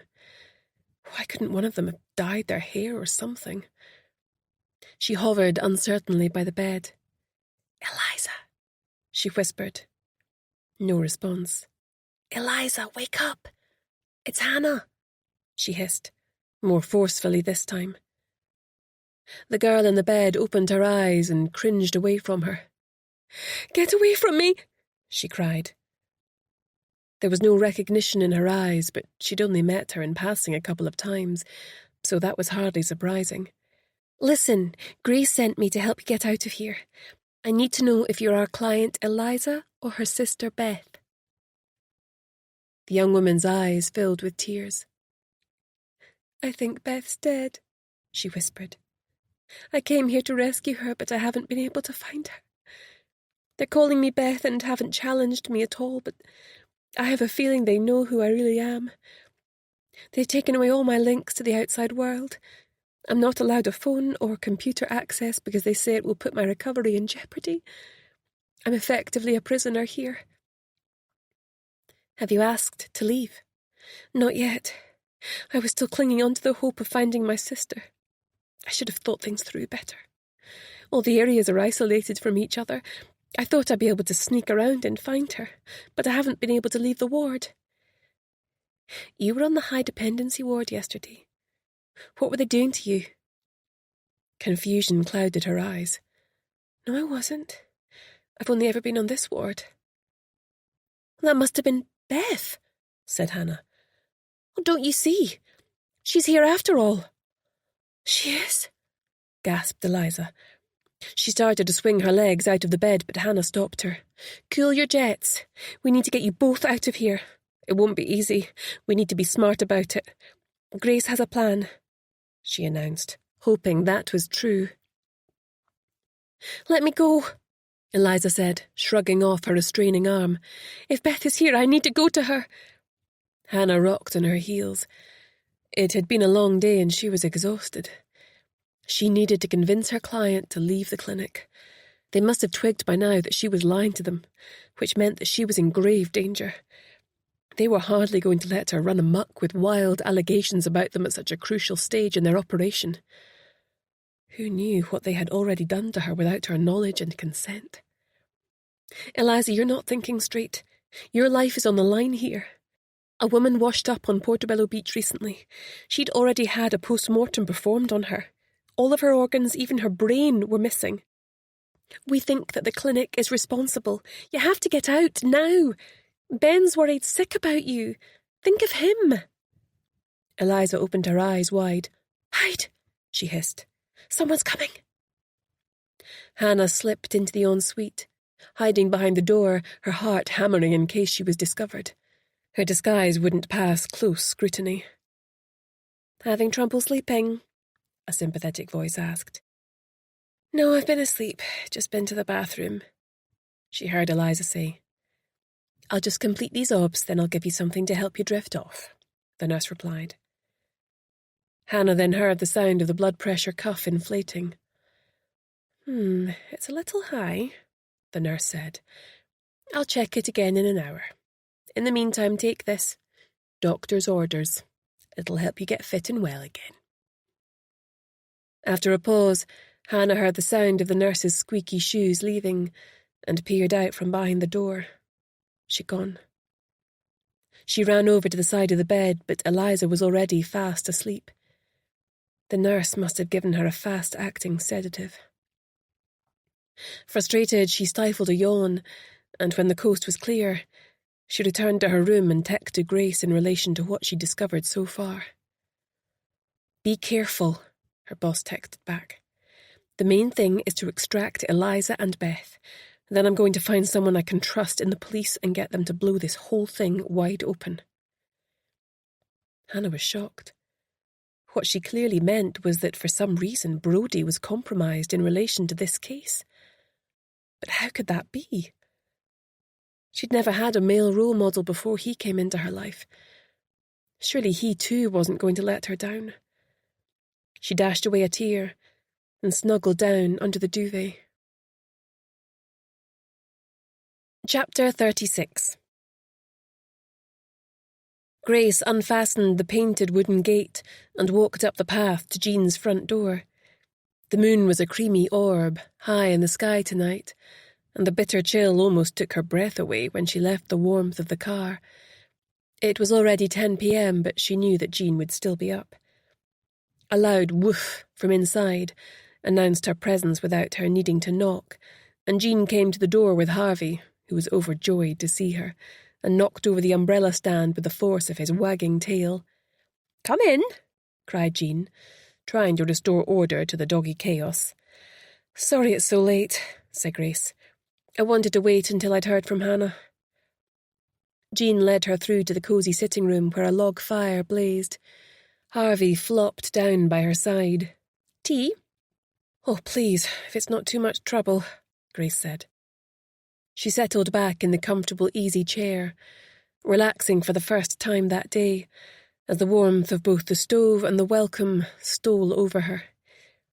Jean was back in a flash, with a loaded tray. "I'd already boiled the kettle," she said, as she poured the tea out of a pretty teapot and gestured to the cold plate of homemade quiche, salad and cherry tomatoes. "I thought you might be hungry," she added. "If you don't want it, I can box it up for lunch tomorrow." "No way," said Grace. "I'm starving." "Thanks so much, Jean." A few minutes later, warm and fed, she drained what was left of her tea and placed her empty plate back on the tray. "Hannah has managed to locate Eliza," she said. "She's in a recovery ward under Beth's name. I've already let Ben know." "Any sign of Beth?" asked Jean. "She's alive, although very poorly. We haven't been able to get to her yet. Obviously, the clinic must now know that Eliza snuck in under false pretenses. They're going along with the pretense for now and haven't challenged Eliza. If the dead girl that washed up on the beach came from the clinic, do we know if she died of natural causes or because of something they did to her?" asked Jean. "Impossible to know at this stage. Though I guess the person who performed the post-mortem will know. If only we could get our hands on those results," said Grace, grinding her teeth as she started to tense up once more. Sighing as she rose to her feet to depart, Jean held out her hand to stop her. "I had a visit from Brodie today," she said. Grace's heart missed a beat. "What did he want?" "He confirmed the police still have no idea as to the identity of the girl who washed up on the beach. The oceanographer couldn't help narrow it down much either." "Oh, I was hoping she could be connected to the clinic, which would mean they'd have grounds to get in there," said Grace. "I'm not sure even that would be enough," Jean said. "He more or less admitted to me that the police are stonewalling on the clinic and he has no idea why. You should have seen him, Grace. He looked thoroughly fed up and demoralised. Not like himself at all." "As long as he's not colluding with it," said Grace. "That's what's worrying me. Does his loyalty to Julie extend all the way to her father? I'm as sure as I can be that Superintendent Blair is involved up to his neck in any cover-up. How extensive the rot is, it's impossible to say." "I'm sure Brodie will come through for us if the chips are down," said Jean. "He's as decent as they come." "He certainly used to be," said Grace. "These days I'm no longer so sure." Grace heard the sound of the toilet flushing upstairs. "Jean, have you got company? I'm so sorry. I shouldn't have just turned up out of the blue like that." The older woman flushed to her roots. "That's Patrick upstairs. We've become rather good friends. He's, staying the night," she whispered, looking both happy and terrified in equal measure. "I'll get out of your hair then," whispered Grace back to her, and they both laughed. "Come on, Harvey," she said in a normal voice, quickly gathering her things. "Bye, Patrick," she called up the stairs, getting a cross poke in the back from Jean as she headed out the door. She put Harvey in the boot and drove round to her usual parking spot near the office. Still with a smile on her face at the cheering news of Jean's autumn romance, she took him down to the beach for a last romp around before turning in for the night. Maybe there was hope for her yet. Chapter 37. Grace woke up to the sound of her phone ringing. Blearily, she felt around her bedside table with her hand before accepting the call. Her eyes widened when she saw it was only 5 a.m. It was Ben. He sounded wired. "I've managed to get into their systems," he said. "It wasn't easy, but I found a back door through some of their more basic systems like supplies and maintenance and burrowed deeper and deeper. Can you come over here now?" "Sure," said Grace, clawing her way out of sleep with a struggle. "Stick the coffee on. I'll get there as quick as I can." She threw on her work clothes, grabbed a banana to take with her and ousted a reluctant Harvey from his memory foam mattress. He looked at her like she'd taken leave of her senses, and she wasn't the only one with bed hair. "Come on, boy. I know it's early," she said, clipping on his lead. "But if I don't take you out now, you'll be crossing your legs longer than you'd like." He gave her side-eye but lurched out of his basket and stretched before staggering to the door. The wind was whipping up the sand, blasting them both in the face, so she turned away from the angry beach with the sea hissing and spitting and headed for the park. It was a wild one today. Even there, the wind was blowing litter around from an overflowing bin. Harvey barked crossly when a crisp packet attached itself to his face and trotted off to perform quickly, his shoulders hunched in displeasure. Once she'd cleared up after him, she walked him to the boot of her car where he snuggled down amongst his blankets and pointedly closed his eyes. She'd brought his breakfast along for later. On the way to Ben's flat at Leith Walk, she stopped off at a supermarket to buy some pastries. She didn't do her best thinking on an empty stomach. At 6:15 she was buzzed up to the flat, having left a sleepy Harvey in the car. Ben welcomed her at the door and held out a mug of steaming coffee, which she gratefully accepted. He looked as bad as she felt, and had obviously been up all night. His clothes were crumpled and his skin had a sheen of sweat. This case was exacting a high toll on them all. She thanked him and followed him through to the lounge. He pushed some papers off the settee onto the floor and motioned for her to join him there, so they could both look at his laptop together. "Okay," he said, taking a slurp of his own coffee. "The clinic actually opened 8 years ago, but didn't start taking in patients for rehabilitation until 5 years ago." "What was it doing for the remaining 3 years, then?" asked Grace. "Pure clinical research, it would appear," replied Ben. "I've cross-referenced their raw material orders and done a search on the individual ingredients that they seem to be using the most. Then I used these items in a combined search and found they had been applied in research into conditions such as progeria, or accelerated aging in children."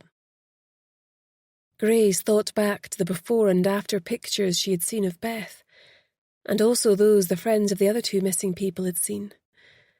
Was that it? Could they think they've stumbled on some kind of elixir of youth? Asked Grace. "I guess they might think that was worth killing over," Ben said. "It would be the biggest medical discovery the world has ever known. Any pharmaceutical company which cracked the code for that would be rich beyond price, and it would forever change the future of the human race."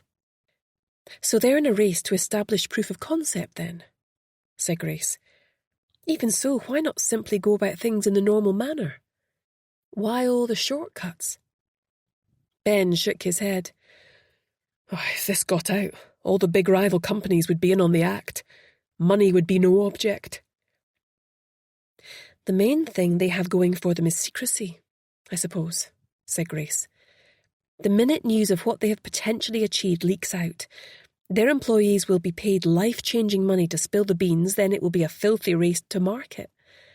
They're trying to perfect it without anyone cottoning on to what they've been doing, so they're so far ahead no one can touch them." "These drugs have been making healthy people sick, haven't they?" said Ben, his voice tight with worry. "How have they been able to get away with this? Why haven't the police stopped them?" "Partly lack of evidence," said Grace. "This clinic has big pharma behind them, and the type of fancy lawyers that can topple institutions.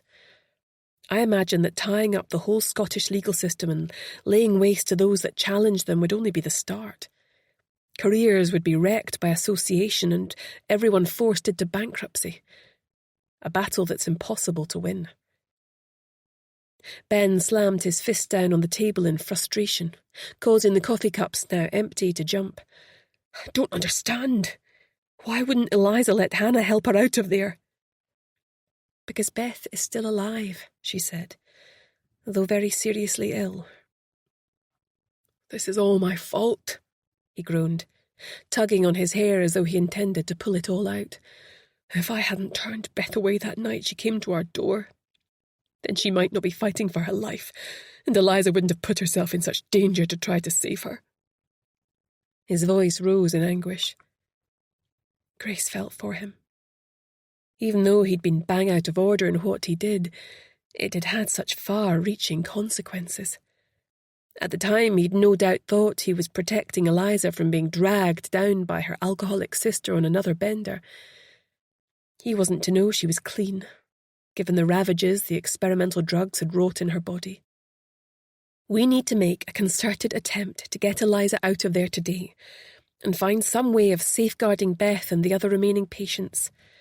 If she refuses, Ben, I'm going to have to pull Hannah out of there anyway. I can't put her at risk if Eliza insists on remaining. I understand. That's only fair, I guess. How long do you think the clinic intends to keep going? He asked. If they get wind of us being onto them, they may just pull the plug and run back to the States. That's what I'm afraid of, said Grace. If that happens, I doubt very much they'll leave anyone alive who can expose what they've done. The situation is highly volatile. What do you need from me? Asked Ben. I'm all in. Keep trying to get hold of patient records for everyone they've had through the door, and particularly any that have been readmitted. We know that the drugs have harmed some patients, but they may not have harmed everyone. Any patients we can trace will probably need their health monitored for the rest of their lives, in case there is a ticking time bomb inside their cells. I also need pathology records of any patients who have died and the post-mortems on their deaths. You'll need to be so careful, Ben. If they get any notion that someone is snooping around in their tech, that might cause them to abort the whole operation and press the kill switch. No pressure, then, he said, with a feeble attempt at a smile. As soon as we have concrete proof that the police can't ignore, let me know and I'll come running. How will that help if they've got to the police in Edinburgh? He asked. I'll find a way to get the message to someone who has the clout to act, she said. But for that to be effective, I need something tangible. She stood up to go, draining her second mug of coffee. Get some rest, Ben. You're going to need to be operating at optimal capacity to pull this off. He nodded, his eyes heavy with fatigue. I'll see myself out, she said. Chapter 38. Grace checked her watch. It was still only 8.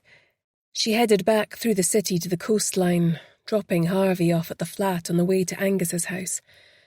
She'd cautioned the doctor against trying to get through to his wife. From what Hannah had told her of overhearing their conversation, she doubted he would be successful. His wife sounded like a zealot, and he was clearly the weaker partner. She was more likely to rat him out to the others than anything else. It was still pitch black as she left the main road and wound her way up through rural villages into the hills leading to Whiteadder Reservoir. Even though her car heater was going full blast, her hands were like blocks of ice. She shivered, whether from the cold of the icy morning or the monumental task ahead of her, she couldn't say.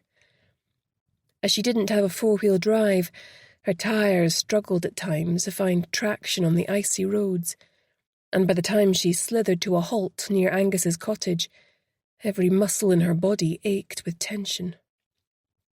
She parked opposite the cottage, but concealed by trees leading into the woods. Pulling on her gloves, she exited the car. The lights were on in the cottage, so at least one of them was home. The question was, which one?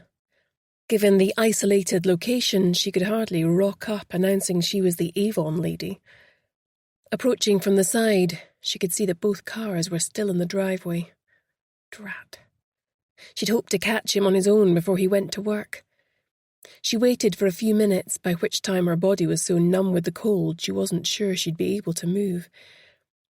Just as she was on the verge of giving up and driving off, the front door spilled golden light out into the darkness, and she heard the sound of brisk footsteps before a car engine started up, sending a whoosh of engine exhaust into the cold, frozen air. Grace stifled the urge to cough, listening to the sound of a scraper being applied to the windscreen. A man's voice came from the open doorway. "Want any help with that?" "Too bloody late," the woman barked back, before getting into the car and driving off. Grace had no choice but to launch herself determinedly through the hedge to avoid being seen. She scraped herself off the ground and trudged to the front door, watching Angus's face sag in disbelief. "What are you doing?" he stuttered. "What does it look like?" she snapped. "I was trying to catch you on your own. I couldn't have your wife see me." "You'd better come in," he sighed. "Your hair is full of twigs." She followed him into the charming farmhouse kitchen, and he poured them both coffee, then sank down at the table, placing his head in his hands.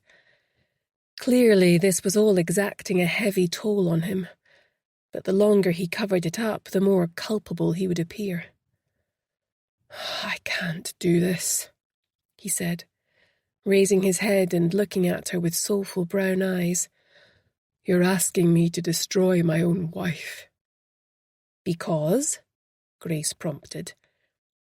"She's destroying the lives of others," he groaned. "I would never have believed she could be so cold-hearted. The worst thing is she's convinced she is right on her side. They're all delusional, mad as hatters. How could I have been so blind?" Grace thought for a minute. "Well, if she won't come round to your way of thinking, maybe she has to think you're the one who has had the change of heart." "What?" he asked, looking bewildered. For someone who was incredibly smart, he didn't half need someone to take him by the hand, Grace thought. He'd spent too long in a lab and lacked common sense. "Think about it," she urged. "If you've discovered your wife is up to her neck in illegal and unethical drug trials on patients who haven't given their consent, she may well have flagged you up to Dr. Walker and Dr. Campbell as being a weak link in the chain. What do you think those two are likely to do to someone who might blow a lid on the whole operation?" His face drained of colour. "What can I do?" "I'm not just saying this for my benefit. I'm saying it for yours too," she said, more gently now. "Show her you're coming round to her way of thinking. You can admit you feel concerned about the lives lost, but if these drugs actually work, they'll save countless lives, and that you've zoned out to see the bigger picture. Say it'd help if you were able to understand more about the science behind it all, and involve yourself intellectually rather than caring exclusively for those who've become sick. Perhaps it was that which was disrupting your perspective." "You really think it'll work?" "If you're convincing enough, then yes, I do. Hopefully you'll then get access to the whole protocol. What I need you to obtain are records of all the experiments along with the names of those guinea pigs. We need to know if there was a control group of people who weren't given the drugs as well. Once you can safely access the files, get it all on a memory stick, then get out of there and get to this address in Portobello, day or night. We can then take it to someone in the police who isn't in their pocket. The sooner the better, but don't jump the gun. Wait until the right moment presents itself. Am I clear?" Angus nodded, looking more determined now. "I'll do it. This can't go on. I became a doctor to save people, and until recently that's what I thought we were doing. I'm going in today to try to convince Eliza to leave. Hannah discovered that Beth is in the high dependency ward. Obviously, Eliza's ruse failed, as they must know perfectly well that she's not her twin, said Grace. Were you aware Beth had been readmitted? Angus shook his head. No, I wasn't told. Generally speaking, I'm only on the rehab side. I don't have access to the high dependency ward. Another team looks after that. That's where the head nurse, Frankie Garcia, works. She's in cahoots with all that lot as well. I rather gathered that, said Grace. They won't just let Eliza walk out of there, he said. The only reason they must have taken her in at all is to enable them to do baseline comparisons on her. If the drugs have had a catastrophic effect on Beth, then they'll be desperate to hold on to her to try and work out what went wrong and counteract it somehow. That means Eliza's in real danger. He was starting to panic again. But how can I leave Hannah to go and work in the labs when another doctor might push all their poisonous shit into her? Grace thought for a minute. Jean has pretended to be Beth's mother before. Maybe she can visit and demand to be let in. As they clearly now know that Eliza is Beth's twin, she can demand that Eliza be released into her care. They wouldn't want to make her suspicious, so might well cave. Also, if they feel the girl's mother is still sniffing around, they might be more wary and less likely to make rash decisions. The three of us will work together and try to get her out today, come what may. It won't be easy, but if we all keep our heads and play our allocated roles, hopefully, by the end of today, we'll be in a position to present real evidence to the authorities. Angus looked out of the window. The sky was lightening over the hills. He glanced at his watch. I'd best get going. I'm known for being a creature of routine. I can't force you to do this, you know, said Grace, as they left the house together. Angus took a last, lingering look around the cottage as he went out, clearly anticipating he might never return. I know that, he said. But thank you for saying it. I won't let you down, Grace. It's the right thing to do. Grace watched his tail lights recede up the hill, then phoned Jean and explained what she needed her to do. She felt sick at the thought of the risks they were all taking, but she couldn't abandon her client or her sister now. She wound down the window, despite the cold, looking to distract herself. But all she could hear was the sound of silence, as mist rolled in from the hills and blanketed the sounds of nature. She had a feeling that this case was going to test her team as never before. After half an hour, she switched on the ignition and bumped down the dirt track, before turning left and following Angus up to the clinic. Chapter 39. Hannah had woken up early when the nurses turned on the light and started bustling about doing obs. Grace wasn't part of the breakfast staff, so she most likely wouldn't see her until lunch. After breakfast, she threw back the bedclothes, quickly showered, and changed. Then, now that she was allowed into the recreation facilities, she set out to see what she could learn about what was going on. There were a number of young people ranging from late teens to mid-20s, scattered around the rec room. You could hazard a guess at where they were in recovery just by looking at them. There was no sign of Eliza, though, which was frustrating as Hannah was aiming to persuade her to leave with help from Grace. A couple of girls were sitting on their own, far away from the rest, their eyes shuttered, hunched over and seeming miserable. Heather Kelly, the cheerful nurse, was trying to convince them to have a go at an art class or check out the gym or spa. There was an exhaustive and exhausting list of activities on the notice board. Some optional, others like group therapy compulsory. There were just under 20 others who had clearly been here some time. They looked healthy, fit and happy, split off into different friend groups, munching on toast and drinking coffee from the Nespresso machine. This welcome dose of normality reassured her a little, and she took a deep breath and pulled a mug off the shelf. filling it with a latte before looking for a way into conversation. First, she drifted over to a girl sitting on her own in an easy chair by the window. Her face was drawn and tense, and she was twitching slightly. "Hey, I'm Hannah," she said. "I'm new here too. Mind if I sit?" "Sit yourself." The girl shrugged, looking daggers at her. "I'm Ruth." Hannah sat down and waited a few minutes before saying anything. "How have you been finding it so far?" she asked. "I don't think I can go through withdrawal again. I reckon it's now or never for me.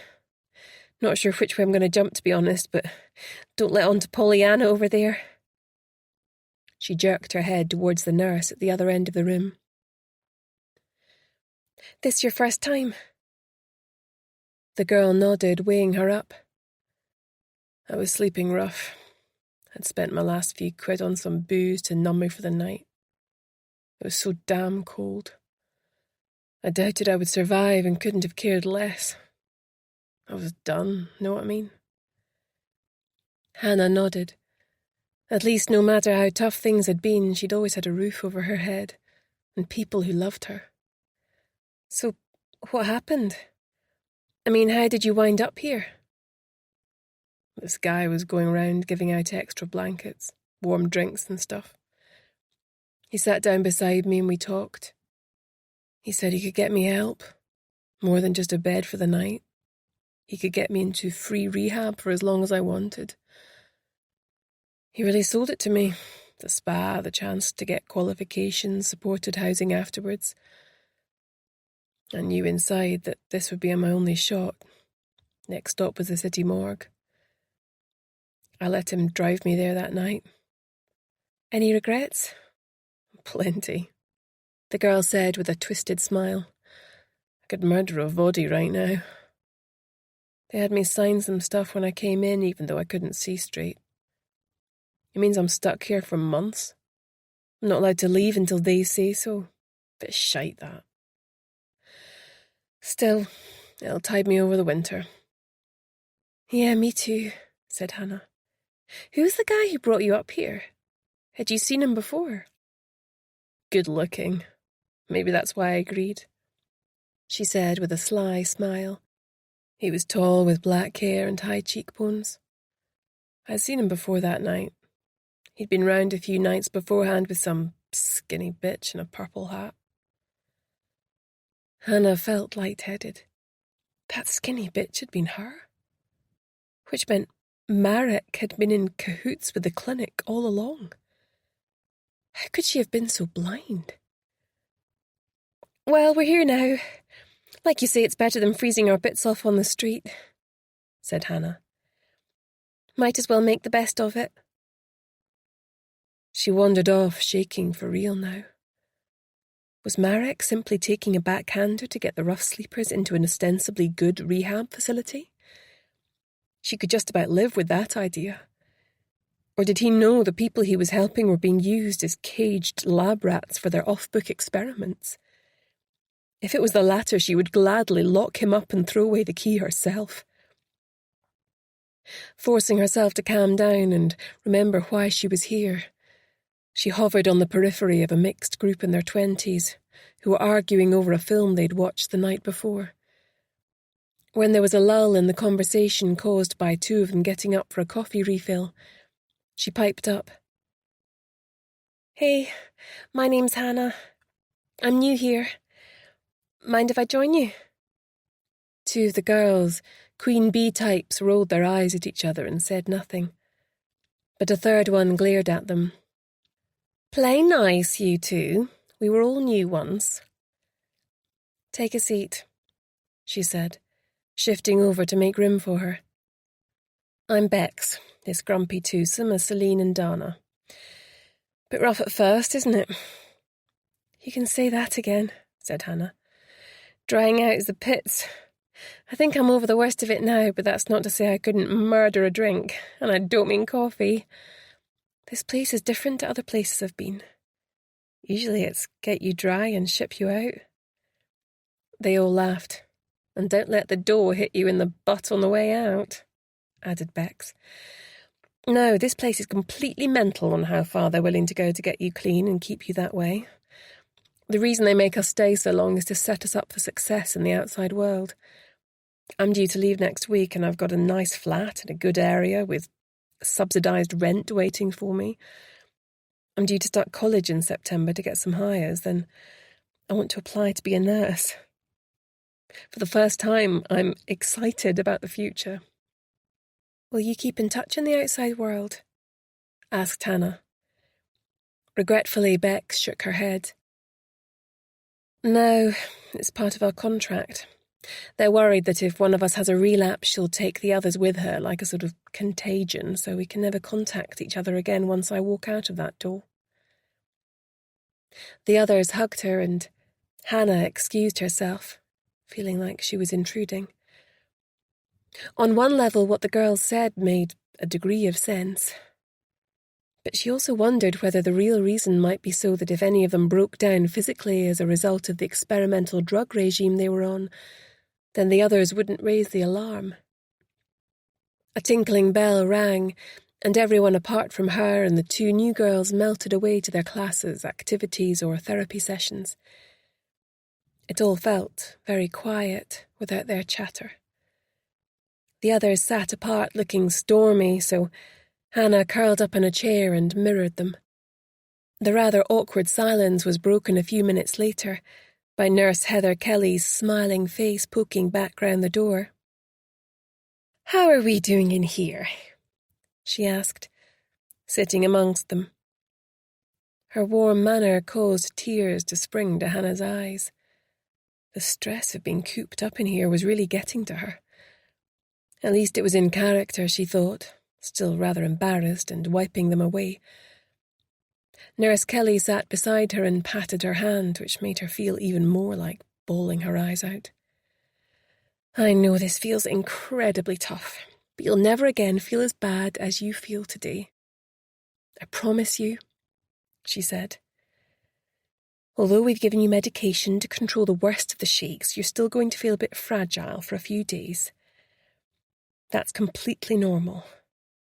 You've probably not been eating much in the weeks leading up to your admission here, but we employ a wonderful chef who's going to turbocharge every delicious meal with the nutrients your body and mind needs to heal." Hannah nodded. "What happens now? Am I free to just wander about?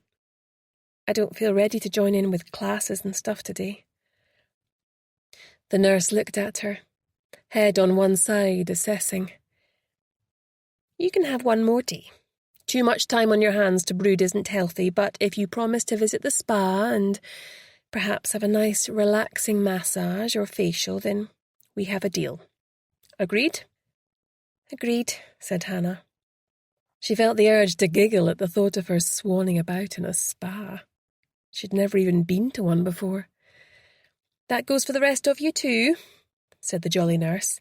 "If you all come with me, I'll show you the way, and our spa staff will give you a tour and take it from there." Hannah trailed behind her with the others, looking through the windows on the doors as she walked by to see what other people were doing. Suddenly she stopped, frozen in her tracks, unable to believe what she was seeing.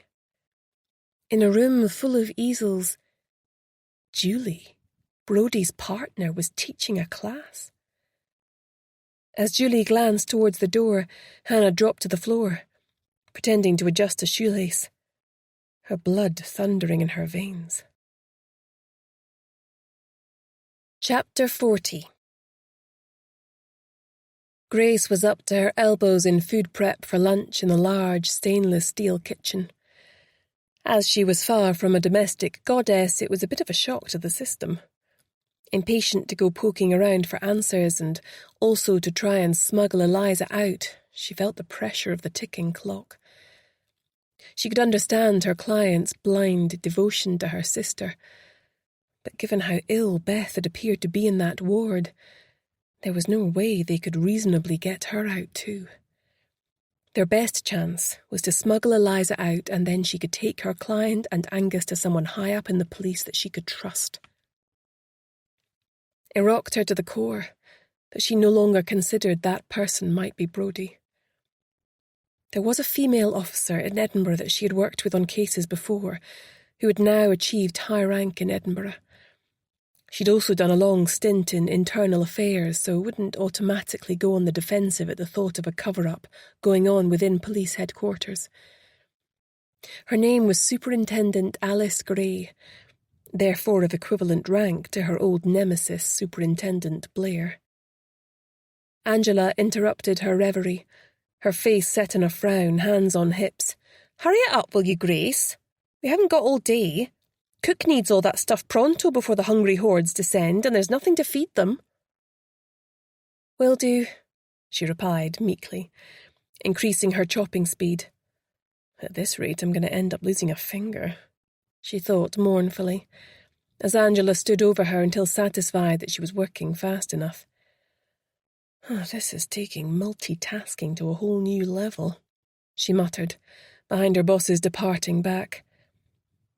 Finally she was done, and it was time to wash up and don her serving apron. Swathed in plastic and with her hair stuck up in a disposable plastic cap, she felt almost invisible, which suited her fine. Angus's wife, Karina, came in with Dr. Walker and Frankie Garcia. Once they'd been served, their expressions blank and disinterested, they went over to the furthest table and began talking in low voices, their gestures gradually becoming more animated.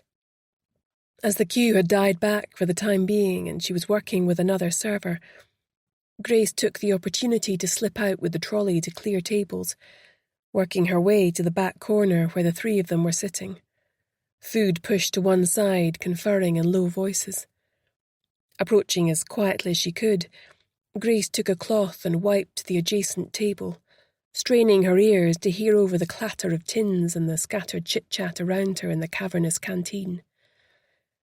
"How do we know we can trust him?" said Dr. Walker, his expression glacial. "Because I trust him, and you trust me," she smiled, but with her chin tilted in defiance.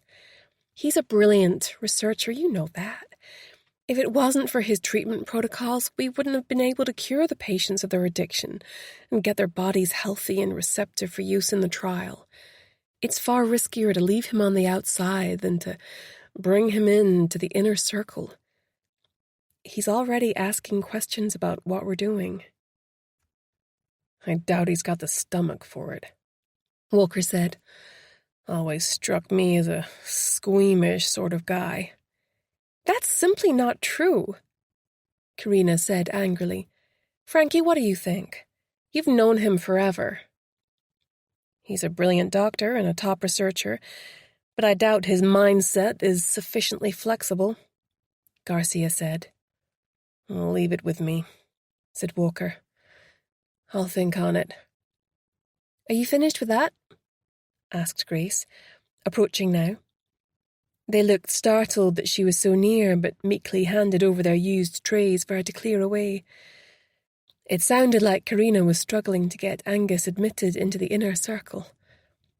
Their relationship was under so much pressure she doubted it would survive. The time for serving lunches was almost over now, and she hadn't seen Hannah come in. She was always reluctant to place Hannah in any danger due to misplaced maternal feelings, but she usually managed to resist trying to wrap her in cotton wool. She was a young professional now, intent on building a career at the agency, and she knew it wasn't fair of her to try and hold her back or limit her exposure to difficult situations. "Right," said Angela, coming up behind her. "You shadowed me delivering the lunches. Fancy doing it on your own today? We're a staff member down, so I need to help with meal planning with a dietitian. It's not that difficult. The meals all have a label with the patient's name, ward number, and date of birth. The codes to enable you to access them are on this laminated card, which you need to return to me once you're done. They change every day, so yesterday's is no good to you now, even if you did remember it." Grace nodded, trying not to look too eager. This was an unexpected bonus. The trolley was waiting ready-stocked for her, and Angela held the door open for her as she manoeuvred it out of the dining room. To her frustration, she saw Hannah jogging along the corridor, hoping to catch some lunch as she left. The frustrated look she sent her probably meant she'd uncovered something important. They would have to keep. They couldn't be seen talking in such a public place. She headed for the wards, punching in the code. It was only patients who were confined to bed rest who received meals, so most of the beds were empty. She'd hoped that she'd be able to persuade Eliza to leave with her, and had a spare set of scrubs under her own clothes she could pull off and give to her. But Eliza was not in her room, despite a meal having been supplied for her. Her bed had been stripped and her chart was missing. They'd taken her somewhere. But where? Had they moved her into the high dependency ward with her sister? If so, she would bet that they'd no intention of ever letting her live to tell the tale. A set of identical twins would be incredibly valuable in their illicit medical experiments. The pretense was clearly over. Time was now of the essence. She searched the room and ensuite in all the places she could think of to see if Eliza had been able to leave her a message. Conscious at the time, she was on the verge of giving up when she noticed the smoke detector had a piece of paper poking out along one of its edges. Jumping up on a chair, she carefully unscrewed it and pulled out a piece of roughly torn paper. "Help me. They're moving me. I don't know where, but I suspect I'm not getting out of here alive. Tell Ben I'm sorry and I love him. I'm scared. Really scared." Grace's mind swung into overdrive as she tried to figure out how to get her out of there. It seemed impossible unless the police stormed the building and took it by force, but it looked like the cavalry wouldn't be coming. She thought about phoning Brodie, but reluctantly put the phone back in her pocket. It was down to her and Hannah.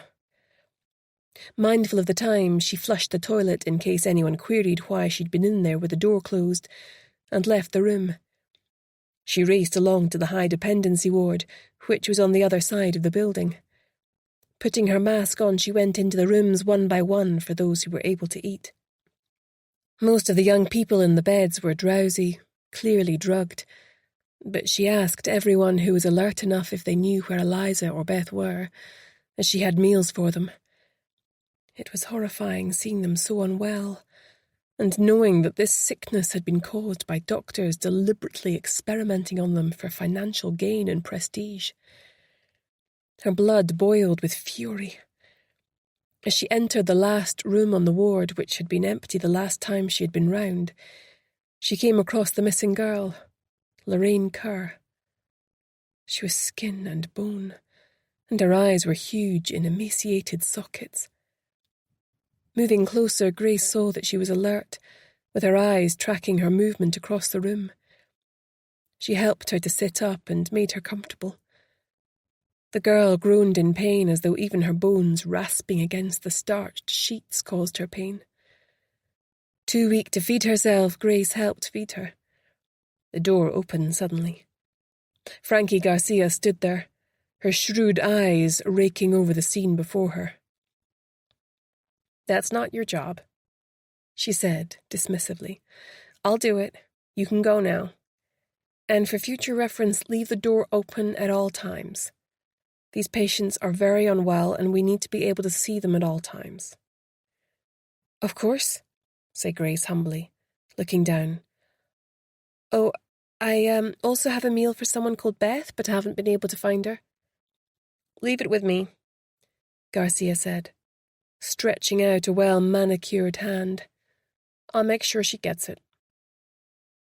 "Thank you," said Grace obsequiously, trundling her trolley away while allowing her feet to shuffle, and with downcast eyes. Glancing back as she left the room, she could see that her ploy had worked, and Garcia had already dismissed her from her mind. She desperately needed to find Angus. They had to act now to see if any of these ravaged bodies could be saved. Chapter 41. Jean stood at the door to the clinic, holding on to her courage which was threatening to desert her at any moment. It was a lot more terrifying going in there this time, now that she knew just how cavalier they were with human lives. The door buzzed and she stiffened her spine, nailing a look of outrage to her face. It was Lily, the nice girl from reception who appeared and took her through. This time, though, she looked rather subdued, and the smile on her face didn't reach her eyes. She looked scared, Jean thought, recognising the feeling. "If you take a seat, I'll tell Dr. Campbell you're here," she said, picking up the phone. Jean noticed that her previously manicured nails were bitten down to the quick. Why was she so nervous? Surely, even though she was Dr. Walker's daughter, she didn't know what went on here, did she? Perhaps she could be amenable to pressure if she did, thought Jean, feeling mean to be thinking like that. The door opened behind reception and Dr. Campbell stood there, not a hair out of place, with a warm smile on her face. "Mrs. Anderson, please come this way," she said, ushering Jean into her magnificent office. "I've come for my daughter Eliza," Jean said, setting her face in uncompromising lines. "I know she's here. I'm taking her home with me now." "I'm afraid you're mistaken," Dr. Campbell said smoothly. She leaned towards her with a look of fake compassion that made Jean uncharacteristically want to smack her. "Eliza has never been a patient here, only her twin sister Beth." "How do you know they're twins, then, if you haven't met Eliza? Answer me that," demanded Jean. "Beth told Eliza she hadn't let on she'd a twin when she got out. I suppose Beth is back here too. You've got no right to keep them here. If you don't give me my girls, I'll be back with the police, so I will." Dr. Campbell's mask was beginning to slip off her face like melted butter, and her anger shone through. "How dare you come in here, making wild accusations and dragging me away from our patients? All I've ever tried to do is help your daughter Beth conquer her addiction and get the support she deserved to live a meaningful life. Support, I might add, that was evidently severely lacking in her own home life. If you want to point the finger at anyone, point it at yourself. For the last time, neither of your daughters are here. The most likely explanation is that Beth has fallen prey to her addiction again, despite our best efforts. As to why you think we have your other daughter, I can only imagine you are not quite in your right mind." She buzzed through to reception. "Call security. Mrs. Anderson is leaving," she said in a voice that brooked no argument. "Fine, I'll go," said Jean, standing up. "But if I find out you've been lying to me—" The door opened and two muscle men arrived with ugly scowls on their faces. With as much dignity as she could muster, Jean walked between them until the door to the clinic closed behind her with a bang. Shaking, she walked to her car. Hopefully, now that she'd confronted them, they wouldn't dare harm the two girls further. Of course, it could have the opposite effect. Jean shuddered. Grace and Hannah were on the inside. They would figure something out. They had to. Once she was back at the office, she used Grace's key to let herself into the flat and took an exuberant Harvey for a walk through Thiggett Park, taking care not to slip on the ice. It was a glorious day, with the winter sun high in the sky. Teenagers were kicking a football around on the grass, and some mums were shivering by the pond with their toddlers, feeding the ducks. It was too cold to linger, though. She'd already lost the feeling in her feet. After a meet and greet with several other dog walkers, she headed back for the office, settling Harvey down with a chew bone in his basket. Putting the fan heater on, she checked her phone for messages. There was just one from Patrick, asking her to have dinner with him tonight. Normally that would have made her heart sing, but she didn't think she could manage it with everything going on. He knew she worked at the agency, but it felt awkward when she couldn't talk about her day with him. She would reply to him later. Sighing, she bent her head to apply herself to catching up on her backlog of employee vetting for a private school to distract her mind from what might be going on at the clinic. Hannah must be missing little Jack. She'd never been away from him for more than a night before. Her mind drifted to Brodie. She couldn't figure out what was going on there at all. It was so unlike him to back away from a case like this. There's no way he was corrupt. She refused to believe it. But what other reason could there be for his reluctance to check out the clinic after everything Grace had told him? They'd all but gift-wrapped it with a bow, but it still wasn't enough. She looked down as a furry paw landed on her knee. Harvey made a little noise in his throat. He'd picked up on her mood. She stroked his big head and he thumped his tail. "It's all going to be fine, boy," she soothed, although she wasn't sure who she was trying to convince. Chapter 42. Hannah threw herself down on her bed. She was so annoyed she had missed the chance to talk to Grace. She was desperately worried that Eliza had been placed out of their reach. It was unlikely they'd simply be able to spirit her out of the clinic now. She also needed to warn Grace about seeing Julie. There was something else niggling her about the glimpse of Julie, but she couldn't put her finger on it. Maybe she just changed her hairstyle or something. Hannah was feeling slightly sick about being away from Jack for another night. She missed his warm, cuddly body. She hadn't realised just how far the clinic were prepared to go. She needed to get out of here. It was getting too risky. Her son had already lost a father. She had a responsibility to him to stay alive. It was time to find Angus. He'd promised he would make sure she was safe and that nothing dodgy would be put in her body. She hadn't seen him today at all yet. He clearly still had strong feelings for his wife. What if he decided to throw his lot in with her after all and rat them out to Campbell and Walker? A rising tide of panic gripped her insides and affected her breathing. "Not another panic attack," she groaned, her breathing becoming laboured and her vision fading at the edges. She strove to regain control, but it was no use. She groped for the call button but knocked her book onto the floor instead. Fortunately, a friendly face in the shape of Nurse Heather Kelly arrived, alerted by the book landing on the floor. Immediately, she took in the situation. By now, Hannah was gasping for air, her eyes bulging with terror, desperate fingers clawing at the bedclothes. "Oh, you poor thing," clucked the nurse, rushing in to help her. "Here, let me help you." She took one of Hannah's hands in her own to measure her pulse. "You're having a panic attack, Hannah. Look at me and try to breathe with me.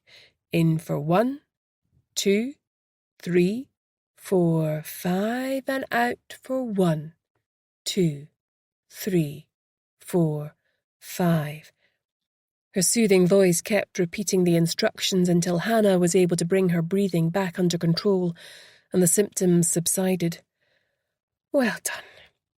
You've got this," Heather said, releasing her hand gently once she was sure the attack had subsided. Hannah burst into tears, as she often did when this happened. "I'm sorry," she gulped. "Everything just got too much for a bit there." "Nonsense, don't apologise. You're under a lot of stress. Detoxing is never easy," soothed the lovely nurse, who only looked to be in her late 20s. "We've so many things here to help you with that. Yoga, art therapy, hot stone massage, energising facials." "Everything but walking with llamas," quipped Hannah. Nurse Kelly smiled. She got up to leave. "Can't you stay a while?" Hannah asked. "I just need someone to talk to. I don't know anyone here yet." "Sure," the friendly nurse replied. "I've got some time until my next round of obs." Have you worked here long? Asked Hannah. 5 years, she replied. The clinic has been here longer than that, but it wasn't used for rehab back then. A few of the others have been scaring me, said Hannah in a small voice. Why? What have they been saying? Asked Heather, looking concerned. They said that some people who come here for treatment get really sick after they get out and are hidden away in another ward. They heard that sometimes they even die. I don't want to die, she said, her eyes filling with tears that weren't so hard to conjure up. Oh, bless you. Is that what's been worrying you? Look, I'm not really supposed to tell you this, but it's true. We have both an intensive care ward and a high dependency ward that are off limits to all but those people working there. But how can rehab make people sick? She asked, retaining a wobble in her voice. It doesn't, Nurse Kelly replied. However, you've got to bear in mind that when people come to us off the streets, they're usually very poorly. Most have prioritised alcohol over food, so their bodies are severely malnourished. Any infections or diseases have been allowed to run through their bodies unchecked. All of this can ultimately cause organ damage. It takes a long time to reverse and restore optimal health. That's what makes this place so special, she said with quiet pride. We never give up on our patients. It's a commitment for life. When I first came in here, I met a girl called Beth. She was a bit older than me, and I kind of hoped we'd be friends, but now she's gone, and I'm worried about what might have happened to her, she said, the tears spilling over again. Is there any way you could possibly find out for me? It would make me feel so much better if I knew she was okay. Hannah felt terrible manipulating the kindly nurse, but she had to use everything at her disposal if she was to help Beth and Eliza before it was too late. I'll see what I can do if it will put your mind at rest, the nurse said. She glanced at her watch. Now, I suggest you go to the coffee lounge and drop into one of the activities scheduled to start at 4 p.m. That will keep you occupied until dinner. Hannah fell back on her pillow.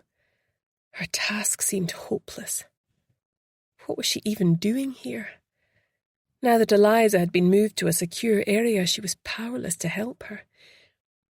She would stay until tomorrow, and then that was it. She was out of here. There was no knowing what they would do to her if they found out she was a plant. Exhausted, her eyes grew heavier. There had been something bugging her about Julie. What was it?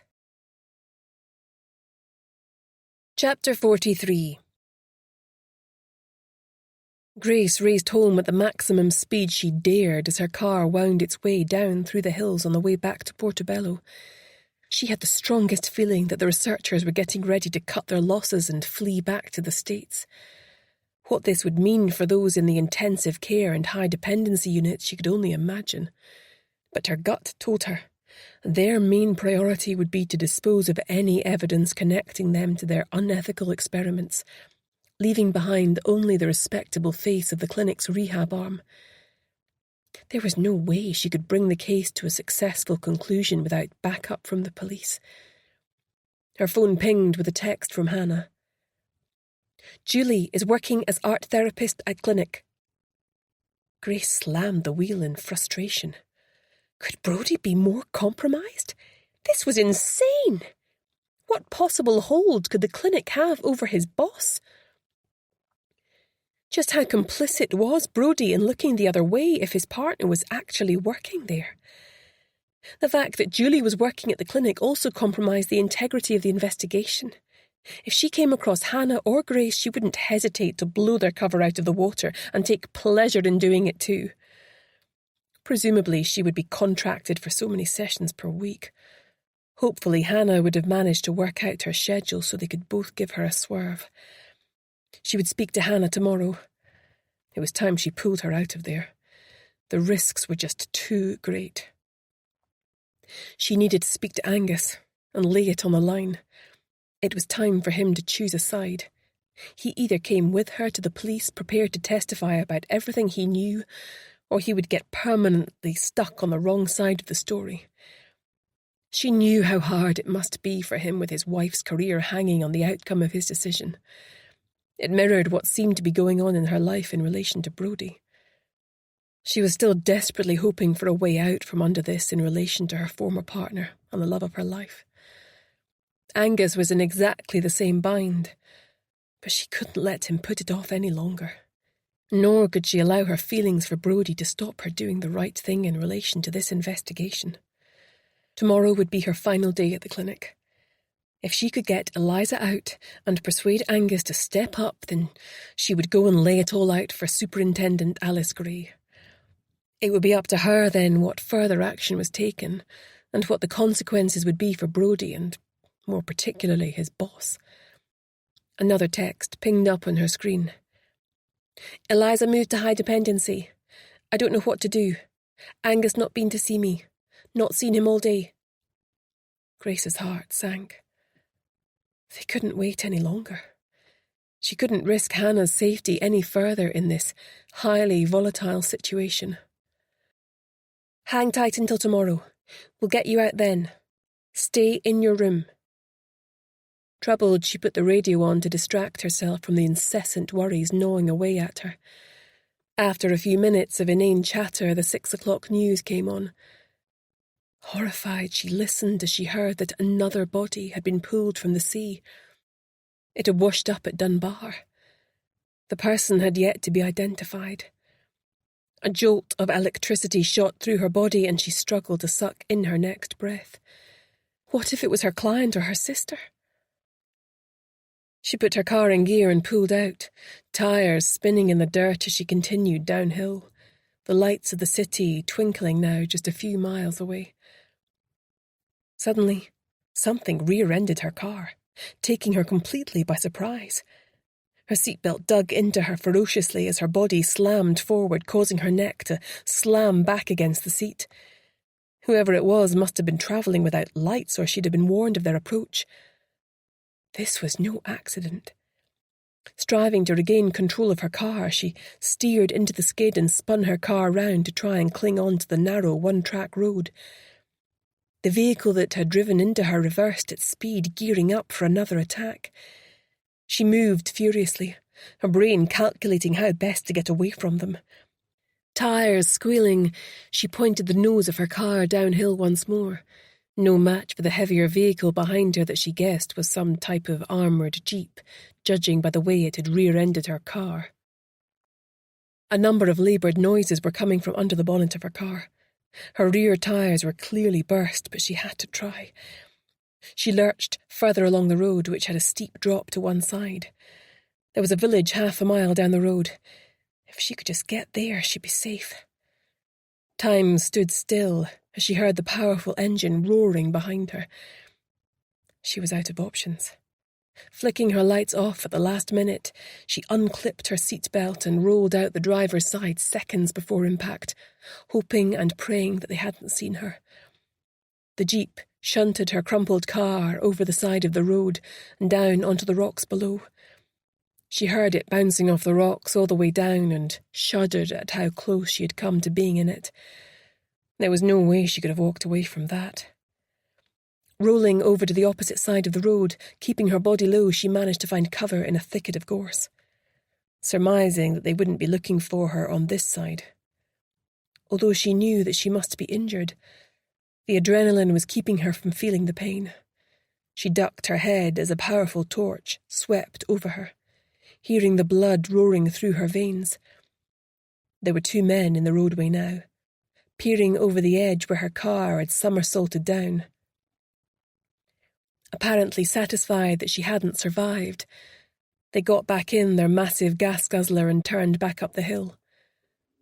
Grace popped her head up and managed to read the license plate as it reversed towards her.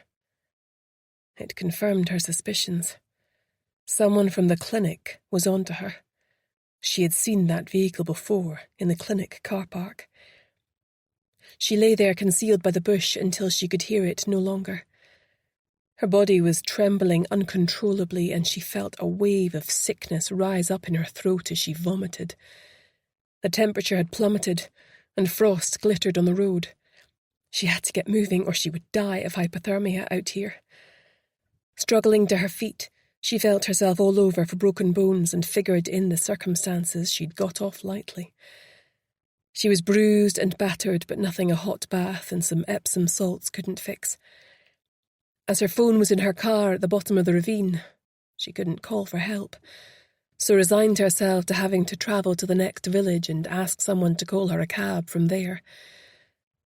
Feeling very small and insignificant beneath the black panorama of stars, she set off, feeling the loneliness of the hills seep into her very soul. She had lived to fight another day. Chapter 44. Jean let Patrick into the agency. Harvey barked at him, but he had come four-armed and soon got around him with a couple of treats and a few kind words. "Still no word from Grace?" he asked, giving Jean a hug before sitting down opposite her. "Not a dicky bird," she replied. "I've a horrible feeling something's wrong. She'd never leave Harvey here with me this long without checking in. It's nearly 8 o'clock. Did you manage to cancel our reservation?" "Yes, not a problem," he said, his kind eyes supporting her. "You haven't told me about this case you're working on yet." "I know," said Jean. "I'm sorry, confidentiality goes with the territory in this job." "Is it dangerous?" he asked, looking concerned. It felt good to have someone worry about her for a change. Patrick couldn't be more different from her selfish and demanding ex-husband. "It can be," she replied honestly. "Most of the time we do fairly routine stuff. Credit checks, employee vetting, cheating husbands, that sort of thing. Every now and again we get a case that challenges us. This is one of those cases." She spoke quietly. "You don't mean people might try to harm you?" he exclaimed. "If we stand between them and what they want, that's perfectly possible," she said. "Anyway, let's not dwell on that tonight. Sorry that our dinner's a bust. I'll quite understand if you want to get off home." "Why don't I order us a takeaway to the office?" he said. "You have to eat sometime. I dare say Harvey here wouldn't object to a spare rib or two."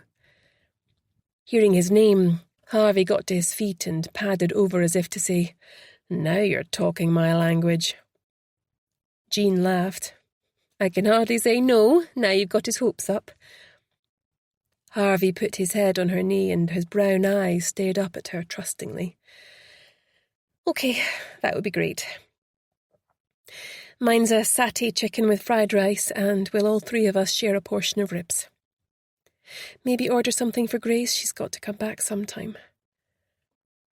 Patrick went into the other room to phone it through, and Jean tried Grace's mobile again without success. It went straight to voicemail. Frustrated, she hung up. Everyone seemed to be ignoring her today. She hadn't been able to raise Hannah either. She had to confess at times she felt a teeny bit taken for granted, as she was always the one left manning the office when the other two went undercover. Although, to be fair, she was generally quite happy to leave them to it, as her nerves couldn't take the stressful situations she had at times found herself in. 25 minutes later, they sat down to eat. Jean suddenly realised she was ravenous. Her clothes had been looser recently, as she was so busy she sometimes forgot to eat. Suddenly the door to the office opened, ushering in a gust of freezing air. It was Grace.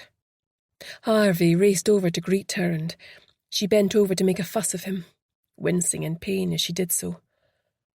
"What's that on your face, boy?"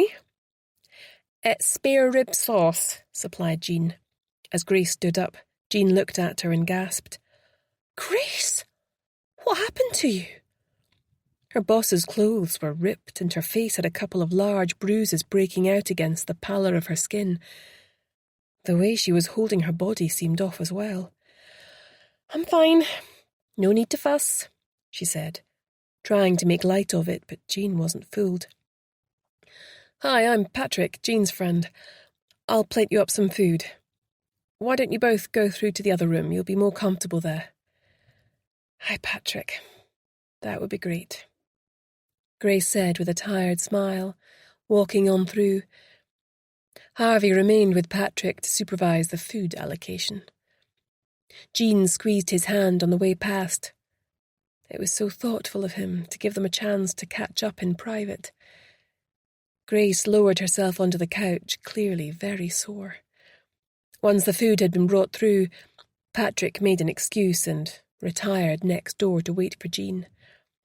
Harvey polished off his ribs, then lay on Grace's feet with a contented sigh. He seems lovely, said Grace. I reckon you've got a keeper there. Oh, early days yet, said Jean airily, though she felt her face colour in pleasure. Anyway, stop deflecting. Tell me what happened. I got run off the road on the way back from the clinic. That's terrible, exclaimed Jean. You mean it was deliberate? Grace nodded. Very much so. My car ended up down a ravine. They think I'm in it. My phone, bag, coat, everything is down there. I'm going to need another phone, Jean. Can you sort that for me? Of course. She looked at Grace.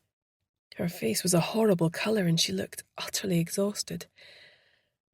First thing in the morning, I'll sort you out with the hire car as well. Are you sure you shouldn't see a doctor? Nothing a hot bath and a good night's sleep won't fix, Grace said. What about the police? What you're talking about is actually attempted murder. No police, Grace said, her voice slurring with fatigue. Not yet, anyway. She slowly and painfully got to her feet and clipped on Harvey's lead. He's been walked, so you don't have to worry about that, said Jean as she escorted her out. Grace headed up to the flat. Jean watched her go sadly. She had never seen her boss look so defeated. She cut a lonely figure. Patrick put his arm around her and she leaned into him. Chapter 45. Hannah had tossed and turned all night. She'd sent a number of texts to Grace, but not had any reply. She was worried. It wasn't like her. She never turned her phone off when a member of her team was in the wind. Her phone pinged from its hiding place. She reached under her mattress and pulled it out. Talk of the devil, it was Grace. But she was texting from a different number. Hannah, old phone gone. Long story. In shortly for breakfast. Need to talk. I'll find you later. Be careful. Hannah sent a thumbs up. She didn't want to tell her what she discovered about Julie until she was sure. It was too early for breakfast. She waited until Nurse Heather trundled in for obs, pretending she was only now stirring. What are you up to today, then? The nurse said, with way too much cheerfulness for this early in the morning. I was thinking about trying art therapy. Is the woman who does it any good? Has she been here long? Nearly a year, I believe, she said. She's only part-time, but I think she's in today, so you might be in luck. The patient seemed to enjoy her classes. After the nurse left, Hannah threw on some clothes and headed for the rec room. As she expected, it was still in darkness. She opened the door leading to the therapy rooms and the spa. These were left unlocked as a gesture of trust to those who were deemed to have recovered sufficiently to use them. Only the pool was out of bounds until the lifeguard came on duty and was covered by a tarpaulin. Entering the art therapy room, she searched Julie's desk but found nothing of interest. Of course, she wouldn't put anything secret in there because other different therapists got to use it too. She had to find a way to get to Julie's locker. Or maybe her car would yield the prize she was looking for. Sighing, she retraced her steps. She couldn't risk Julie seeing her as that would give them away completely. and Julie would be beyond happy to land them in it. There was no appealing to her better nature.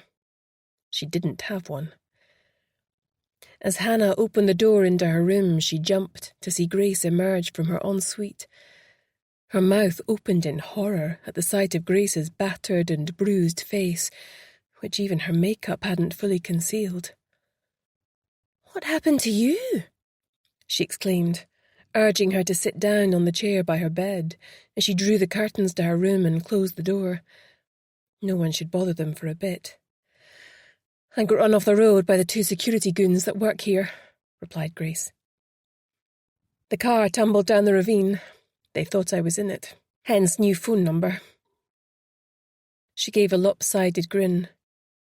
"What I don't know is who instructed them to do it." Her expression turned serious. "They think I'm dead, so they haven't bothered to cancel my pass.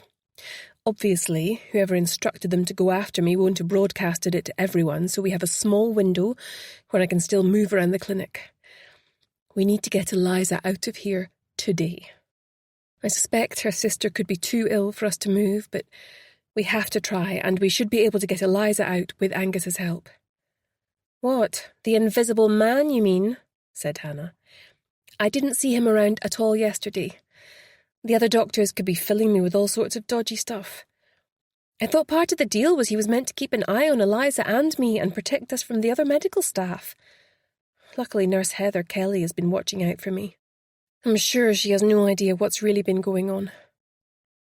"That's rather worrying," said Grace. "Either they've got to him via his wife and he's back in their pocket, or something has happened to him. Something bad." "You mean murder bad?" asked Hannah, feeling contrite and hoping it wasn't true. "Possibly," said Grace, her voice grave. "This has to be our last day in here, Hannah. We either get one or both girls out by the end of the day, or we walk out of here without them and go straight to the police." "You mean to Brodie?" asked Hannah, feeling wretched as she anticipated what her boss might say. "No, not this time, Hannah," said Grace. "I'm just not sure where Brodie's head is at the moment. He has a lot of conflicting loyalties. I'd rather not put them to the test." There was a slight catch in her voice. "The nature of his involvement will eventually become clear." "But how are we going to transport the twins?" asked Hannah. "I mean, I assume you've hired another car, but even so..." "My courtesy car is parked in the staff car park. It's a Peugeot Rifter, so plenty of room in it. The clinic also has a fully kitted-out ambulance there. What I don't yet have is the key for it, so I'm going to have to try and track that down unless you find it first." "But even if we manage to steal them out of the high-dependency ward, what if they're too sick to travel?" Hannah said. "What if we rescue them only to kill them on the way to the Royal Infirmary?" "Best case scenario, Angus will be with us to provide medical support." "I don't have all the answers yet, Hannah, but we need to do something," said Grace. "I take the lunches into high dependency at 2 p.m. Once I've ascertained where both girls are and the state of them, I'm going to dump the trolley and change into the scrubs I'm wearing beneath this uniform. You have your own set. On my text, make your way there fully masked up. I'll put the code number in the text. I'll be issued with it to take the meals round. See if you can find a couple of wheelchairs and stash them close to the patients. I've brought some elastic luggage straps in case they're unconscious or can't support their own weight. We could also wheel them in their beds as another option." "You need to pull them backwards, not forwards," Hannah said. "Nurse Kelly showed me when I held the door open for her once." Grace glanced at her watch and stood up. "I'd better go. I'll be needed in the kitchens. Keep your head down where possible and wait for my signal after lunch. Be ready to move." "Got it," said Hannah, buzzing with adrenaline. "Oh, and Hannah, if anything goes wrong and I can't get myself or the girls out, don't hesitate. Get the hell out of here. Run like the wind and don't look back. Promise me." "Promise," said Hannah, crossing her fingers behind her back just in case. It was only when Grace had left that she remembered she hadn't told her what else she'd discovered about Julie. It wasn't the kind of news she wanted to deliver via text. In any event, they were hopefully going to be away from here by the end of the day. Odds were that they wouldn't even come across each other. Julie was the type to bring a packed lunch overflowing with lentils. She'd never even seen her in the canteen. It would be fine. Chapter 46. Grace swallowed some painkillers and drained a cup of black coffee from the machine in the staff locker room. She was so stiff and sore, but now was not the time to wallow. She noticed a coat hanging on the hooks and thought it looked vaguely familiar, but couldn't remember where she'd seen it. "Get a grip, Grace," she muttered. Now was hardly the time to be thinking about fashion. She just put her kitchen mask on when the door swung open and in marched Julie, in one of her floaty hippie dresses. Grace almost gagged on her coffee. Pulling her plastic cap way down on her forehead, she closed her locker and, giving a polite nod whilst avoiding eye contact, left the room. Julie's gaze slid over her, but nothing registered. A couple of minutes earlier and she would have had nowhere to hide. It made sense that if Superintendent Blair was on the take, he might have used the connection to get a nice cushy little number here for Julie. Disgust roiled in her stomach. She was going to bring that man to his knees, but first she had a job to do. Stiffening her spine, she marched into the canteen to begin serving breakfast, keeping an eye out for Angus, who was nowhere to be seen. His wife came in and sat by herself rather than joining the other doctors. She had a paper with her as an excuse not to engage, but turned the pages listlessly as though she wasn't actually reading it. Grace studied her covertly. Her cheeks were bleached of colour and she had 2 odd shoes on. The style was the same, but one was brown and the other was black. Her hair was greasy and scraped back in a bun. She'd taken a bowl of cereal but pushed it aside after one mouthful. There was still no sign of Angus. Grace was starting to worry that they'd got wind that he was against what they were doing and therefore considered him a security risk. She had no doubt that they would silence one of their own to avoid exposure. They were so steeped in criminality by now that there was no turning back. Grace approached with her trolley. "Morning," she said cheerfully. "No sign of Dr. Angus today? Haven't seen him for a couple of days. Such a nice man. Hope he's okay. There's a lot of bugs going around at the moment." She wiped the table with her cloth. The doctor didn't answer, continuing to stare into space as though locked in her own vision of hell. Abruptly, she pushed back her chair and rushed out of the room, her hand to her mouth as if she was going to be sick. Grace quickly glanced around. Everyone was deep in conversation, no one had noticed. Pushing her trolley to one side, she slipped out of the canteen after her. Racing along the hallway, she saw the end of a white coat, disappearing round the corner, evidently heading for the ladies' toilet. Opening the door quietly, she listened. She could hear the sound of stifled sobbing coming from one of the cubicles.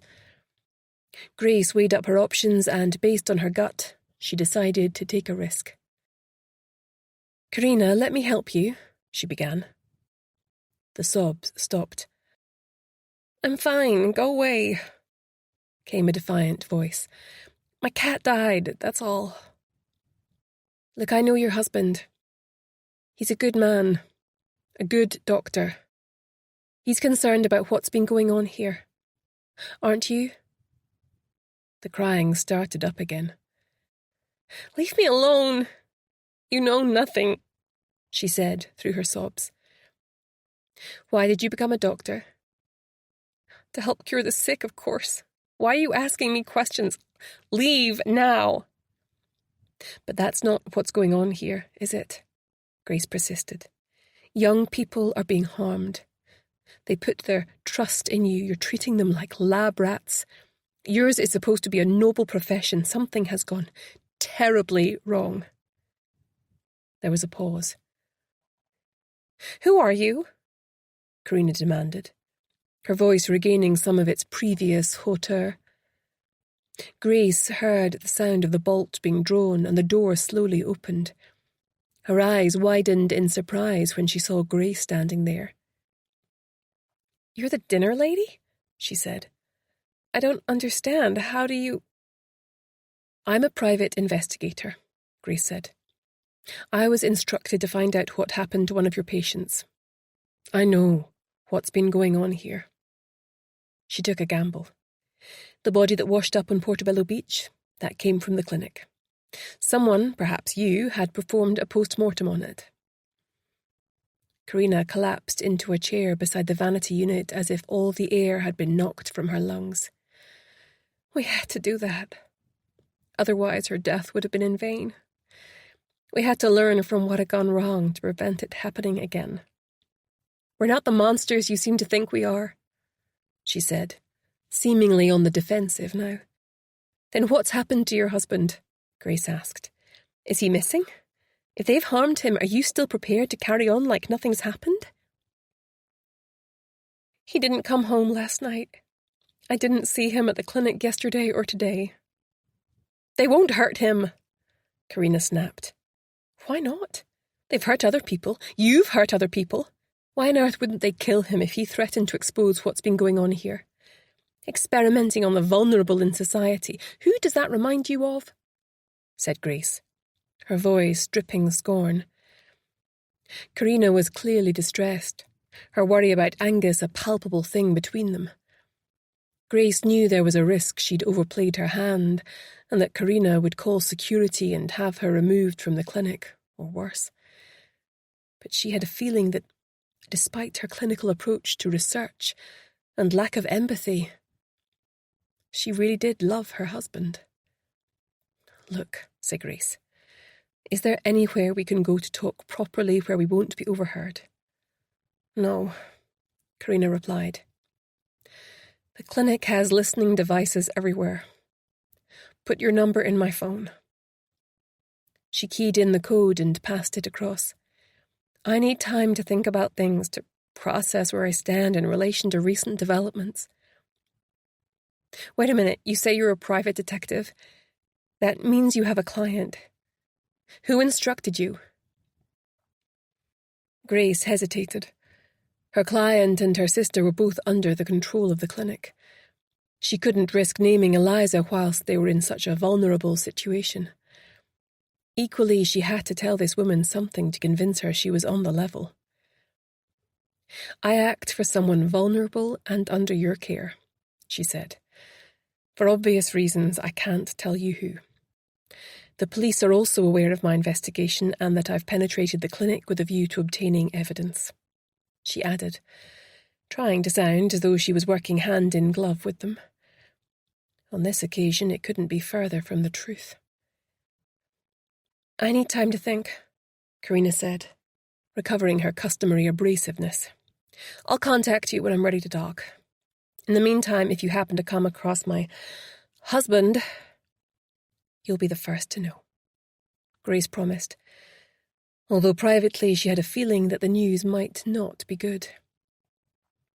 Angus had now been missing for at least 48 hours. If he wasn't at home and wasn't at the clinic, then where was he? After all, if they'd been prepared to unleash those goons on her last night, what lengths might they be prepared to go to against betrayal by one of their own? Chapter 47. Time was weighing heavily on Hannah's hands. She couldn't wait to be out of the clinic for good, although her stomach churned at the thought of what she was going to have to do to get there. To distract herself, her mind drifted to Julie, who she felt had really taken a wrecking ball to their lives since she'd announced her pregnancy. Grace had never come right out and said it, but Hannah knew that she and Brodie had nearly got it together at the end of their last case.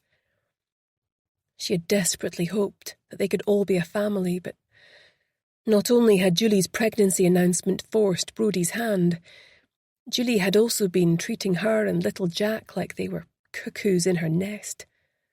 It made her blood boil.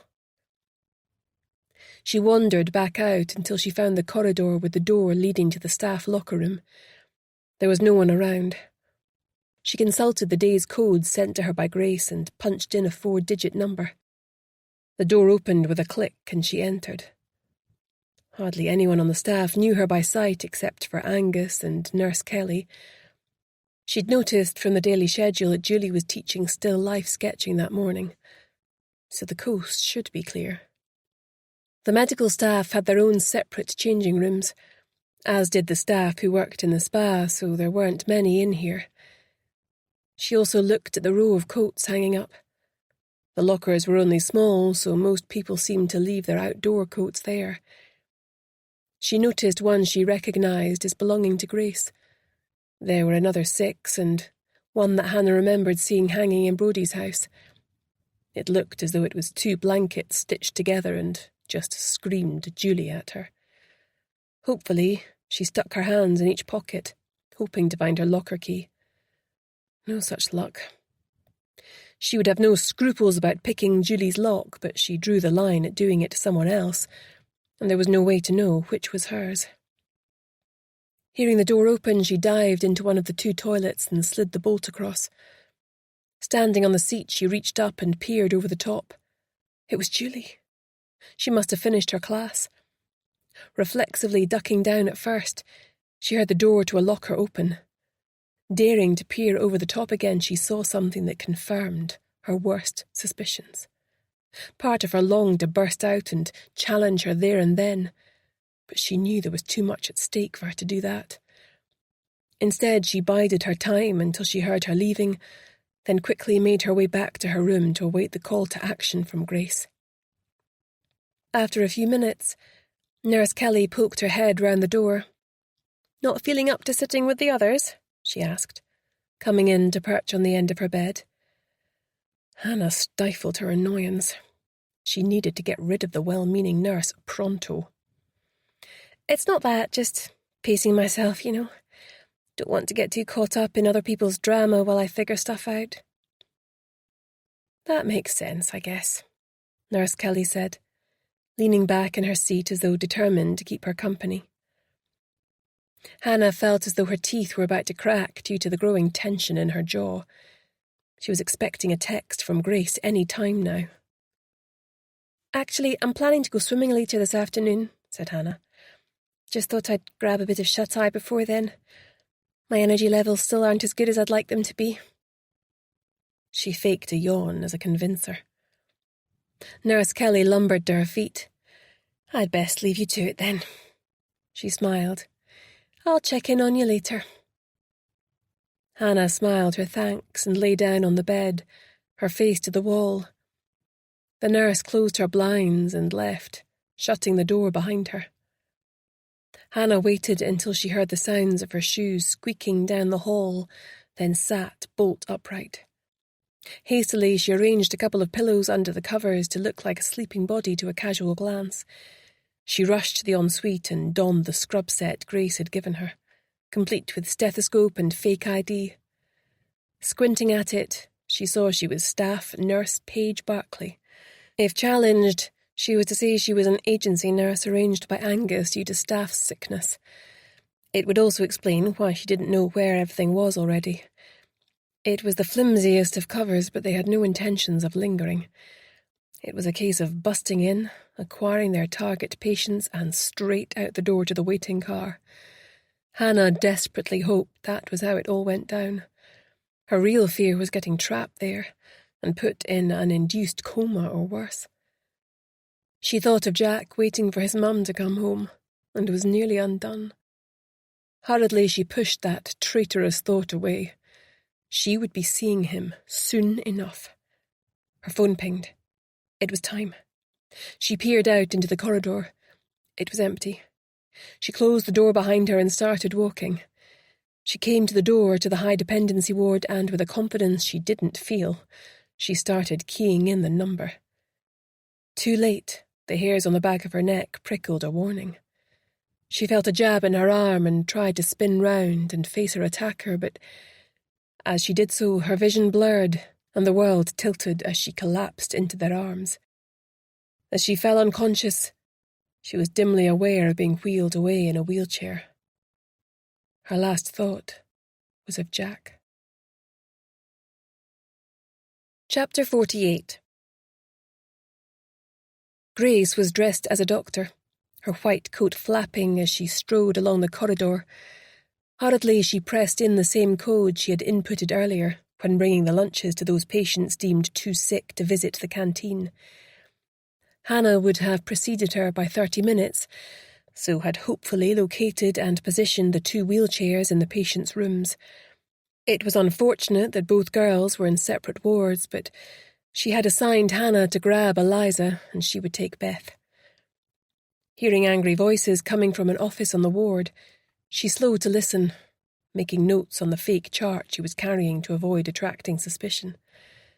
There was a nurse's station further along the corridor, but the nurse sitting there was busy typing notes on her computer and didn't even glance up at her. It was Dr. Walker and Dr. Campbell.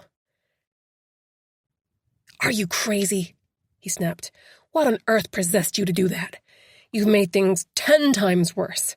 There's no way we can bring him round to our point of view now.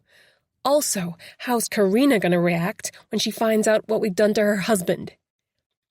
Grace's heart nearly stopped. This was bad, very bad.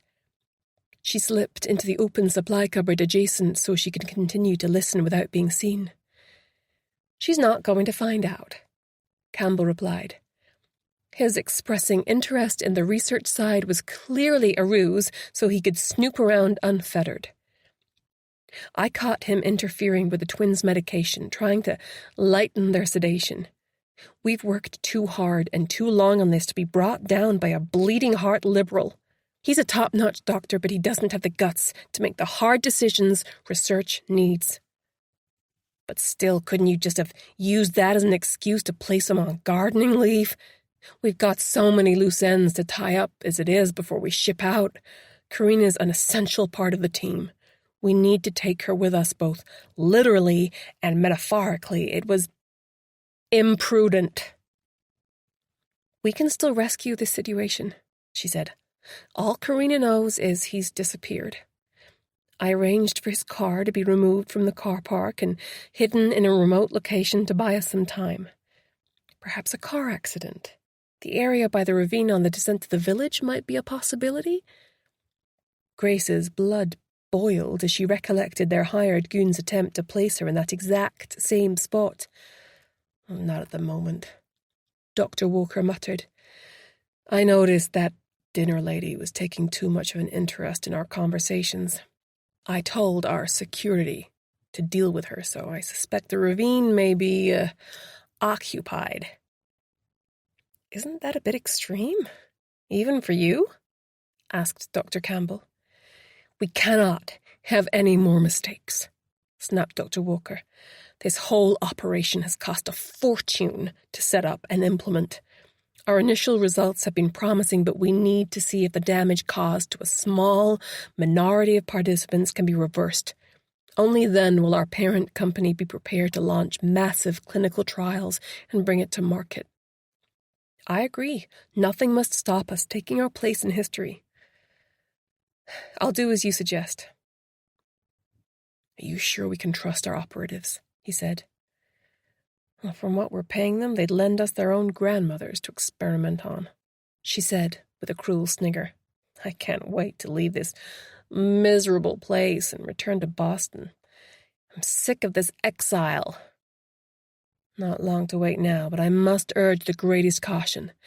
If word of what we've been doing here gets out, then the only Boston we'll see will be the inside of Massachusetts prison whilst wearing an orange jumpsuit," said Dr. Walker. "Is it possible someone put Angus up to this?" "Who could be pulling his strings?" said Dr. Campbell. "Well, definitely not Karina." "What about the police?"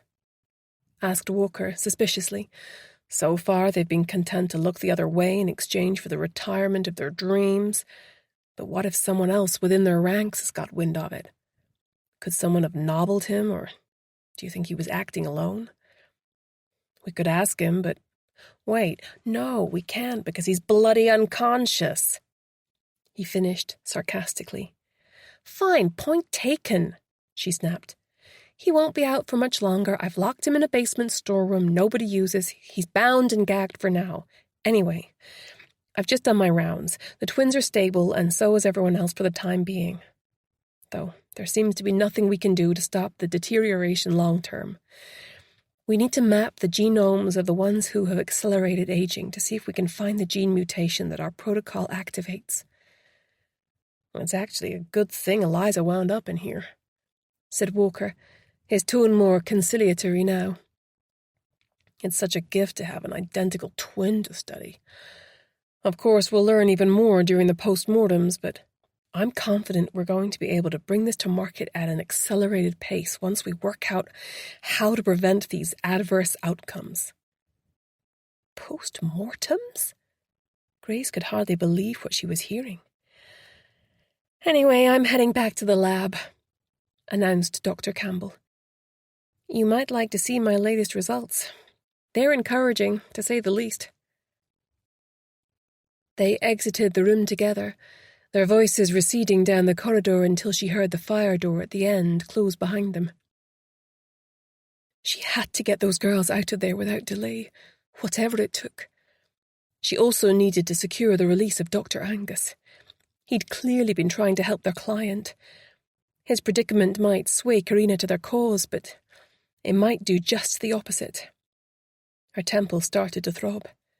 How on earth were they going to pull off this rescue and ensure these unscrupulous monsters were never allowed to practice again? She heard the sound of someone keying in the code at the entrance to the ward.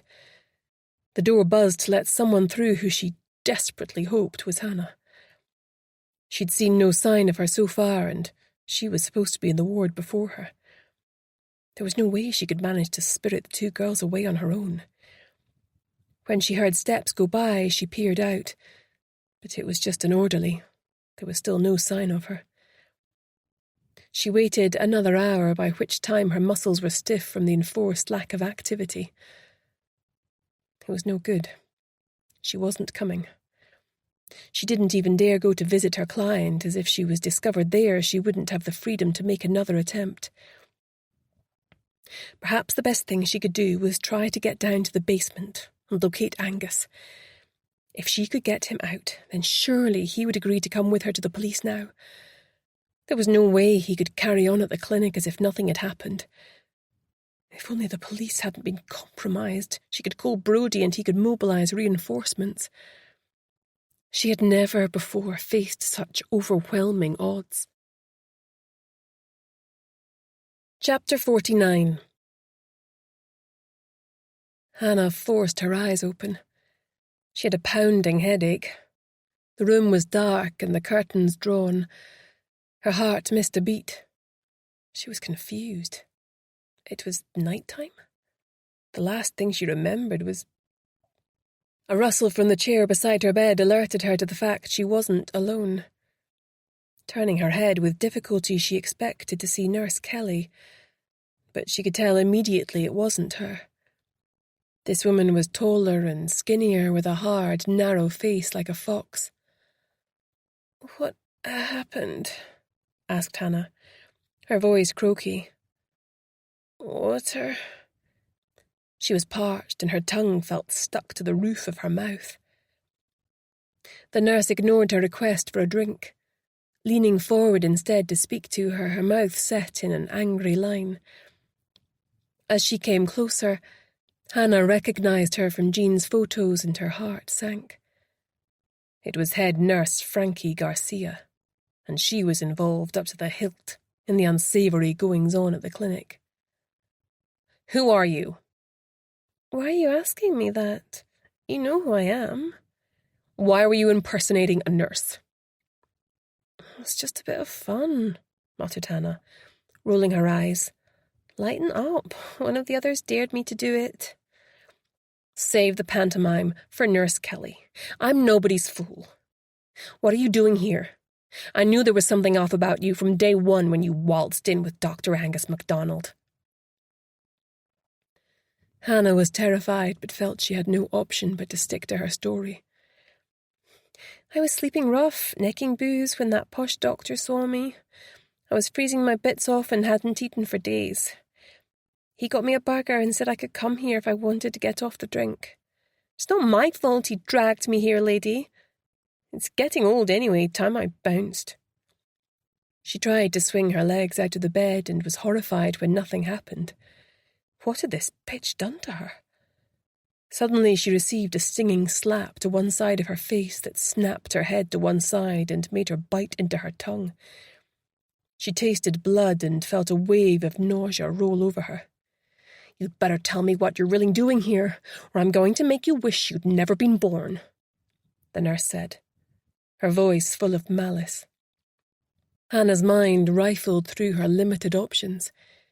She knew that mentioning Grace or revealing her real identity was impossible.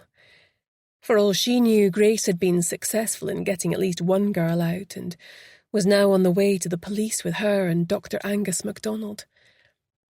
She had to believe that help was coming. The alternative was unthinkable. She could try to find Julie and beg for help, but she realised that she didn't trust Julie not to throw her to the wolves. Her only option was to convince this fearsome woman that she was just a harmless grifter working on her own. Throwing herself into character, she rolled her eyes. Look, you got me, okay? I got that sad sack doctor to bring me here. I wanted a bed for a few nights, fresh clothes, decent food. I even thought I might score some uppers and downers. That's what I was up to when you stabbed me with that needle.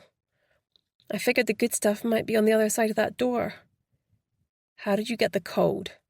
Garcia asked, with narrowed eyes. I didn't. Just thought I'd have a few tries. Nothing ventured, nothing gained, right? Fortunately, she'd been one digit away from success when Garcia had jabbed her. You look too healthy to have been living on the streets despite your initial blood work. Why are you really here? Who are you working for? Who is your contact in here, and what's their agenda? She removed something from her pocket and held it up. Hannah was hard put not to groan. It was her phone. Fortunately, she'd erased her texts as she went, including incoming ones. Her mind raced as she remembered that her phone had pinged just as she was keying in the number to the door. Only Grace, Jean, and Dr. MacDonald had the number to her burner. She just had to hope that the text had given away nothing important. Hannah shook her head and looked mutinous. I'm telling the truth. Just fix me up and get me out of here. Looks like I've overstayed my welcome. This place is a shithole anyway. Hannah's eyes widened in alarm as Garcia stood up and injected something into the drip that Hannah belatedly noticed was attached to her left hand. Hey, what are you doing? You've got no right... Her voice tailed away as the ground slipped from under her once more. Chapter 50. Grace was in the bowels of the clinic looking for Angus. It was already late afternoon and she'd heard nothing from Hannah, which was concerning, although they had agreed to keep texts to essential use only. There was no reception down here, so she had no option but to put Hannah out of her mind and focus on locating Angus MacDonald. Although Campbell and Walker were still nominally weighing their options, she had a strong feeling that they'd decide he was expendable. He knew too much, and was clearly burdened with a conscience which made his position here untenable. Probably the only reason he was still alive was because they needed to come up with an explanation for his absence that would satisfy Karina and keep her firmly on board. Campbell and Walker had no moral scruples whatsoever. Grace shivered. They clearly didn't bother keeping this level heated. It wasn't only cold, but felt damp and inhospitable as well. The lighting came from dull, low-energy bulbs which were on a motion-activated timer, and only dimly lit the way as she advanced along the narrow corridor. She could hear pipes and ventilation shafts clanging and whirring above her head. The pipes unnerved her, as they sounded as though they could pull apart at any moment, showering her with goodness knows what.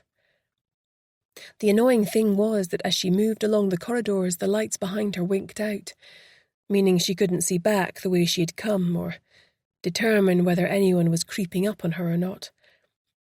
As she moved further and further down into the interior of the clinic, checking all the doors for signs of the missing doctor, she could feel the walls closing in on her.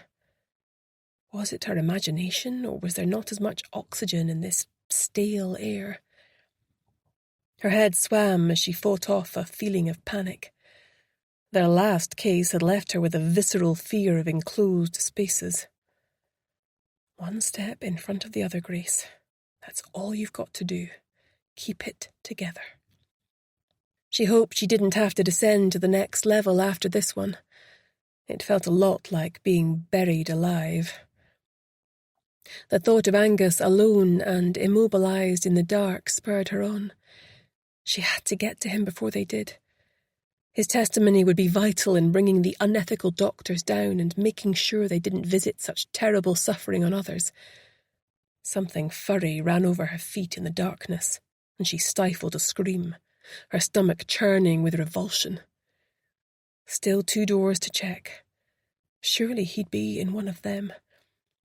She got lucky as she turned the handle of the last one and flipped the light on as she walked inside.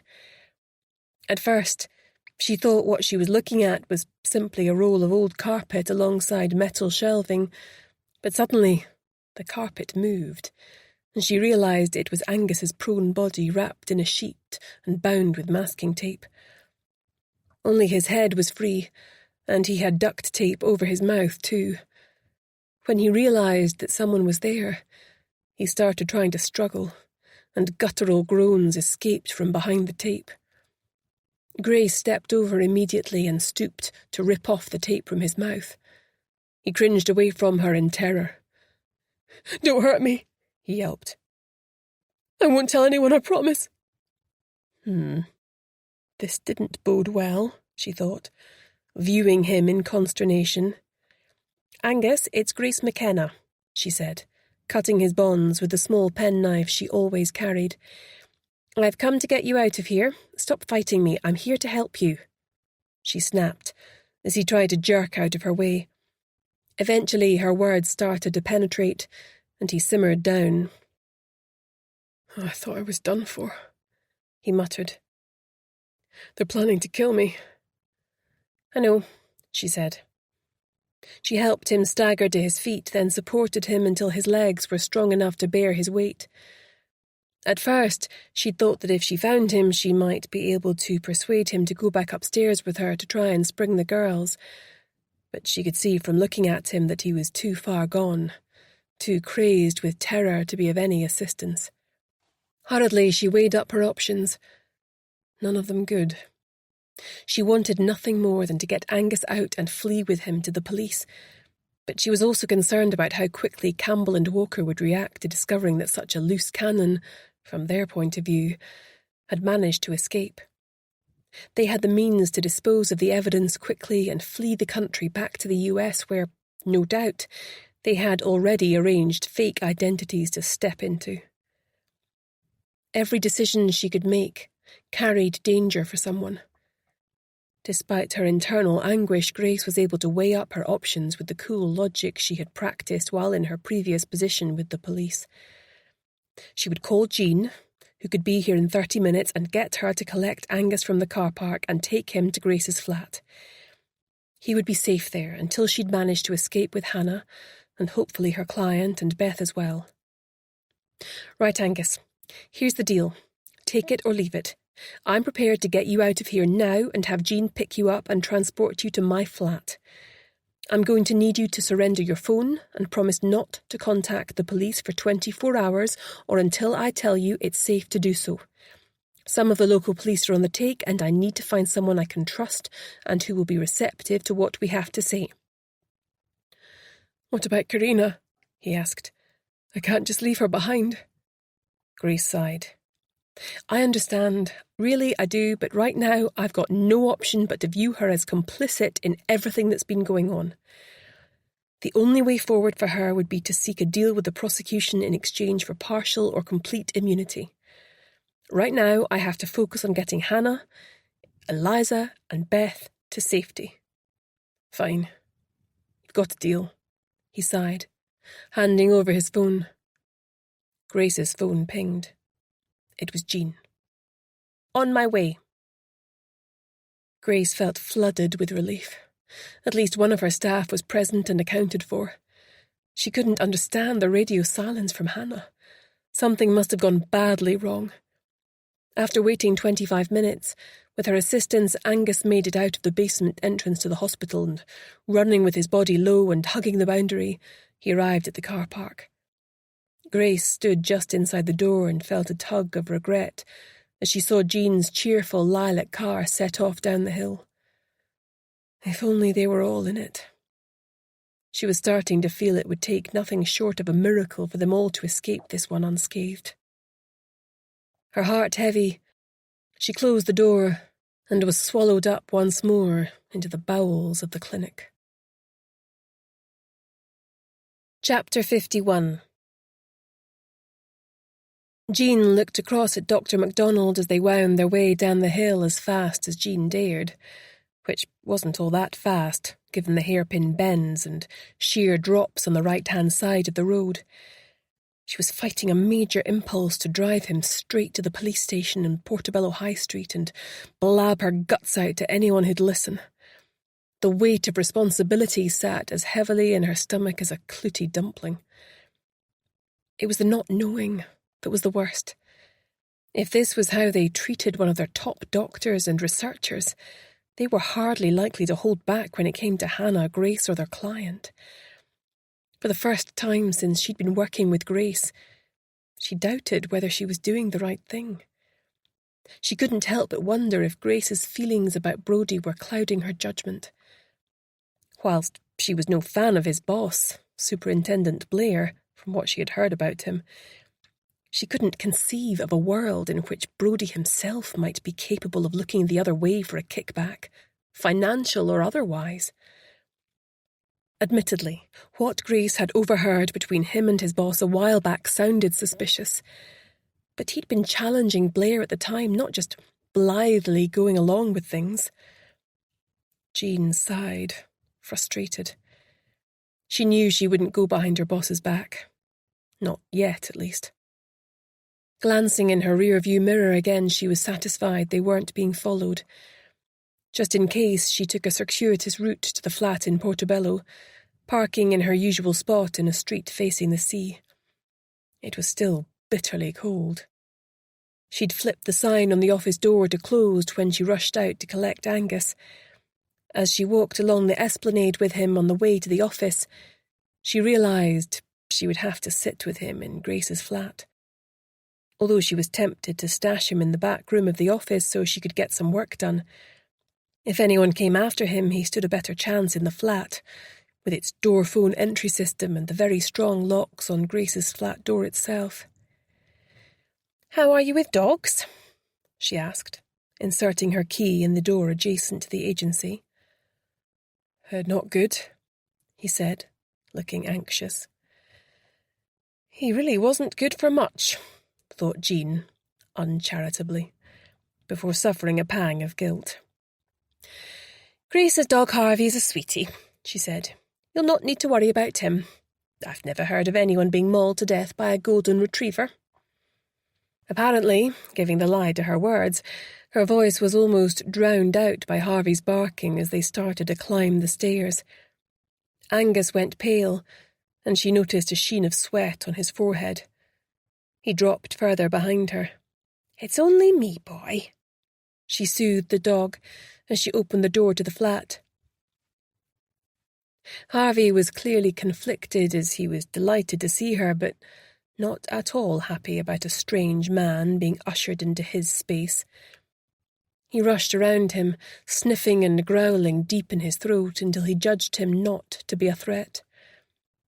As Jean told Angus to take a seat, Harvey positioned himself between Jean and Angus and sat down, never taking his eyes off the visitor. There'd been no further word from either Grace or Hannah, and Jean was now beside herself with worry. She couldn't just hole up here with Dr. MacDonald for all eternity. At some point she would need to take matters into her own hands, irrespective of what Grace had said. She couldn't storm the place single-handed. What was she going to do? Stab them with her knitting needles? She needed backup. "Coffee?" she asked with a sigh. As she was unable to do much else at the moment, she might as well make them both some sandwiches. Mind you, she wasn't all that confident in Grace's food supplies. Unlike her, Grace didn't care much about food, and her cupboards were never that well stocked. However, Jean managed to rustle up something and took them through with a cafetiere of strong coffee to find Angus and Harvey having a staring contest. "Right, Angus," she said, pouring the coffee. "Since we're stuck here until I hear from Grace or Hannah, I think we should use the time to take down your statement so that we can present it to the police as soon as possible." "The police?" he gulped, his eyes widening in alarm. "Yes," said Jean firmly, offering him a sandwich, then picking up her notepad and pen. "Where else did you think this was going to end?" "All I wanted to do was help people," he said in a low voice. "I grew up as the son of an alcoholic. I saw the depths of depravity it was possible to sink to with my own eyes. I also knew that I had an inherited predisposition to addiction and monitored myself constantly. I tried to focus this propensity through a constructive lens. I became obsessed with exercise, then academic endeavour, but ultimately I realised I wanted to focus my energies on treating addiction. I'd lived and studied in the States since I won a scholarship there as an undergraduate. Eventually I set up my own clinic in Boston. I treated wealthy clients with my bespoke programme. This programme addressed the whole person, physically, metabolically and psychologically. In the earlier stages I made extensive use of aversive therapy, which was developed uniquely for each person. I also experimented with judicious use of psychedelics to summon up elements from the patient's own unconscious mind to help them in achieving sobriety. The treatment protocol was longer than the usual period of time and, crucially, supported that individual when they returned to their normal lives. They would have family therapy, support into new hobbies and interests, and ongoing contact with a dedicated pastoral worker. "Sounds expensive," said Jean, looking up from her notepad in which she was scribbling furiously in shorthand to keep up with the torrent of words. Well, it was exorbitant, but incredibly effective. I had leveraged everything I owned to create a massively appealing programme to attract the wealthiest elite. Then, when I started turning a profit after a few years, I created a sister facility and started inviting those who were addicted and homeless, applying the exact same pillars of treatment, but with the luxe downgraded to comfortable. I employed dedicated social workers who ensured that when they left us, our patients were assisted into housing and jobs or study routes. Any relapses, and there weren't many, were treated with immediate follow-up. "Sounds laudable," said Jean, then narrowed her eyes as she glared at him. "So, how did we end up here?" she said pointedly, sitting back, wiggling her cramping fingers. Angus sighed, passing a trembling hand across his white face. "Greed, I suppose you might say." "Oh, not greed for more money. I've never been particularly fueled by that except what benefits it can produce for my patients. Greed for acceptance amongst my peers. More clinics, more accolades. Just more, I guess. Growing up, I was a bit of a social outcast, what with my dad's very public drinking, and my mother leaving us for a new life in another country when I was 10. She left you. She said she wasn't going to sit and watch me turn into my dad. He said bitterly. She wasn't prepared to lose the prospect of her shiny new life over me. Jean felt the stirrings of sympathy, but cautioned herself to remain objective. She had a job to do here. How did you meet Karina? I'd been invited to a few seminars at Magnum Pharmaceuticals. They'd reached out to me saying they were impressed by my work and made a sizable donation. Like a few of the more progressive pharmaceutical companies, they have a philanthropical arm, and they were particularly interested in my work with the homeless, which had formed the basis of a few well-received peer-reviewed papers. I met Karina at one of these events.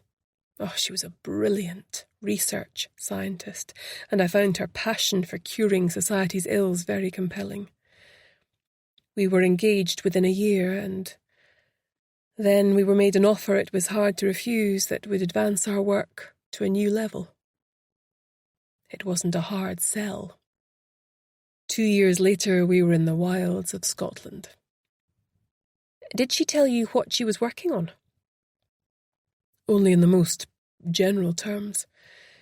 For obvious reasons, there was a firewall between the two projects. It was an exciting time for both of us. When did you realise things were not as they seemed? I didn't at first. There were so many success stories. Almost too many. Although my results were outstanding in comparison to other rehab clinics, I became aware that rather than simply being readmitted because they'd fallen off the wagon, several patients were being brought in who were seriously unwell. I was also being sidelined from their treatment. At first I had access to them, but I became extremely concerned when I discovered that some of them were suffering from the effects of untypical illness in the form of tumours, and also cellular breakdown. These patients seemed to have been exposed to something that had made them catastrophically unwell. Did you find out what it was? Well, naturally, I assumed that something had gone wrong at my end, but I couldn't imagine what, as none of the drugs I had administered were experimental. I was working day and night to find an explanation. I was haunted by the worry that it was something to do with my treatment protocol at the clinic. One night, Karina found me weeping at my desk in the middle of the night. She took pity on me in a rare moment of weakness and said that what happened to the patients was nothing to do with me. It was something else. Despite my pleas, she wouldn't elaborate. I pretended to let matters lie, but I was determined to find out the truth. What about Beth? What happened to her? Such a lovely girl, he said sadly. I thought she was one of my biggest success stories at first. When she was first brought in from the street, she was in a pitiful state. Her spirit had been completely broken, and she was indifferent as to whether she'd lived or died. It was only when our psychologist started probing into her art that we realised she had an identical twin, and that knowledge began to drive the engine of her recovery. She was determined to get out and reconnect with Eliza. Did you share that information with anyone on the research side? Your wife, for example? Asked Jean. No. Like I said, there was a wall between the two sides of the clinic, and the implication was we would each stay in our lane and not interfere with the other's work. The mere fact that Big Pharma had prioritised a free rehab clinic had completely reassured me of their ethical boundaries. I remember the morning that Beth left. She was glowing with health and energy. I thought that she'd a bright future ahead of her. Then a few months later, her assigned social worker, Talia Edwards, sought me out and said that she'd noticed a marked deterioration in her health and had been wondering whether she'd become involved with drugs, as she wasn't exhibiting any signs of alcohol abuse. Beth completely denied it, but kept getting worse. Then she started ranting and raving that the drugs we had given her had been making her sick. Had you prescribed drugs for her on release? Asked Jean. I hadn't prescribed any ongoing treatment for her. Why would I? When she left the clinic, she was perfectly healthy. Then Beth disappeared and Talia reported that her apartment had been broken into. At that stage, the scales slowly started to fall from my eyes, and I realised she'd been admitted in a critically ill state to the clinic hospital, but no one had seen fit to inform me. It was shortly after that I first contacted you, thinking you were Beth's mother. "So what is your take on what's been happening?" Jean asked. "I believe that vulnerable young people are being recruited into the clinic and on their release experimented on with drugs that are not even close to being approved for clinical trials on humans.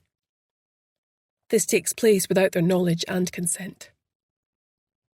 "What kind of drugs?" asked Jean, horrified to be confronted by the reality of their suspicions. "I believe they're working in the field of regenerative medicine, experimenting with drugs to increase healthy longevity. I was able to access my wife's computer a few nights ago while she was in the bath. They've been building on the early work of Yamanaka, the first scientist to demonstrate the ability to turn normal cells into stem cells in 50 days by introducing 4 key molecules which became known as Yamanaka particles. It appears that some patients have suffered cellular disintegration and advanced aging. They're desperately working on finding a way to reverse it, but have been unsuccessful so far." His voice dropped. "So far, there have been 5 fatalities." Jean paused. "How many people have been given the drugs?" I wasn't able to discover that information. There wasn't enough time. She came back into the room and closed down her computer. I think she suspected that I'd been snooping and told them. "That no doubt accounts for why they came after me," he said, his voice bleak. Jean sat and thought for a few moments. "Grace and Hannah are up there along with our client and her sister. I can't sit idly by while they're in such terrible danger. I have to do something." "You can't go there again as Beth's mother," Angus said. "They most likely wouldn't let you in. In fact, I wouldn't even go back to your house, if that was the address that you gave them." Jean gulped. She should have thought of that. Never mind. She could stay here for the foreseeable. Someone would need to take care of Harvey if Grace didn't make it out tonight. If she couldn't get in and Angus had been rumbled, then there was only one person who could help them. Angus's wife, Karina. But would she? Chapter 52. Grace crept out of the basement to the lower ground floor where she imagined the mortuary was located.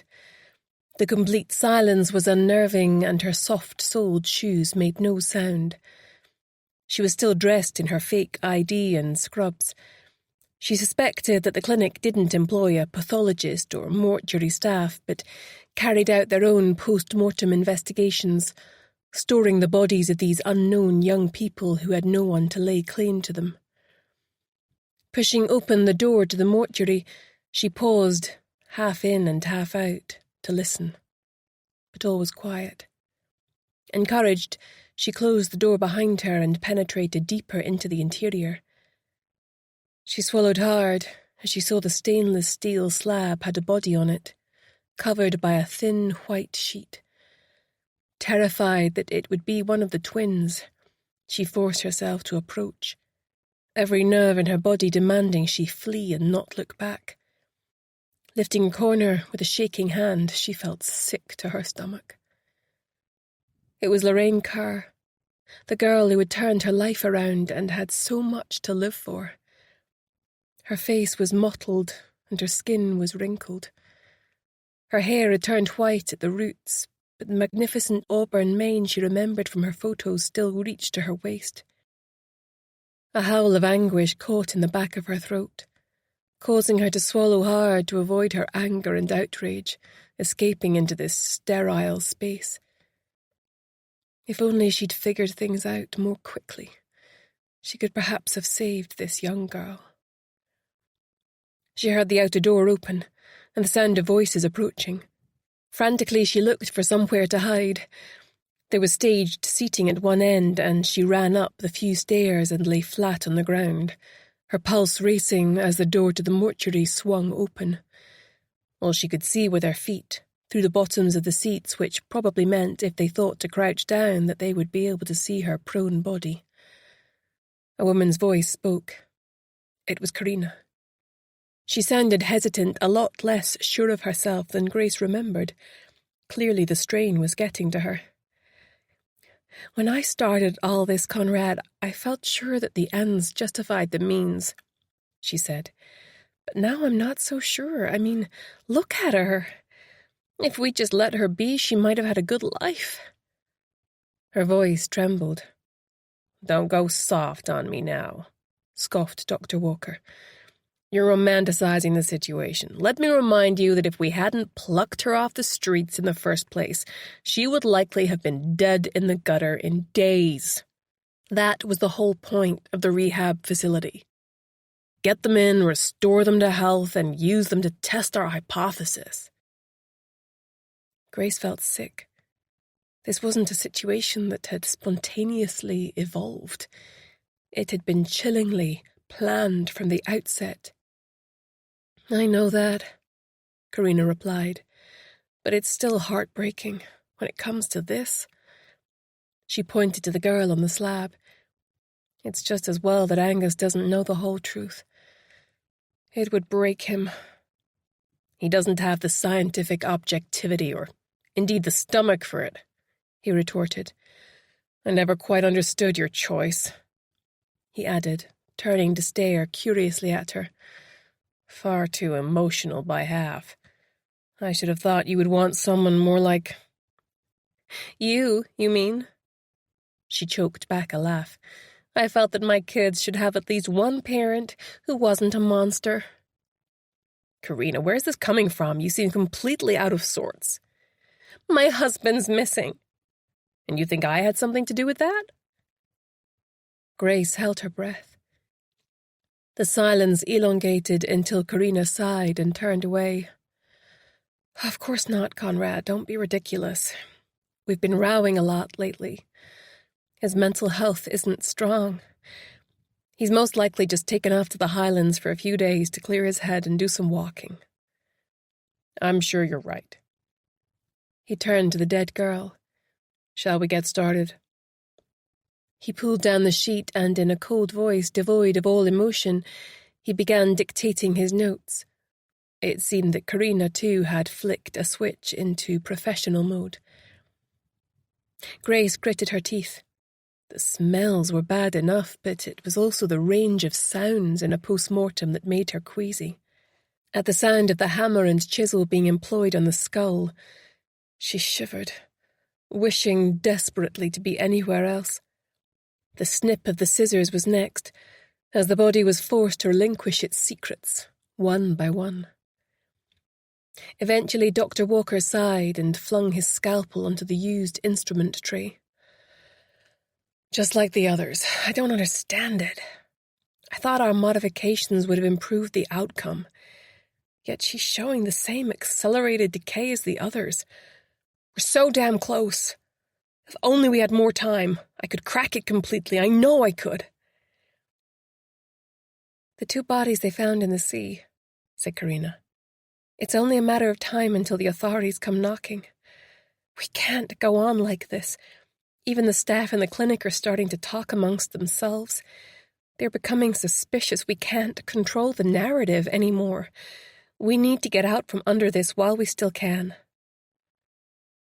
Those girls, the identical twins, they could make all the difference. I must have that information before winding this operation up. When else will we get such an opportunity? I'm on the very threshold of a breakthrough that could revolutionize medicine. The greatest scientific discovery of our generation. I have to see it through. To do otherwise is unthinkable. Surely you can see that. Stay with me, Karina. Help me. But those girls are still alive, faltered Karina. The others died, so we were simply making sure that their deaths weren't in vain, that they at least advanced medical science. You surely don't mean to suggest that we kill them? The needs of the many outweigh the needs of the few. His voice was persuasive, reeling her in. If we manage to iron out this defect in the protocol, then it will revolutionize aging and indeed the whole of society. Imagine everyone able to age with grace and dignity. No more cell senescence, outside controlled parameters. Think of the burden aging places on our overstretched society, not to mention the emotional cost of people stretched so thinly they snap, trying to care for elderly relatives who are dead in everything but name. It's a utopian vision, and it's within our reach. I'm convinced of it. You're with me, right? Of course, said Karina. Always, it's just hard sometimes. No pain, no gain, intoned Dr. Walker. Well, now you just sound like Jane Fonda, Karina said, with a small laugh. Anyway, I'll let you head off and consider your notes. I'll clean up here and put the body away. Grace heard the door swing shut behind him. She stretched her neck, but she could no longer see Karina's white tennis shoes. Where was she? Her heart sank, and she twisted her head. You can come out now, said Karina, who had noiselessly crept up the stairs and was now standing staring down at her. Chapter 53. Grace was left with no option but to scramble to her feet and face her. Karina's face was expressionless. Not here, she snapped. With that, Grace was dismissed, and Karina walked away from her, gathering up the various instruments used and placing them in the sterilizer. Grace glanced uneasily at the body on her way past, but it had already been covered up with the sheet, and there was nothing to see. Karina completely ignored her as she slipped past, carrying on with her work as though there had been no interruption. One cool cucumber, thought Grace, feeling nervous turning her back on her, in case she threw a scalpel at her.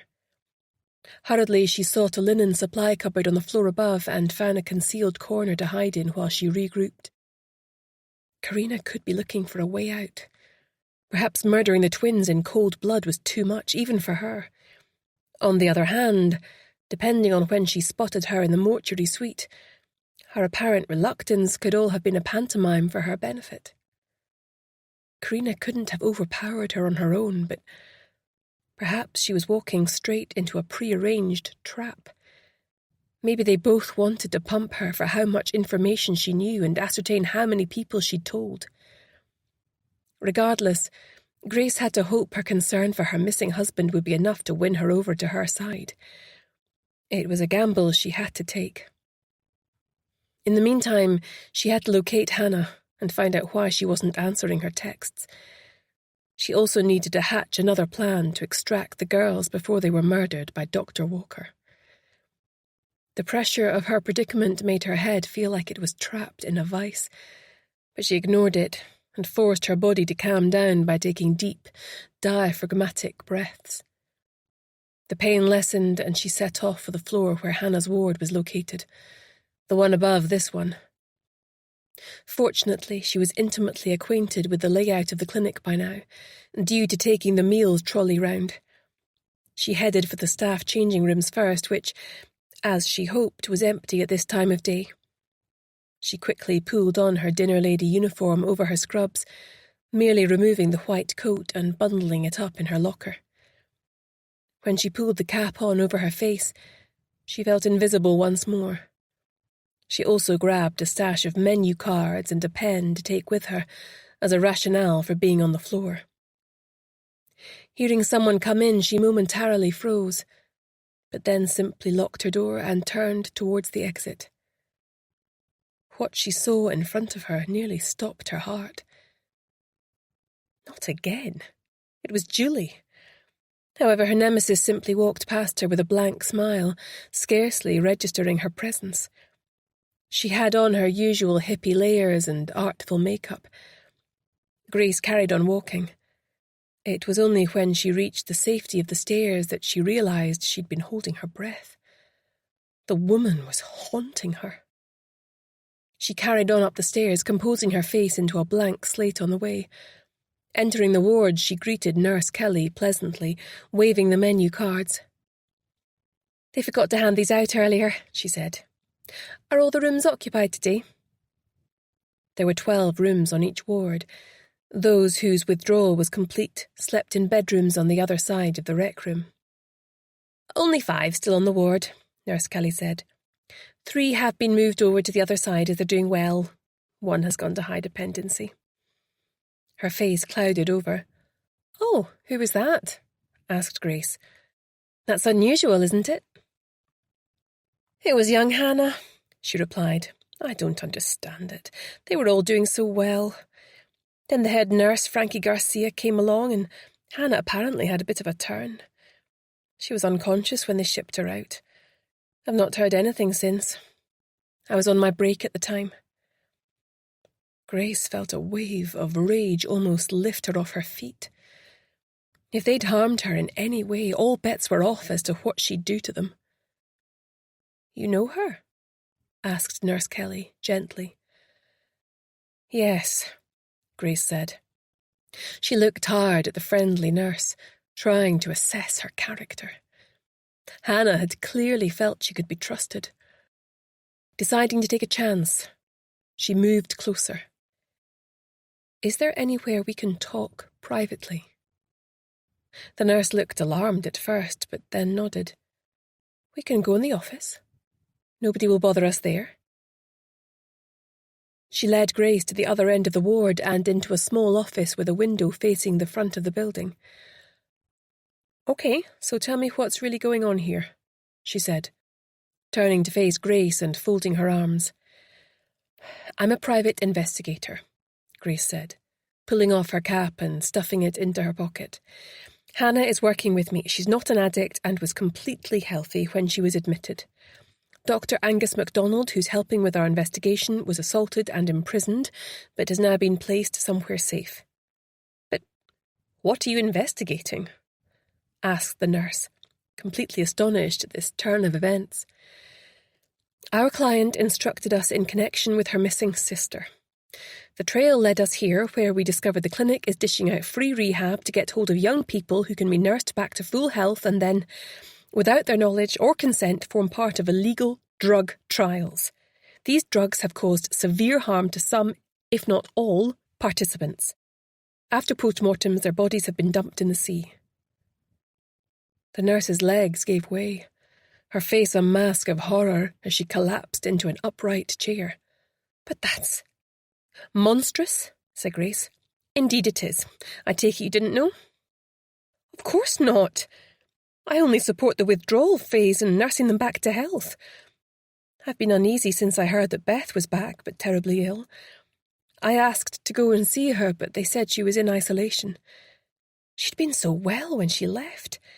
We'd become quite close over the time that she was here. I initially thought that she'd simply had a relapse and would be pitching up back on my ward, but she was still in high dependency with no visitors. I couldn't understand it. Then a few weeks later, Beth was moved to my ward for a week, but she had no recollection of me. She'd clearly lost her memory. I suggested to them that she might have had a stroke." "That wasn't Beth. It was her twin sister, Eliza," explained Grace. "She posed as her sister to get in here and get answers, not realising they still had her sister imprisoned here. The head nurse, Frankie Garcia, is involved in whatever's been going on," Nurse Kelly said. "It was after she visited Beth, I guess I should say Eliza, that she suddenly deteriorated and was moved to high dependency. The same happened to your colleague yesterday." She bit her lip. "You weren't to know," reassured Grace. "These people are fanatics and highly dangerous. They've already shown that they view any deaths as merely collateral damage.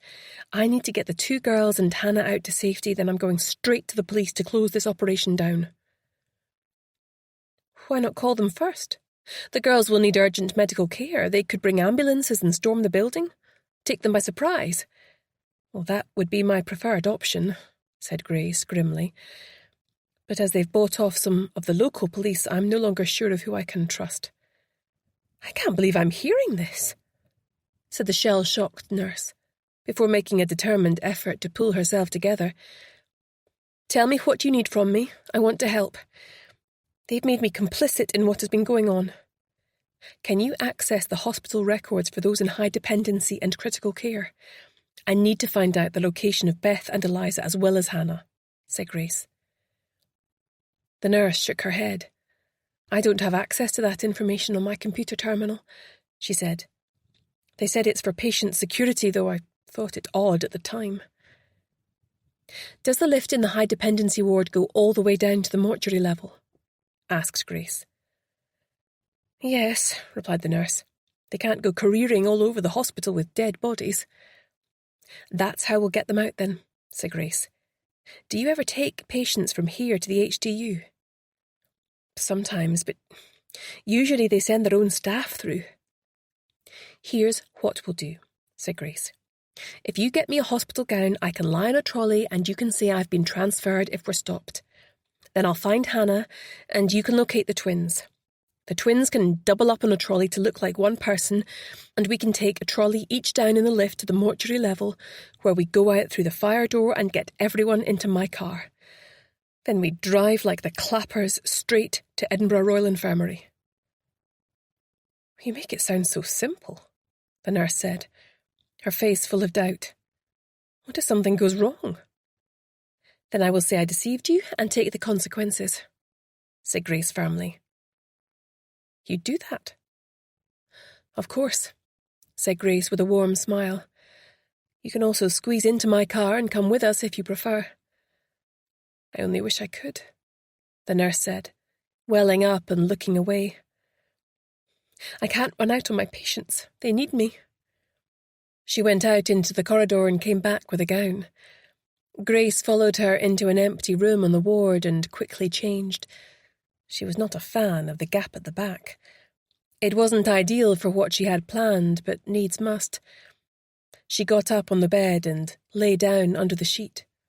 Nurse Kelly took off the brake. Ready? She asked. Ready, confirmed Grace. Her heart rate rocketed as they set off. The ceiling was all she could see as they made their way along the corridor to the lift to go up a floor. That's us, said the nurse, sounding nervous. As she opened the lift, the nurse's phone rang. Hurriedly, she snatched it up out of her pocket, but not before Grace had seen the distinctive cover. The phone was Hannah's. Grace sat bolt upright, but it was too late. There were two masked and gowned figures waiting for them. A hypodermic syringe pierced her arm. It was over. As she slid into unconsciousness, she managed to turn her head to look into the eyes of the nurse who was leaning over her now, holding her down. Her eyes sought Nurse Kelly's for an explanation. The nurse stared back at her, blank and unfeeling, no longer wearing her mask of benevolence. The world went black. Chapter 54. Jean woke up stiff and sore after a night on the couch with Harvey, who had a kick like a donkey when he was after more space. Her hair was like a bird's nest when she looked in the mirror. Harvey woofed behind her back. Yes, I know you need a walk, she murmured. That meant Dr. MacDonald coming with her, as she wasn't letting him out of her sight. She knocked on the door to the spare room where he was perched ready on the edge of the bed, looking as rough as she was. Right, Angus. First order of business is walking and feeding Harvey. Then we need to call the police. Angus stiffened in terror. But how do you know we can trust them? Or which ones they've bought off? I don't, but no matter what, there is one officer I do trust. He's Grace's ex-husband, and he would move heaven and earth to prevent anything bad happening to either Grace or Hannah. I'd stake my life on it. Harvey trailed listlessly along the beach. He was clearly missing Grace and wondering when she was coming back. After a short walk to let him do what was required, they turned back towards the flat. "Karina's not a bad person, you know," he said, as they waited on Brodie's arrival. She hadn't told Brodie what it was about, just said that she needed to speak to him urgently at Grace's flat and to tell no one. "Good people can do bad things, but if they keep doing bad things, it changes them," she said. He sighed, but nodded his agreement.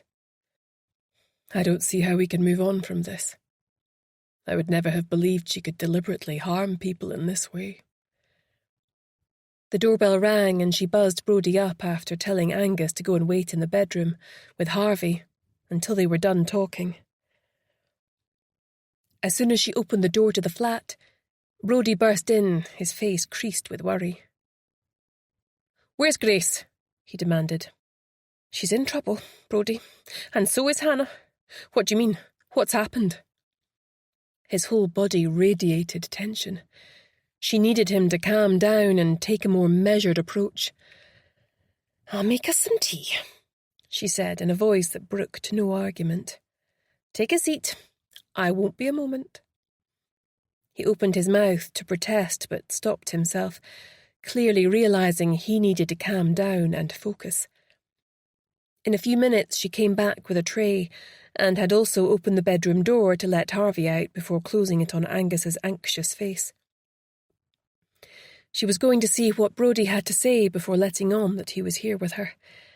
Harvey was ecstatic to see Brodie and sat staring up at him, making soft noises in the back of his throat with a meaty paw on his knee. Brodie stroked him. "I've missed you too, boy," he whispered. Jean cleared her throat and handed him a cup of tea. It felt strange to be hosting in Grace's flat, and she wished with every fibre of her being that her boss was here to take all this heavy responsibility off her. "Grace and Hannah are in grave danger, Brodie. I need you to level with me. Have key people in the police been paid to look the other way in relation to Whiteadder Clinic? Have you?" "Don't be ridiculous," he began. "Brodie, Grace overheard you talking to Superintendent Blair. She knows he's on the take. She's just not sure about you. I need to know if I can trust you or if I need to go elsewhere." She studied him intensely as she was talking. "Grace thinks that of me," he said, the hurt in his eyes unmistakably genuine. Jean shrugged, hardening her heart. "Okay," he sighed, leaning back. Harvey jumped up beside him as though to give him support. "Admit things have been difficult of late. What I tell you can't leave this room, Jean, but I need you to tell me exactly what's been going on in relation to the clinic. Grace and Hannah could be in real danger. These people are completely without scruples and likely to become more so as the net closes in." "So there is a net, then?" asked Jean, her voice sceptical. "I was beginning to wonder if they had some kind of get-out-of-jail-free card." "It's not what you think." "Well, it is what you think in some respects," Brodie said. "You're correct. The clinic has bought influence at the highest police levels, including Superintendent Blair. I went to Internal Affairs when my suspicions were raised. Since then, I've been working for them, trying to gather solid evidence of the corruption whilst seemingly becoming a part of it. I currently have a very healthy bank balance and have been seen flashing the cash, though of course I have to account for every penny to the investigative team." Jean's head was reeling, but she was relieved that she hadn't misjudged Brodie. "That's all very well, but then who's actually investigating the clinic?" "Another team, entirely, led by Superintendent Alice Gray. They've been trying to gather sufficient evidence to obtain search warrants to blow the place wide open, but still don't have enough." "They do now," said Jean quietly. "If you'd only told us the truth earlier. Grace has been trying to manage the whole investigation on her own, and now, I fear, she and Hannah are trapped inside the clinic completely at the mercy of the rogue doctors and scientists there." "She should have trusted me," he ground out in frustration. "You can't exactly blame her. said Jean, banging her mug down on the table. "You didn't want to know when she first tried to interest you in our missing client. It's all so complicated with Julie being the super's daughter. How was she to know where your loyalties lay? Julie even works there, for goodness sake." "What?" "No, she doesn't," he replied, startled. "Art therapy, apparently. 3 mornings a week." "She told me she was working for Women's Aid," he said, his tone flat. "Anyway, you've evidence linking the clinic to the young people who've disappeared." "Yes," Jean said, making a decision. It might be the wrong decision. She had no way of knowing, but right now it was hers to make. "I have one of the clinic doctors with me now. He's only recently worked out exactly what's been going on, as he was on the rehabilitation side. His wife Karina is a research scientist and implicated up to the hilt. He's willing to talk in exchange for immunity." Brodie's face cleared. "Well, this is the break we've been waiting for. I won't let you down, Jean." She rose to her feet and brought Dr. MacDonald out to meet him.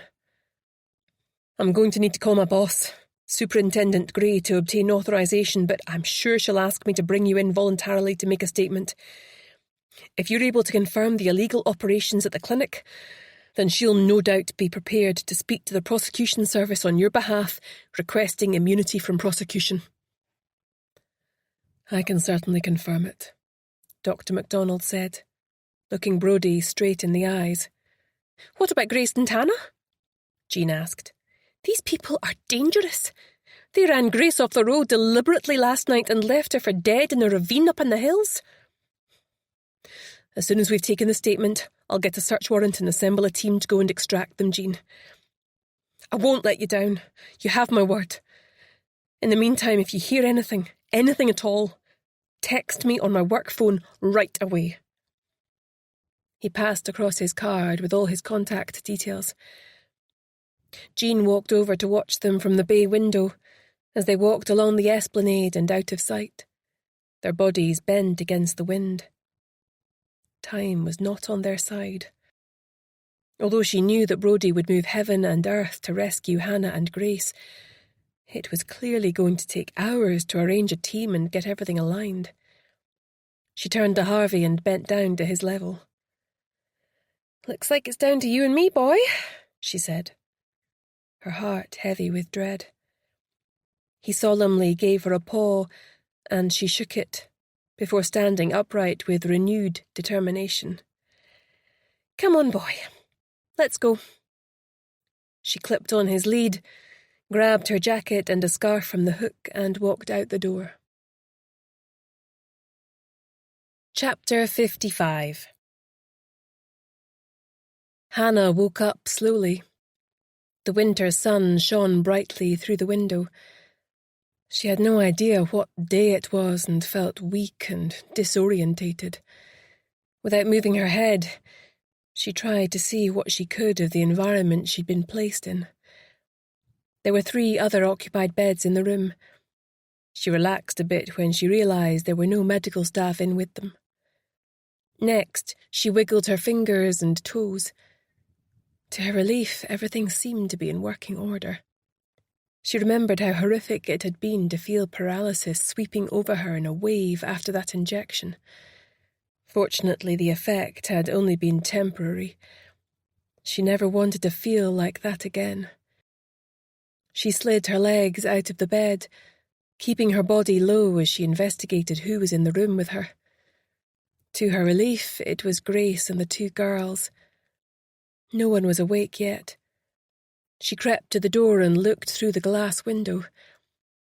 As she'd suspected, there was a beefy security guard positioned on a chair outside the room. He looked alert, and by the bulge at his hip, he appeared to be carrying a gun. His head swung in her direction, and she quickly ducked out of sight, her heart racing. She ran to Grace's bed and shook her urgently by the shoulder. "Grace, wake up!" Her boss turned away from her, muttering something in her sleep. She tried shaking her again and grabbed hold of her nose for good measure. "Ow!" exclaimed her boss, her bleary eyes opening. "Shh," whispered Hannah. "Grace, get with it. I need your help." Grace sat up and stared around the room, fully alert now. She swung her legs over the bed and started towards the door. "Don't bother. They've a guard as big as a house outside and he's got a gun," said Hannah. She looked over at the other two girls.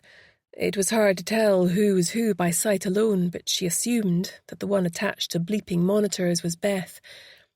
Running to Eliza's side, she woke her up next, with Grace coming up behind her. "Hannah, Grace!" Eliza's eyes filled with tears. "Boy, am I glad to see you guys." "I wouldn't celebrate yet," Grace said grimly. "We came in looking for you and managed to get caught ourselves. There's an armed guard outside the door. I don't know what they've got planned for us yet, but I'm guessing it won't be pleasant." Eliza's gaze alighted on her sister in the next bed, and she let out a strangulated cry of joy. "Beth, it's Eliza! I'm here!" Her sister didn't reply, her face pale and waxy on the starched white pillow. She was so thin she almost looked completely flat under the covers. Hannah looked at Beth's chart but couldn't understand the medical terminology. She passed it to Grace, who glanced at it and also shook her head. It was clear that she was seriously ill, though. Her body was wasting away. There was a drip, feeding various substances into her veins. Her heart sank.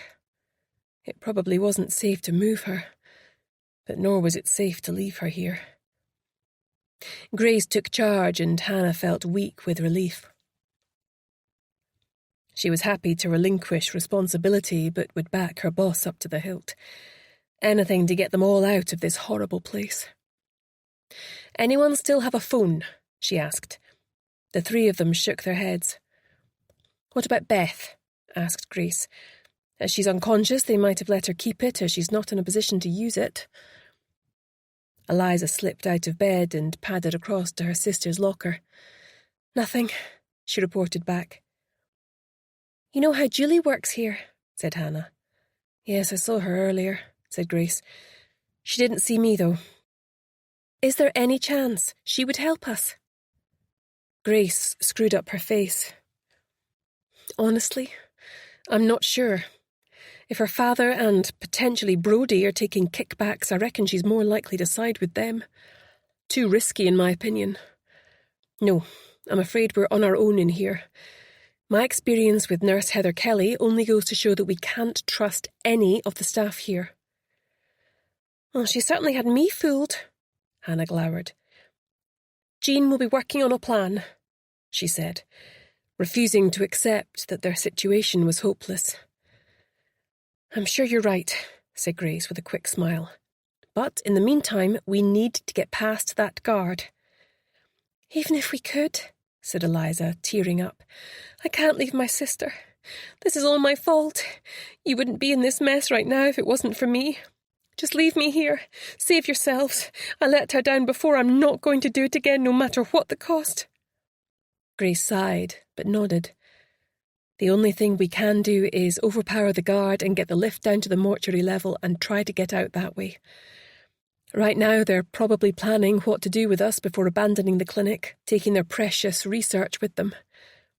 I noticed a sign for a helipad adjacent to the car park. My guess is they'll arrange for a helicopter to collect them and transfer them to a chartered private plane, after which they'll fly back to Boston having destroyed all the evidence." "Maybe we should just sit tight and do nothing until help arrives, then?" said Hannah. Her boss looked at her, her expression grave. "I don't think they can afford to leave anyone behind to bear witness, Hannah. They'll evacuate the rehab side as no one there has a clue what's going on, but the rest will be sacrificed." They all fell silent for a moment, as they contemplated what this might mean for them if Grace was correct. Hannah felt pierced to her soul at the thought of leaving little Jack without his mum. Then, like flicking a switch, she snapped out of it. She wasn't going down without a fight. "So, what's the plan then?" she said. "We need to get the guard to open the door and then I will try to disarm him," Grace replied. "I can handle myself in a fight as long as we can take him by surprise to the extent that he doesn't have his gun out when he enters. We need to bolster 2 of the beds so it will look like 2 of us are still sleeping. Eliza, you need to attract his attention, say that your sister has started fitting or something, anything to draw him into the room. I'll be behind the bathroom door, and as soon as he's past that, Hannah will trip him up and I will attempt to grab his gun from its holster and disable him." "It sounds risky," said Eliza. "It is," agreed Grace. "But I don't fancy our chances if we simply stay here and do nothing. I think we need to take the initiative if we all want to get out of here alive." "I'm in," said Hannah. She pushed pillows down into 2 of the beds until they resembled human forms, then stood back to admire her handiwork. She then rolled under the bed, nearest the door. Grace stood behind the door to the bathroom to the right of the door. She poked her head out and spoke to Eliza. "Are you sure you're up to this?" she asked. "If you're not, we can find another way." "Hell yes," was the fierce response from her client, her eyes turning towards the supine body of her sister. "Let's do it then," said Grace. Hannah curled up in a ball, concealed by a chair, and trailing blanket ready to shoot her legs out at the right moment. Eliza began banging on the door, urgently. "Help me!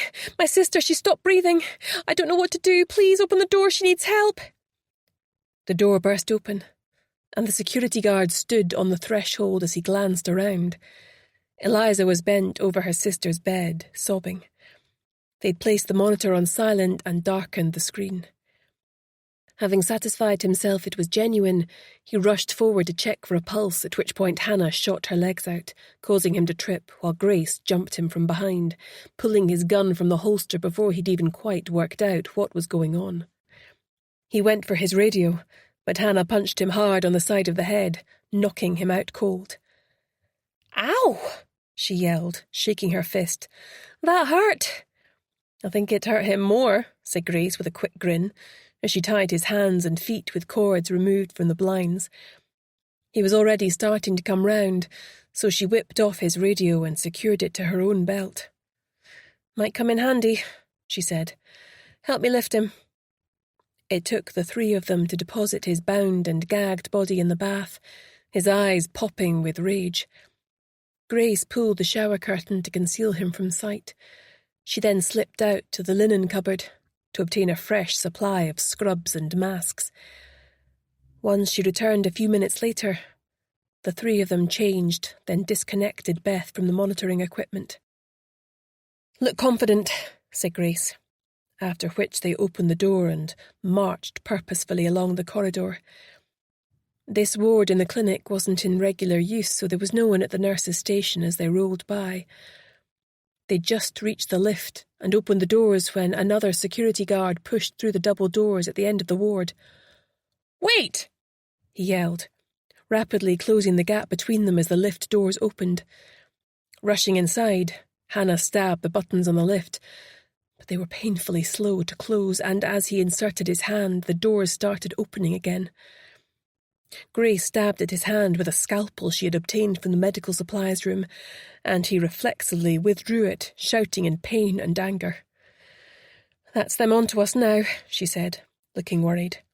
"I hoped we might have longer. At this rate, we might have a reception party waiting for us at the bottom." Hannah was terrified. Had they just jumped from the frying pan straight into the fire? The tension built as the lift descended from the 4th floor to the lower basement.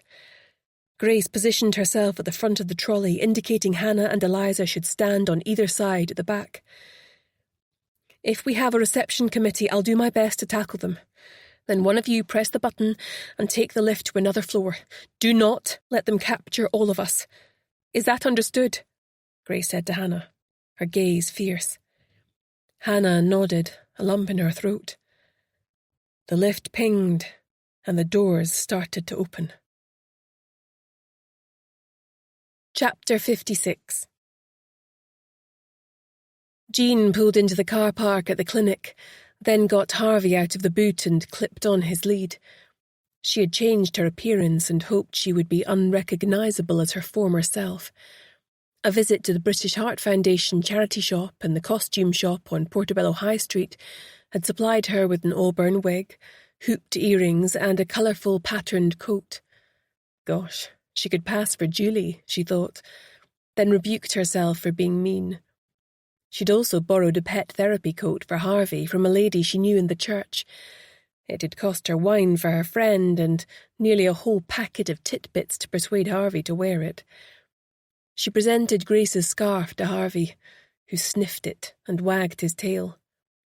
Since their first case, which had shown Grace he had natural ability as a scent dog, Grace had done a little training with him. But even so, Jean knew it was a long shot. She bent down to him and stared into his warm brown eyes. "Harvey, I need you to be a very good boy. Grace is in trouble, and so is Hannah." More wags. "So we need to get in there and find them." He cocked his head to one side, picking up on the gravity of her tone. She presented the scarf again and he sniffed it, then looked up at her, puzzled. Jean handed him a titbit and threw the scarf round her neck. She was completely bonkers for even attempting this, but needs must. Throwing her head back and nailing on a confident smile, she walked straight up to the door and entered, sticking her head into reception. Harvey did likewise. "Oh, cute dog," cooed the receptionist, smiling. Fortunately, it wasn't Lily, but she doubted she would have recognised her anyway. "How can I help you?" "My name's Gloria," she smiled, "and this here is Harvey. He's a therapy dog. We're due on the rehab wing for a couple of sessions. I know my way up, save you the bother. I've been here before." "I only work here part-time," said the receptionist. "But if you're sure—" "That must be why we've not met before," Jean agreed. She glanced at her watch. "If you could just buzz me through, I don't want to be late for them." With a loud click, the door opened into the interior of the building and they walked through. She was stopped by a young nurse and also a beauty therapist as she made her way up the stairs. No one found her appearance here odd. As Grace had told her, they had loads of people coming in to deliver short courses and extramural activities to prevent the rehab patients from becoming bored. It certainly had the vibe of a spa rather than a clinic, with a tiled mosaic floor and rose-pink walls. Even the smell was of essential oils rather than the more clinical smell of a hospital setting. It was like two separate facilities incorporated into one, she thought. She decided she would make her way to the top floor and then check each floor until she found them. She realised that there was no way they could get into the HDU or ICU areas, but if she didn't find them in the remaining parts, then she would at least know that they were in one of those two places and be able to advise Brodie and his team accordingly. She decided to keep to the stairs rather than take the lift, as she didn't want to encounter a bunch of people she might not be able to get away from. She knew her story could easily be pulled apart. Not everyone was a dog lover. Jean wandered along what seemed to be the leisure space on the first floor. The young people she met seemed happy and healthy, clad in an assortment of gym clothes and normal stuff. There was even a handful dressed in fencing gear on their way to a class, their voices animated as they waited for the studio door to open. It was time to move to the next level. Making her way back to the stairs, she nearly ran slap-bang into Julie. The shock almost stopped her in her tracks. What on earth was she doing here? Harvey stopped and growled low in his throat, his ears flat against his head. "Get that mangy thing away from me!" snarled Julie, backing away. She hadn't recognised Harvey, though clearly he had her number. Although she'd never met Julie, she'd seen pictures of her on social media. "I'm so sorry," said Jean brightly. "We're just on our way to a pet therapy session. The doctors felt it might help some of the patients." Julie snorted in disbelief, rolling the whites of her eyes. "Give them some horrible disease, more like," she said, stomping past her. Harvey looked like he was tempted to nip her ankles on the way by. "You and me both, boy," she whispered as she carried on upstairs. Finally, huffing and puffing, they were at the 4th floor. I really need to start doing more exercise, thought Jean, her calves trembling like blancmange. "Steady, boy," she murmured, presenting the scarf once more, along with a titbit. Harvey would need to go on a diet at this rate, she thought. "Find Grace and Hannah, boy," she murmured. "Seek them out." Then she opened the door, checked the coast was clear, and unclipped his lead. Harvey loped off, his nose to the ground. Hurriedly she followed him. Halfway along the corridor he paused, then turned and started scratching at a door, whining. Jean tentatively opened it. At first she thought 2 of the beds were occupied, but as Harvey put his front paws on one of the beds and pulled the covers off, she saw the pillows positioned as a decoy. "Hannah and Grace have been in here, haven't they, boy?" she said. She did a quick recce of the room, but they'd left her no clues. Then Harvey went over to the closed bathroom door and barked. She opened the door. It was empty. Then she saw the tip of a shoe poking out at the end of the bath and heard a few grunts. Harvey growled, his hackles rising. "Easy, boy," she said, as she pulled the shower curtain quickly to one side. "Well, that's not something you see every day," she said to a bemused Harvey. The security guard glared at her but appeared otherwise unharmed. She pulled the shower curtain across again and moved back into the corridor. It didn't take her long to ascertain that there was no sign of her colleagues on this floor, so she went back down to the rec floor, where Harvey was pounced on by everyone he met, but endured it with good grace. She also encountered a few support staff there, but no one thought their appearance odd. "We get all sorts in here," said one employee. "It's important to provide a wide and varied experience for our rehab patients." Well, this was all very well, but she was no closer to finding Grace or Hannah, not to mention their client. Finding the security man had given her hope. She hoped they were still evading capture. If only one of them had managed to retain a phone, this would be a lot easier. For the sake of completeness, she also visited the spa level on the pretext of introducing the therapy dog to everyone. No reaction from Harvey, except he was getting rather fed up with all the attention by now. "What's below this level?" asked Jean casually. "It's our first day, so I'm still trying to orientate myself." A cheerful young woman called Tracy replied, "Well, this floor is below reception and is as far as people go. The only thing below us is the mortuary level. Only the doctors have the code for the door, so don't worry, you can't just wander in there by mistake. Even the thought of it gives me the creeps." Tracy shuddered. "I think they store medical supplies and all sorts down there as well. Best avoid it.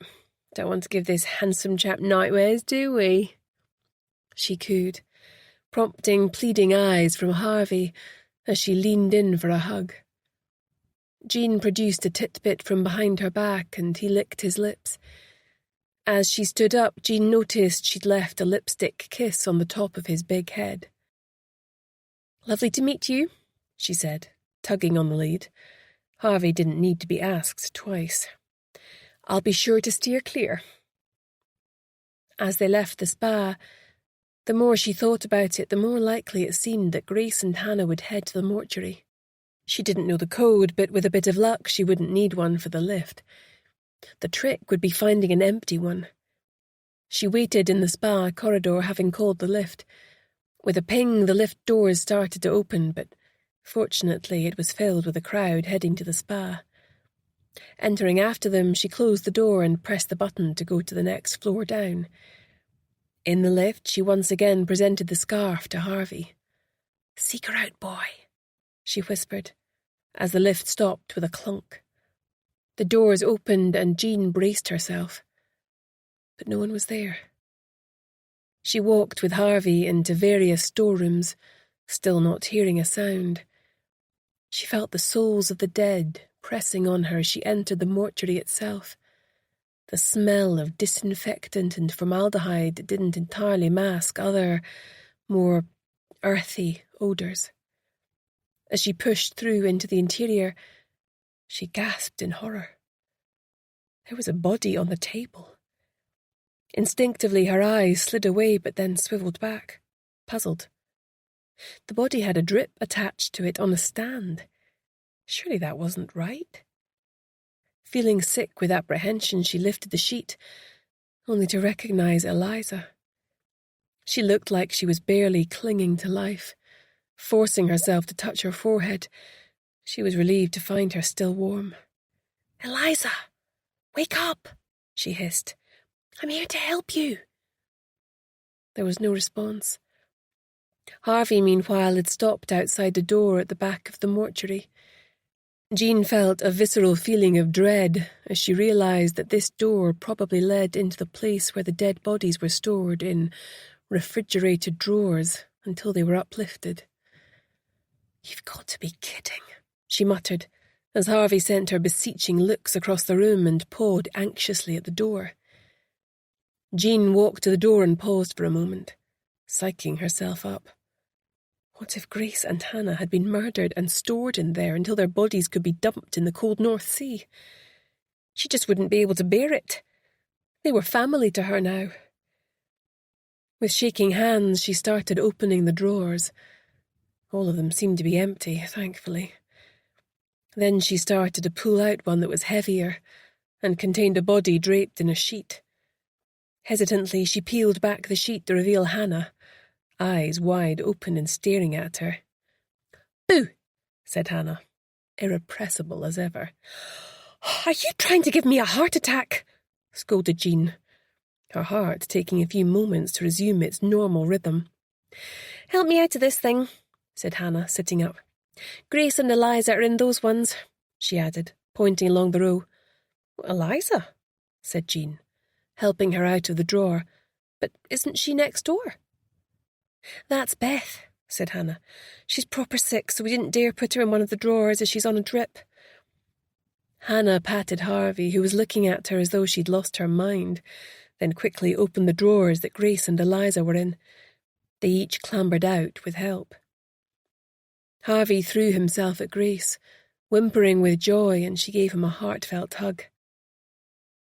"I contacted Brodie," Jean quickly said. Grace looked worried. "It's okay, he's on our side. He's been working with internal affairs on this one and reporting to Superintendent Alice Gray." Grace relaxed and nodded. "I take it Dr. MacDonald has given a statement, and they're going to mobilise a team?" "Yes, I just couldn't wait that long. I was worried sick." "They took our phones, Jean," said Grace. "But why hide in here?" asked Jean. "Can't you get out?" "Unfortunately not," said Grace. "They've chained the door and there's bars on all the windows. We can't leave via the front door because we can't remove Beth that way, not without a load of people trying to stop us. I figured you'd find a way to send help." "Have you looked in all the drawers?" asked Jean nervously. "Completely empty," said Grace. "That's why we figured they wouldn't think to look there." "That's weird," said Hannah, who was over at the window peering out. They joined her and looked out in surprise. There was a fleet of unmarked white vehicles lined up in the turning circle outside the clinic. People were loading equipment and large boxes into the vans under the supervision of Dr. Anna Campbell. Suddenly she turned and waved at them, her expression a rictus of a smile, her eyes dark with hatred. "They know we're in here," said Grace. Suddenly she ran through into the other room and spotted the lone CCTV camera above the mortuary door. "Damn it!" she yelled, and rushed back through to where the lift was. She pressed the button, but it was completely unresponsive. She then ran up the stairs. They heard her furiously rattling the door, then she ran back down. "They've locked and padlocked the door. It's too solid for us to kick it down," Grace reported, real fear in her eyes. We've played right into their hands. They intend for us to perish in here." Jean glanced out of the window and saw Dr. Walker dragging his daughter Lily by the hand off in the direction of the helipad. She was sobbing and trying to resist, but to no avail. Grace stopped abruptly and sniffed the air. "Can you smell that?" she asked them. Hannah and Eliza paused too, looking horrified as their brains registered what they were smelling. Harvey whined and paced up and down uneasily. It was the smell of burning. Chapter 57. Grace quelled her own rising panic at their situation and took control. "Jean, give me your phone," she snapped. Jean handed it over and she immediately called Brodie on his personal number, praying he would pick up. Fortunately, he did. "Excuse me, I have to take this," she heard him say. "Grace, what the hell is going on? I can't find Jean either." "Listen, Brodie," she shouted over the noise of an approaching helicopter. "We're in trouble, big trouble. The clinic staff are loading stuff into unmarked white transits. I can't make out any of the reg numbers, but they're going to be leaving the clinic imminently. You're going to have to intercept them. I'm not yet sure which way they're headed. I think the main players will leave by helicopter to go to a private plane, so you need to contact all local airfields." He barked out orders to someone immediately. "Anything else? Are you hurt?" "Yes, they've set the building on fire. They've evacuated the clinic into coaches which are readying themselves to leave. These people will be largely innocent. As for us, we're trapped in the mortuary. Jean, Hannah, Eliza, Beth, and..." Her voice broke.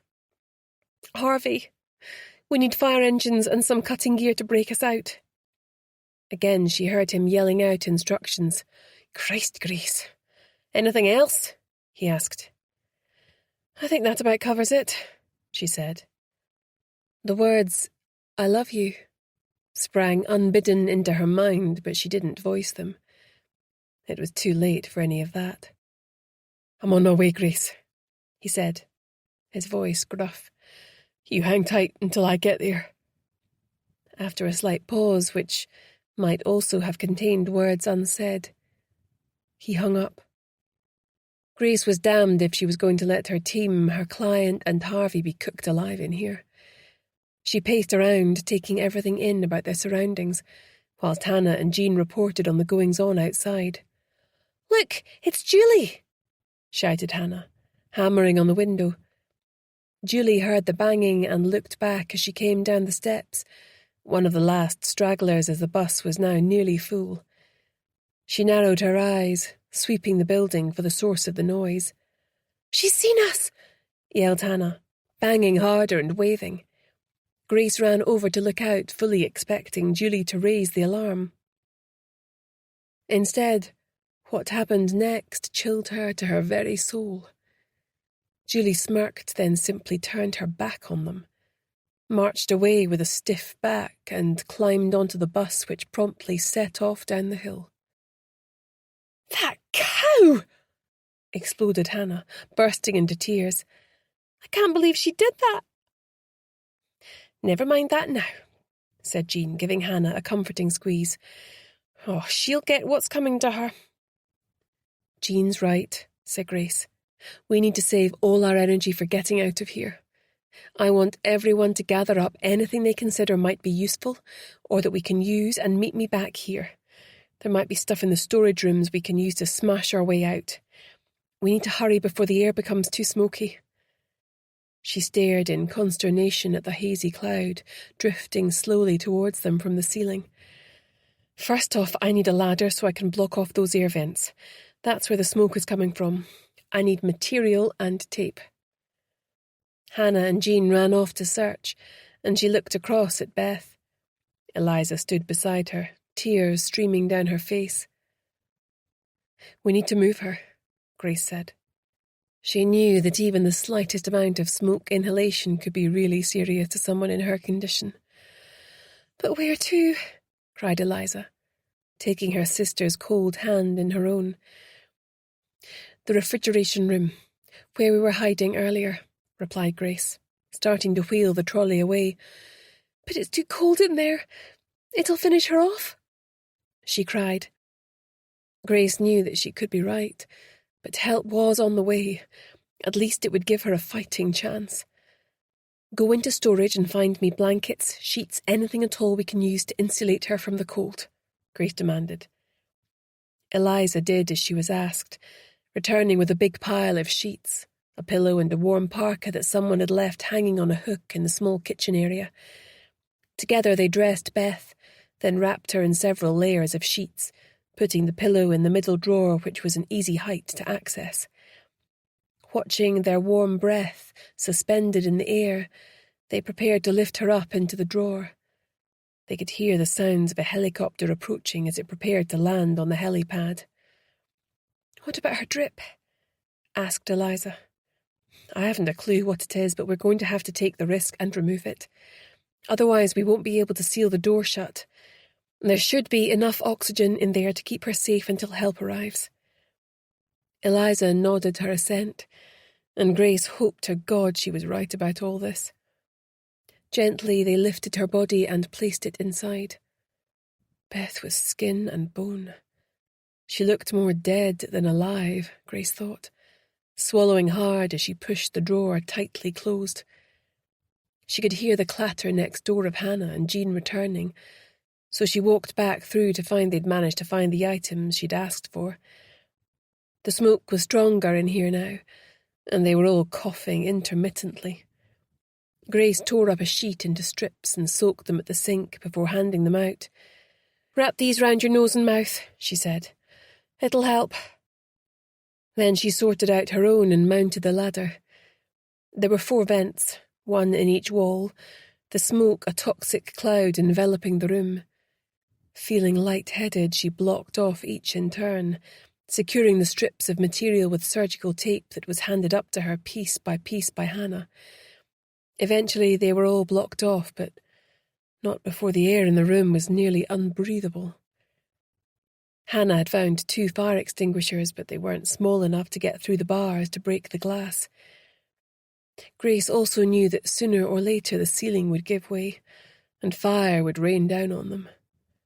Given that help was on its way, she was wary about letting oxygen into the room in case it caused a backdraft once the flames reached them. "I want everyone to go into the mortuary drawers now," she said. "They offer your best chance of surviving until the fire brigade arrives." "But what about you?" demanded Hannah, coughing. "What about Harvey?" "He'll be fine," she said. "I'll look after him. He wouldn't understand. Best he stays with me." She walked through with them and got them all settled, memorizing the numbers. Then she lay down on the floor in the refrigerated room with Harvey. She wetted their cloths once more and cuddled him to her. He thumped his tail feebly, already weak from smoke inhalation. She texted Brodie telling him which drawers everyone was located in. She had just pressed send when she heard a huge crash. The ceiling had collapsed next door. That was it then. It was all over. She cuddled Harvey to her, shielding his body with hers. The last thing she heard, apart from the angry hiss and crackle of the fire, was the sound of sirens approaching up the hill from the village. Gradually, the room faded to black. Chapter 58. Grace suddenly came to with a start. "Stand back from the window!" yelled an authoritarian voice. She couldn't wake Harvey, so she opened the door to the mortuary and dragged him over to the other side, away from the window, collapsing in a heap with him on the wet floor. The fire still smouldered, but the hoses trained on the rooms above had extinguished the flames. The roof was a blackened, jagged hole above them.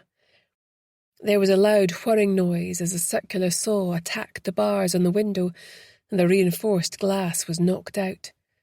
Cool, fresh air rushed into the room. Brodie rushed forward and Grace passed Harvey to him, refusing to leave herself until her team were extracted. A medical team entered via the window and helped Grace get Hannah, Jean and Eliza out of the drawers. Then they extracted Beth onto a stretcher and gently passed her out to the waiting ambulance. After a quick exam, they wrapped her in a foil blanket and prepared to leave. "How is she?" asked Eliza, tear tracks washing away the grime. "She's breathing," said the kindly paramedic, "but we won't know how she's doing until she's been evaluated at the hospital." "Can I come?" asked Eliza. "I'm her sister." "Yes, jump in," she replied with a smile. "We'll check you over too." The doors slammed shut, and lights flashing, sirens blaring, it turned away down the hill. The fire was burning out of control now, the helicopter long gone. Grace, Brodie, Hannah and Jean were gathered round Harvey, who lay on the ground, unresponsive. One of the firefighters approached. Grace looked up at him from her position on the ground, cradling Harvey's head in her lap. "Please, I'm begging you. Can you do anything?" she beseeched the tall firefighter with the kind, concerned eyes. "He's a very special dog." Hannah turned into Jean, sobbing as the older woman wrapped her arms around her. "I can see that," he said, squatting down. He leaned over Harvey's face. "He's not breathing." He felt for a pulse. With Harvey still floppy and unresponsive, he turned him on his side, and holding the dog's mouth and lips closed, he blew firmly into his nostrils. "Breathe, boy," he muttered. After a couple of minutes, Harvey's chest started to rise and fall on his own. His eyes remained closed, but he attempted a feeble wag.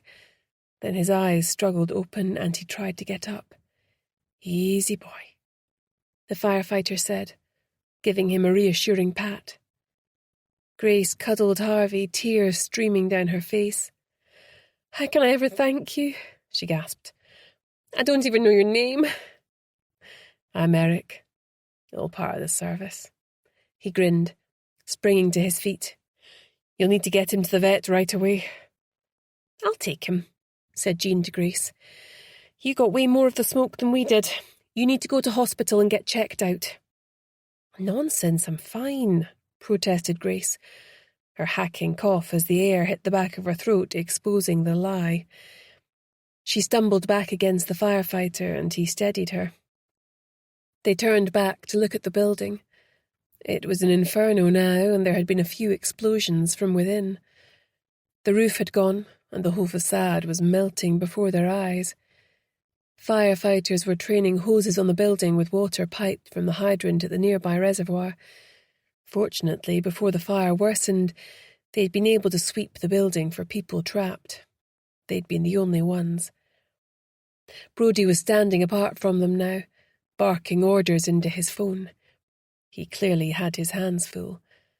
The firefighter helped her lift Harvey into the boot of Jean's car, where they made him comfortable. He put up no resistance. "I'll see you soon, boy," Grace whispered, his big head between her hands as she kissed the top of his head. Then they were off, down the hill. Eric, the firefighter, turned to Grace and, in a voice that brooked no argument, he said, "Right you, into that ambulance, now." Grace opened her mouth to protest, but thought better of it and meekly got in. He gestured to Hannah to climb in beside her. Brodie, standing nearby, turned to him and grinned. "Wow, that's quite the party trick. This one never does what she's told." "Oh, I didn't realise her. You and she—" "No, not anymore," said Brodie. "Grace," he shouted, "I'll be in touch about the case. Keep me posted on Harvey."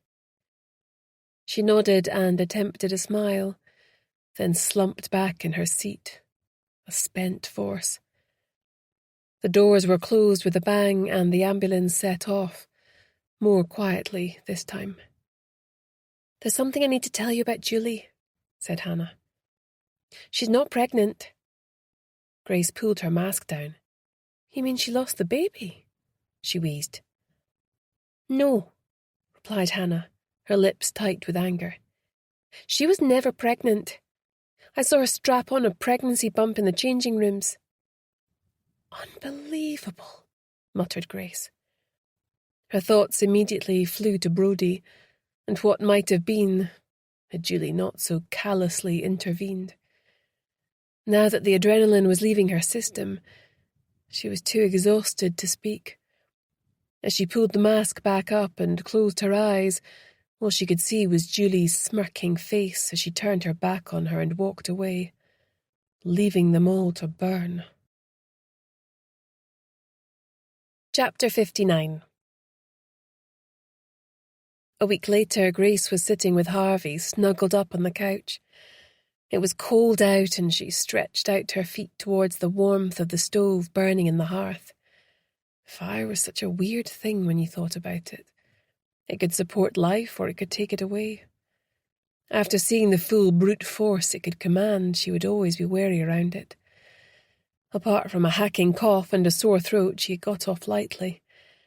Harvey had made a full recovery and was loving life, being spoiled rotten by them all. Her thoughts turned to their client and her sister. Beth had recovered consciousness and been stabilised, though she was still in hospital undergoing a battery of tests as they tried to work out just what had been done to her and whether it was possible to reverse it. She had a long road ahead of her, but her sister was a constant presence at her side, supported by Ben. The buzzer sounded and her body tensed. She'd asked Brodie to come round to update her on the case insofar as the clinic was concerned, but also to break the news to him about Julie. It was going to be a tough conversation. She buzzed him up and opened the door, emptying the kettle into the cafetiere and bringing everything through on a tray to the coffee table. He stood in the doorway, his eyes seeking out Harvey, who wagged his tail furiously and lifted his head but didn't get down from the sofa. "I see he's enjoying his new invalid status," he said to Grace, taking a seat beside the fire. Grace poured the coffee and handed him a cup, along with some fruitcake delivered by Jean earlier. "Positively milking it," she said, squeezing back on the couch. "The vet has sorted him out and he's got a clean bill of health. But we came so close to losing him."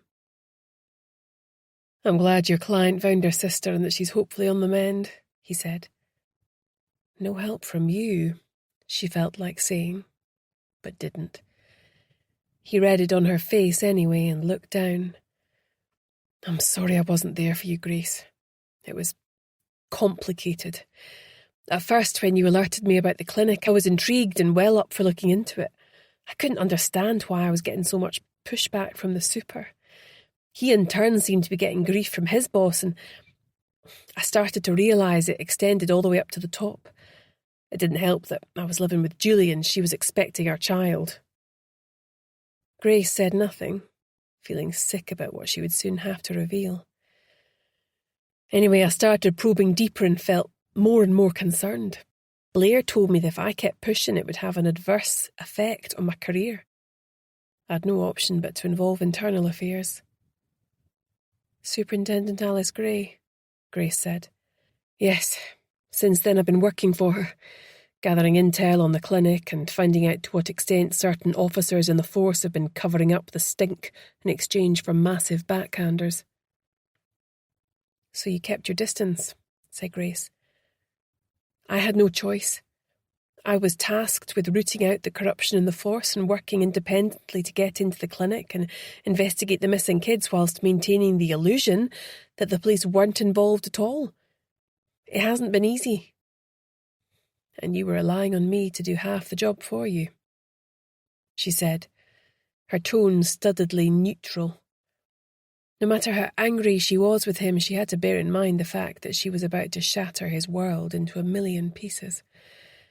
"I knew you would get it done," he said simply.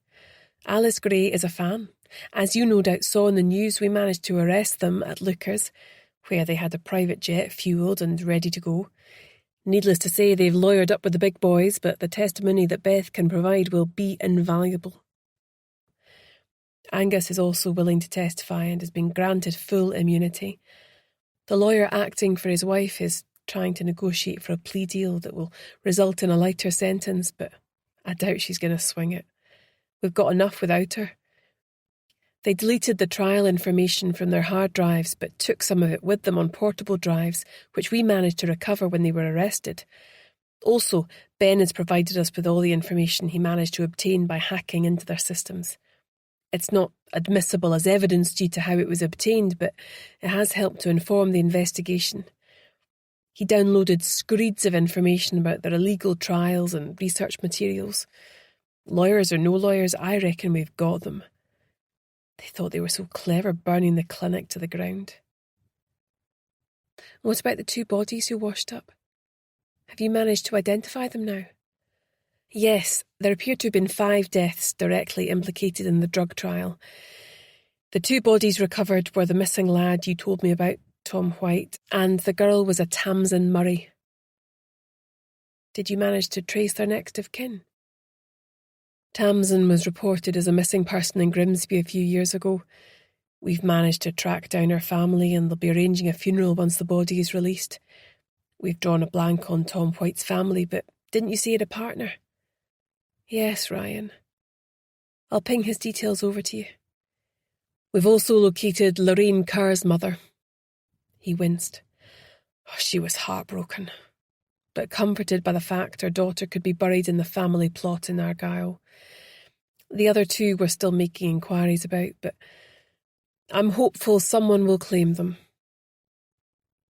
They both fell silent, thinking about the devastated families at the very heart of this case. Brodie suddenly turned to her. You're very quiet. What is it, Grace? What aren't you telling me? Grace took a deep breath. Brodie, it's Julie. I have some shocking news. Go on, he said, wearily. When I was trapped in the midst of that inferno, and Julie was leaving to get on the bus, she saw me, banging on the window, begging for her help. Brodie was aghast. Are you sure? Completely, she said, her voice flat and emotionless. She locked eyes with me, smiled and turned her back, getting on the bus without so much as a backward glance. To be honest, it's not the first time she's revealed her true colours to me, but until now I was prepared to let it go, if she made you happy. I can't believe it, he said, his face draining of colour. How could she? There's more, I'm afraid, she continued, steeling herself. Julie is not, and has never been pregnant. What do you mean? He asked, confused. Look at her, she's obviously pregnant. No, she's not, said Grace with a note of finality. She was afraid you were going to come back to me, so she came up with something to bind you to her. Hannah saw her strap on a pregnancy bump at the clinic when she thought no one was there. It was all a lie. Brodie's face flushed as though he were struggling to hold back tears. She knew how much the thought of this child had meant to him. I'm so sorry, Brodie, she said. It felt like she was looking at a ruin of a man. She had just blown up his entire life. I had to tell you. He nodded, too emotional to speak. You can stay if you want, spend some time with Harvey. Take some time to process. Brodie waved away her concern. Thanks, but I need to get going. He patted Harvey's head on the way out, almost stumbling in his haste to leave as she opened the door for him. She felt for him. She really did.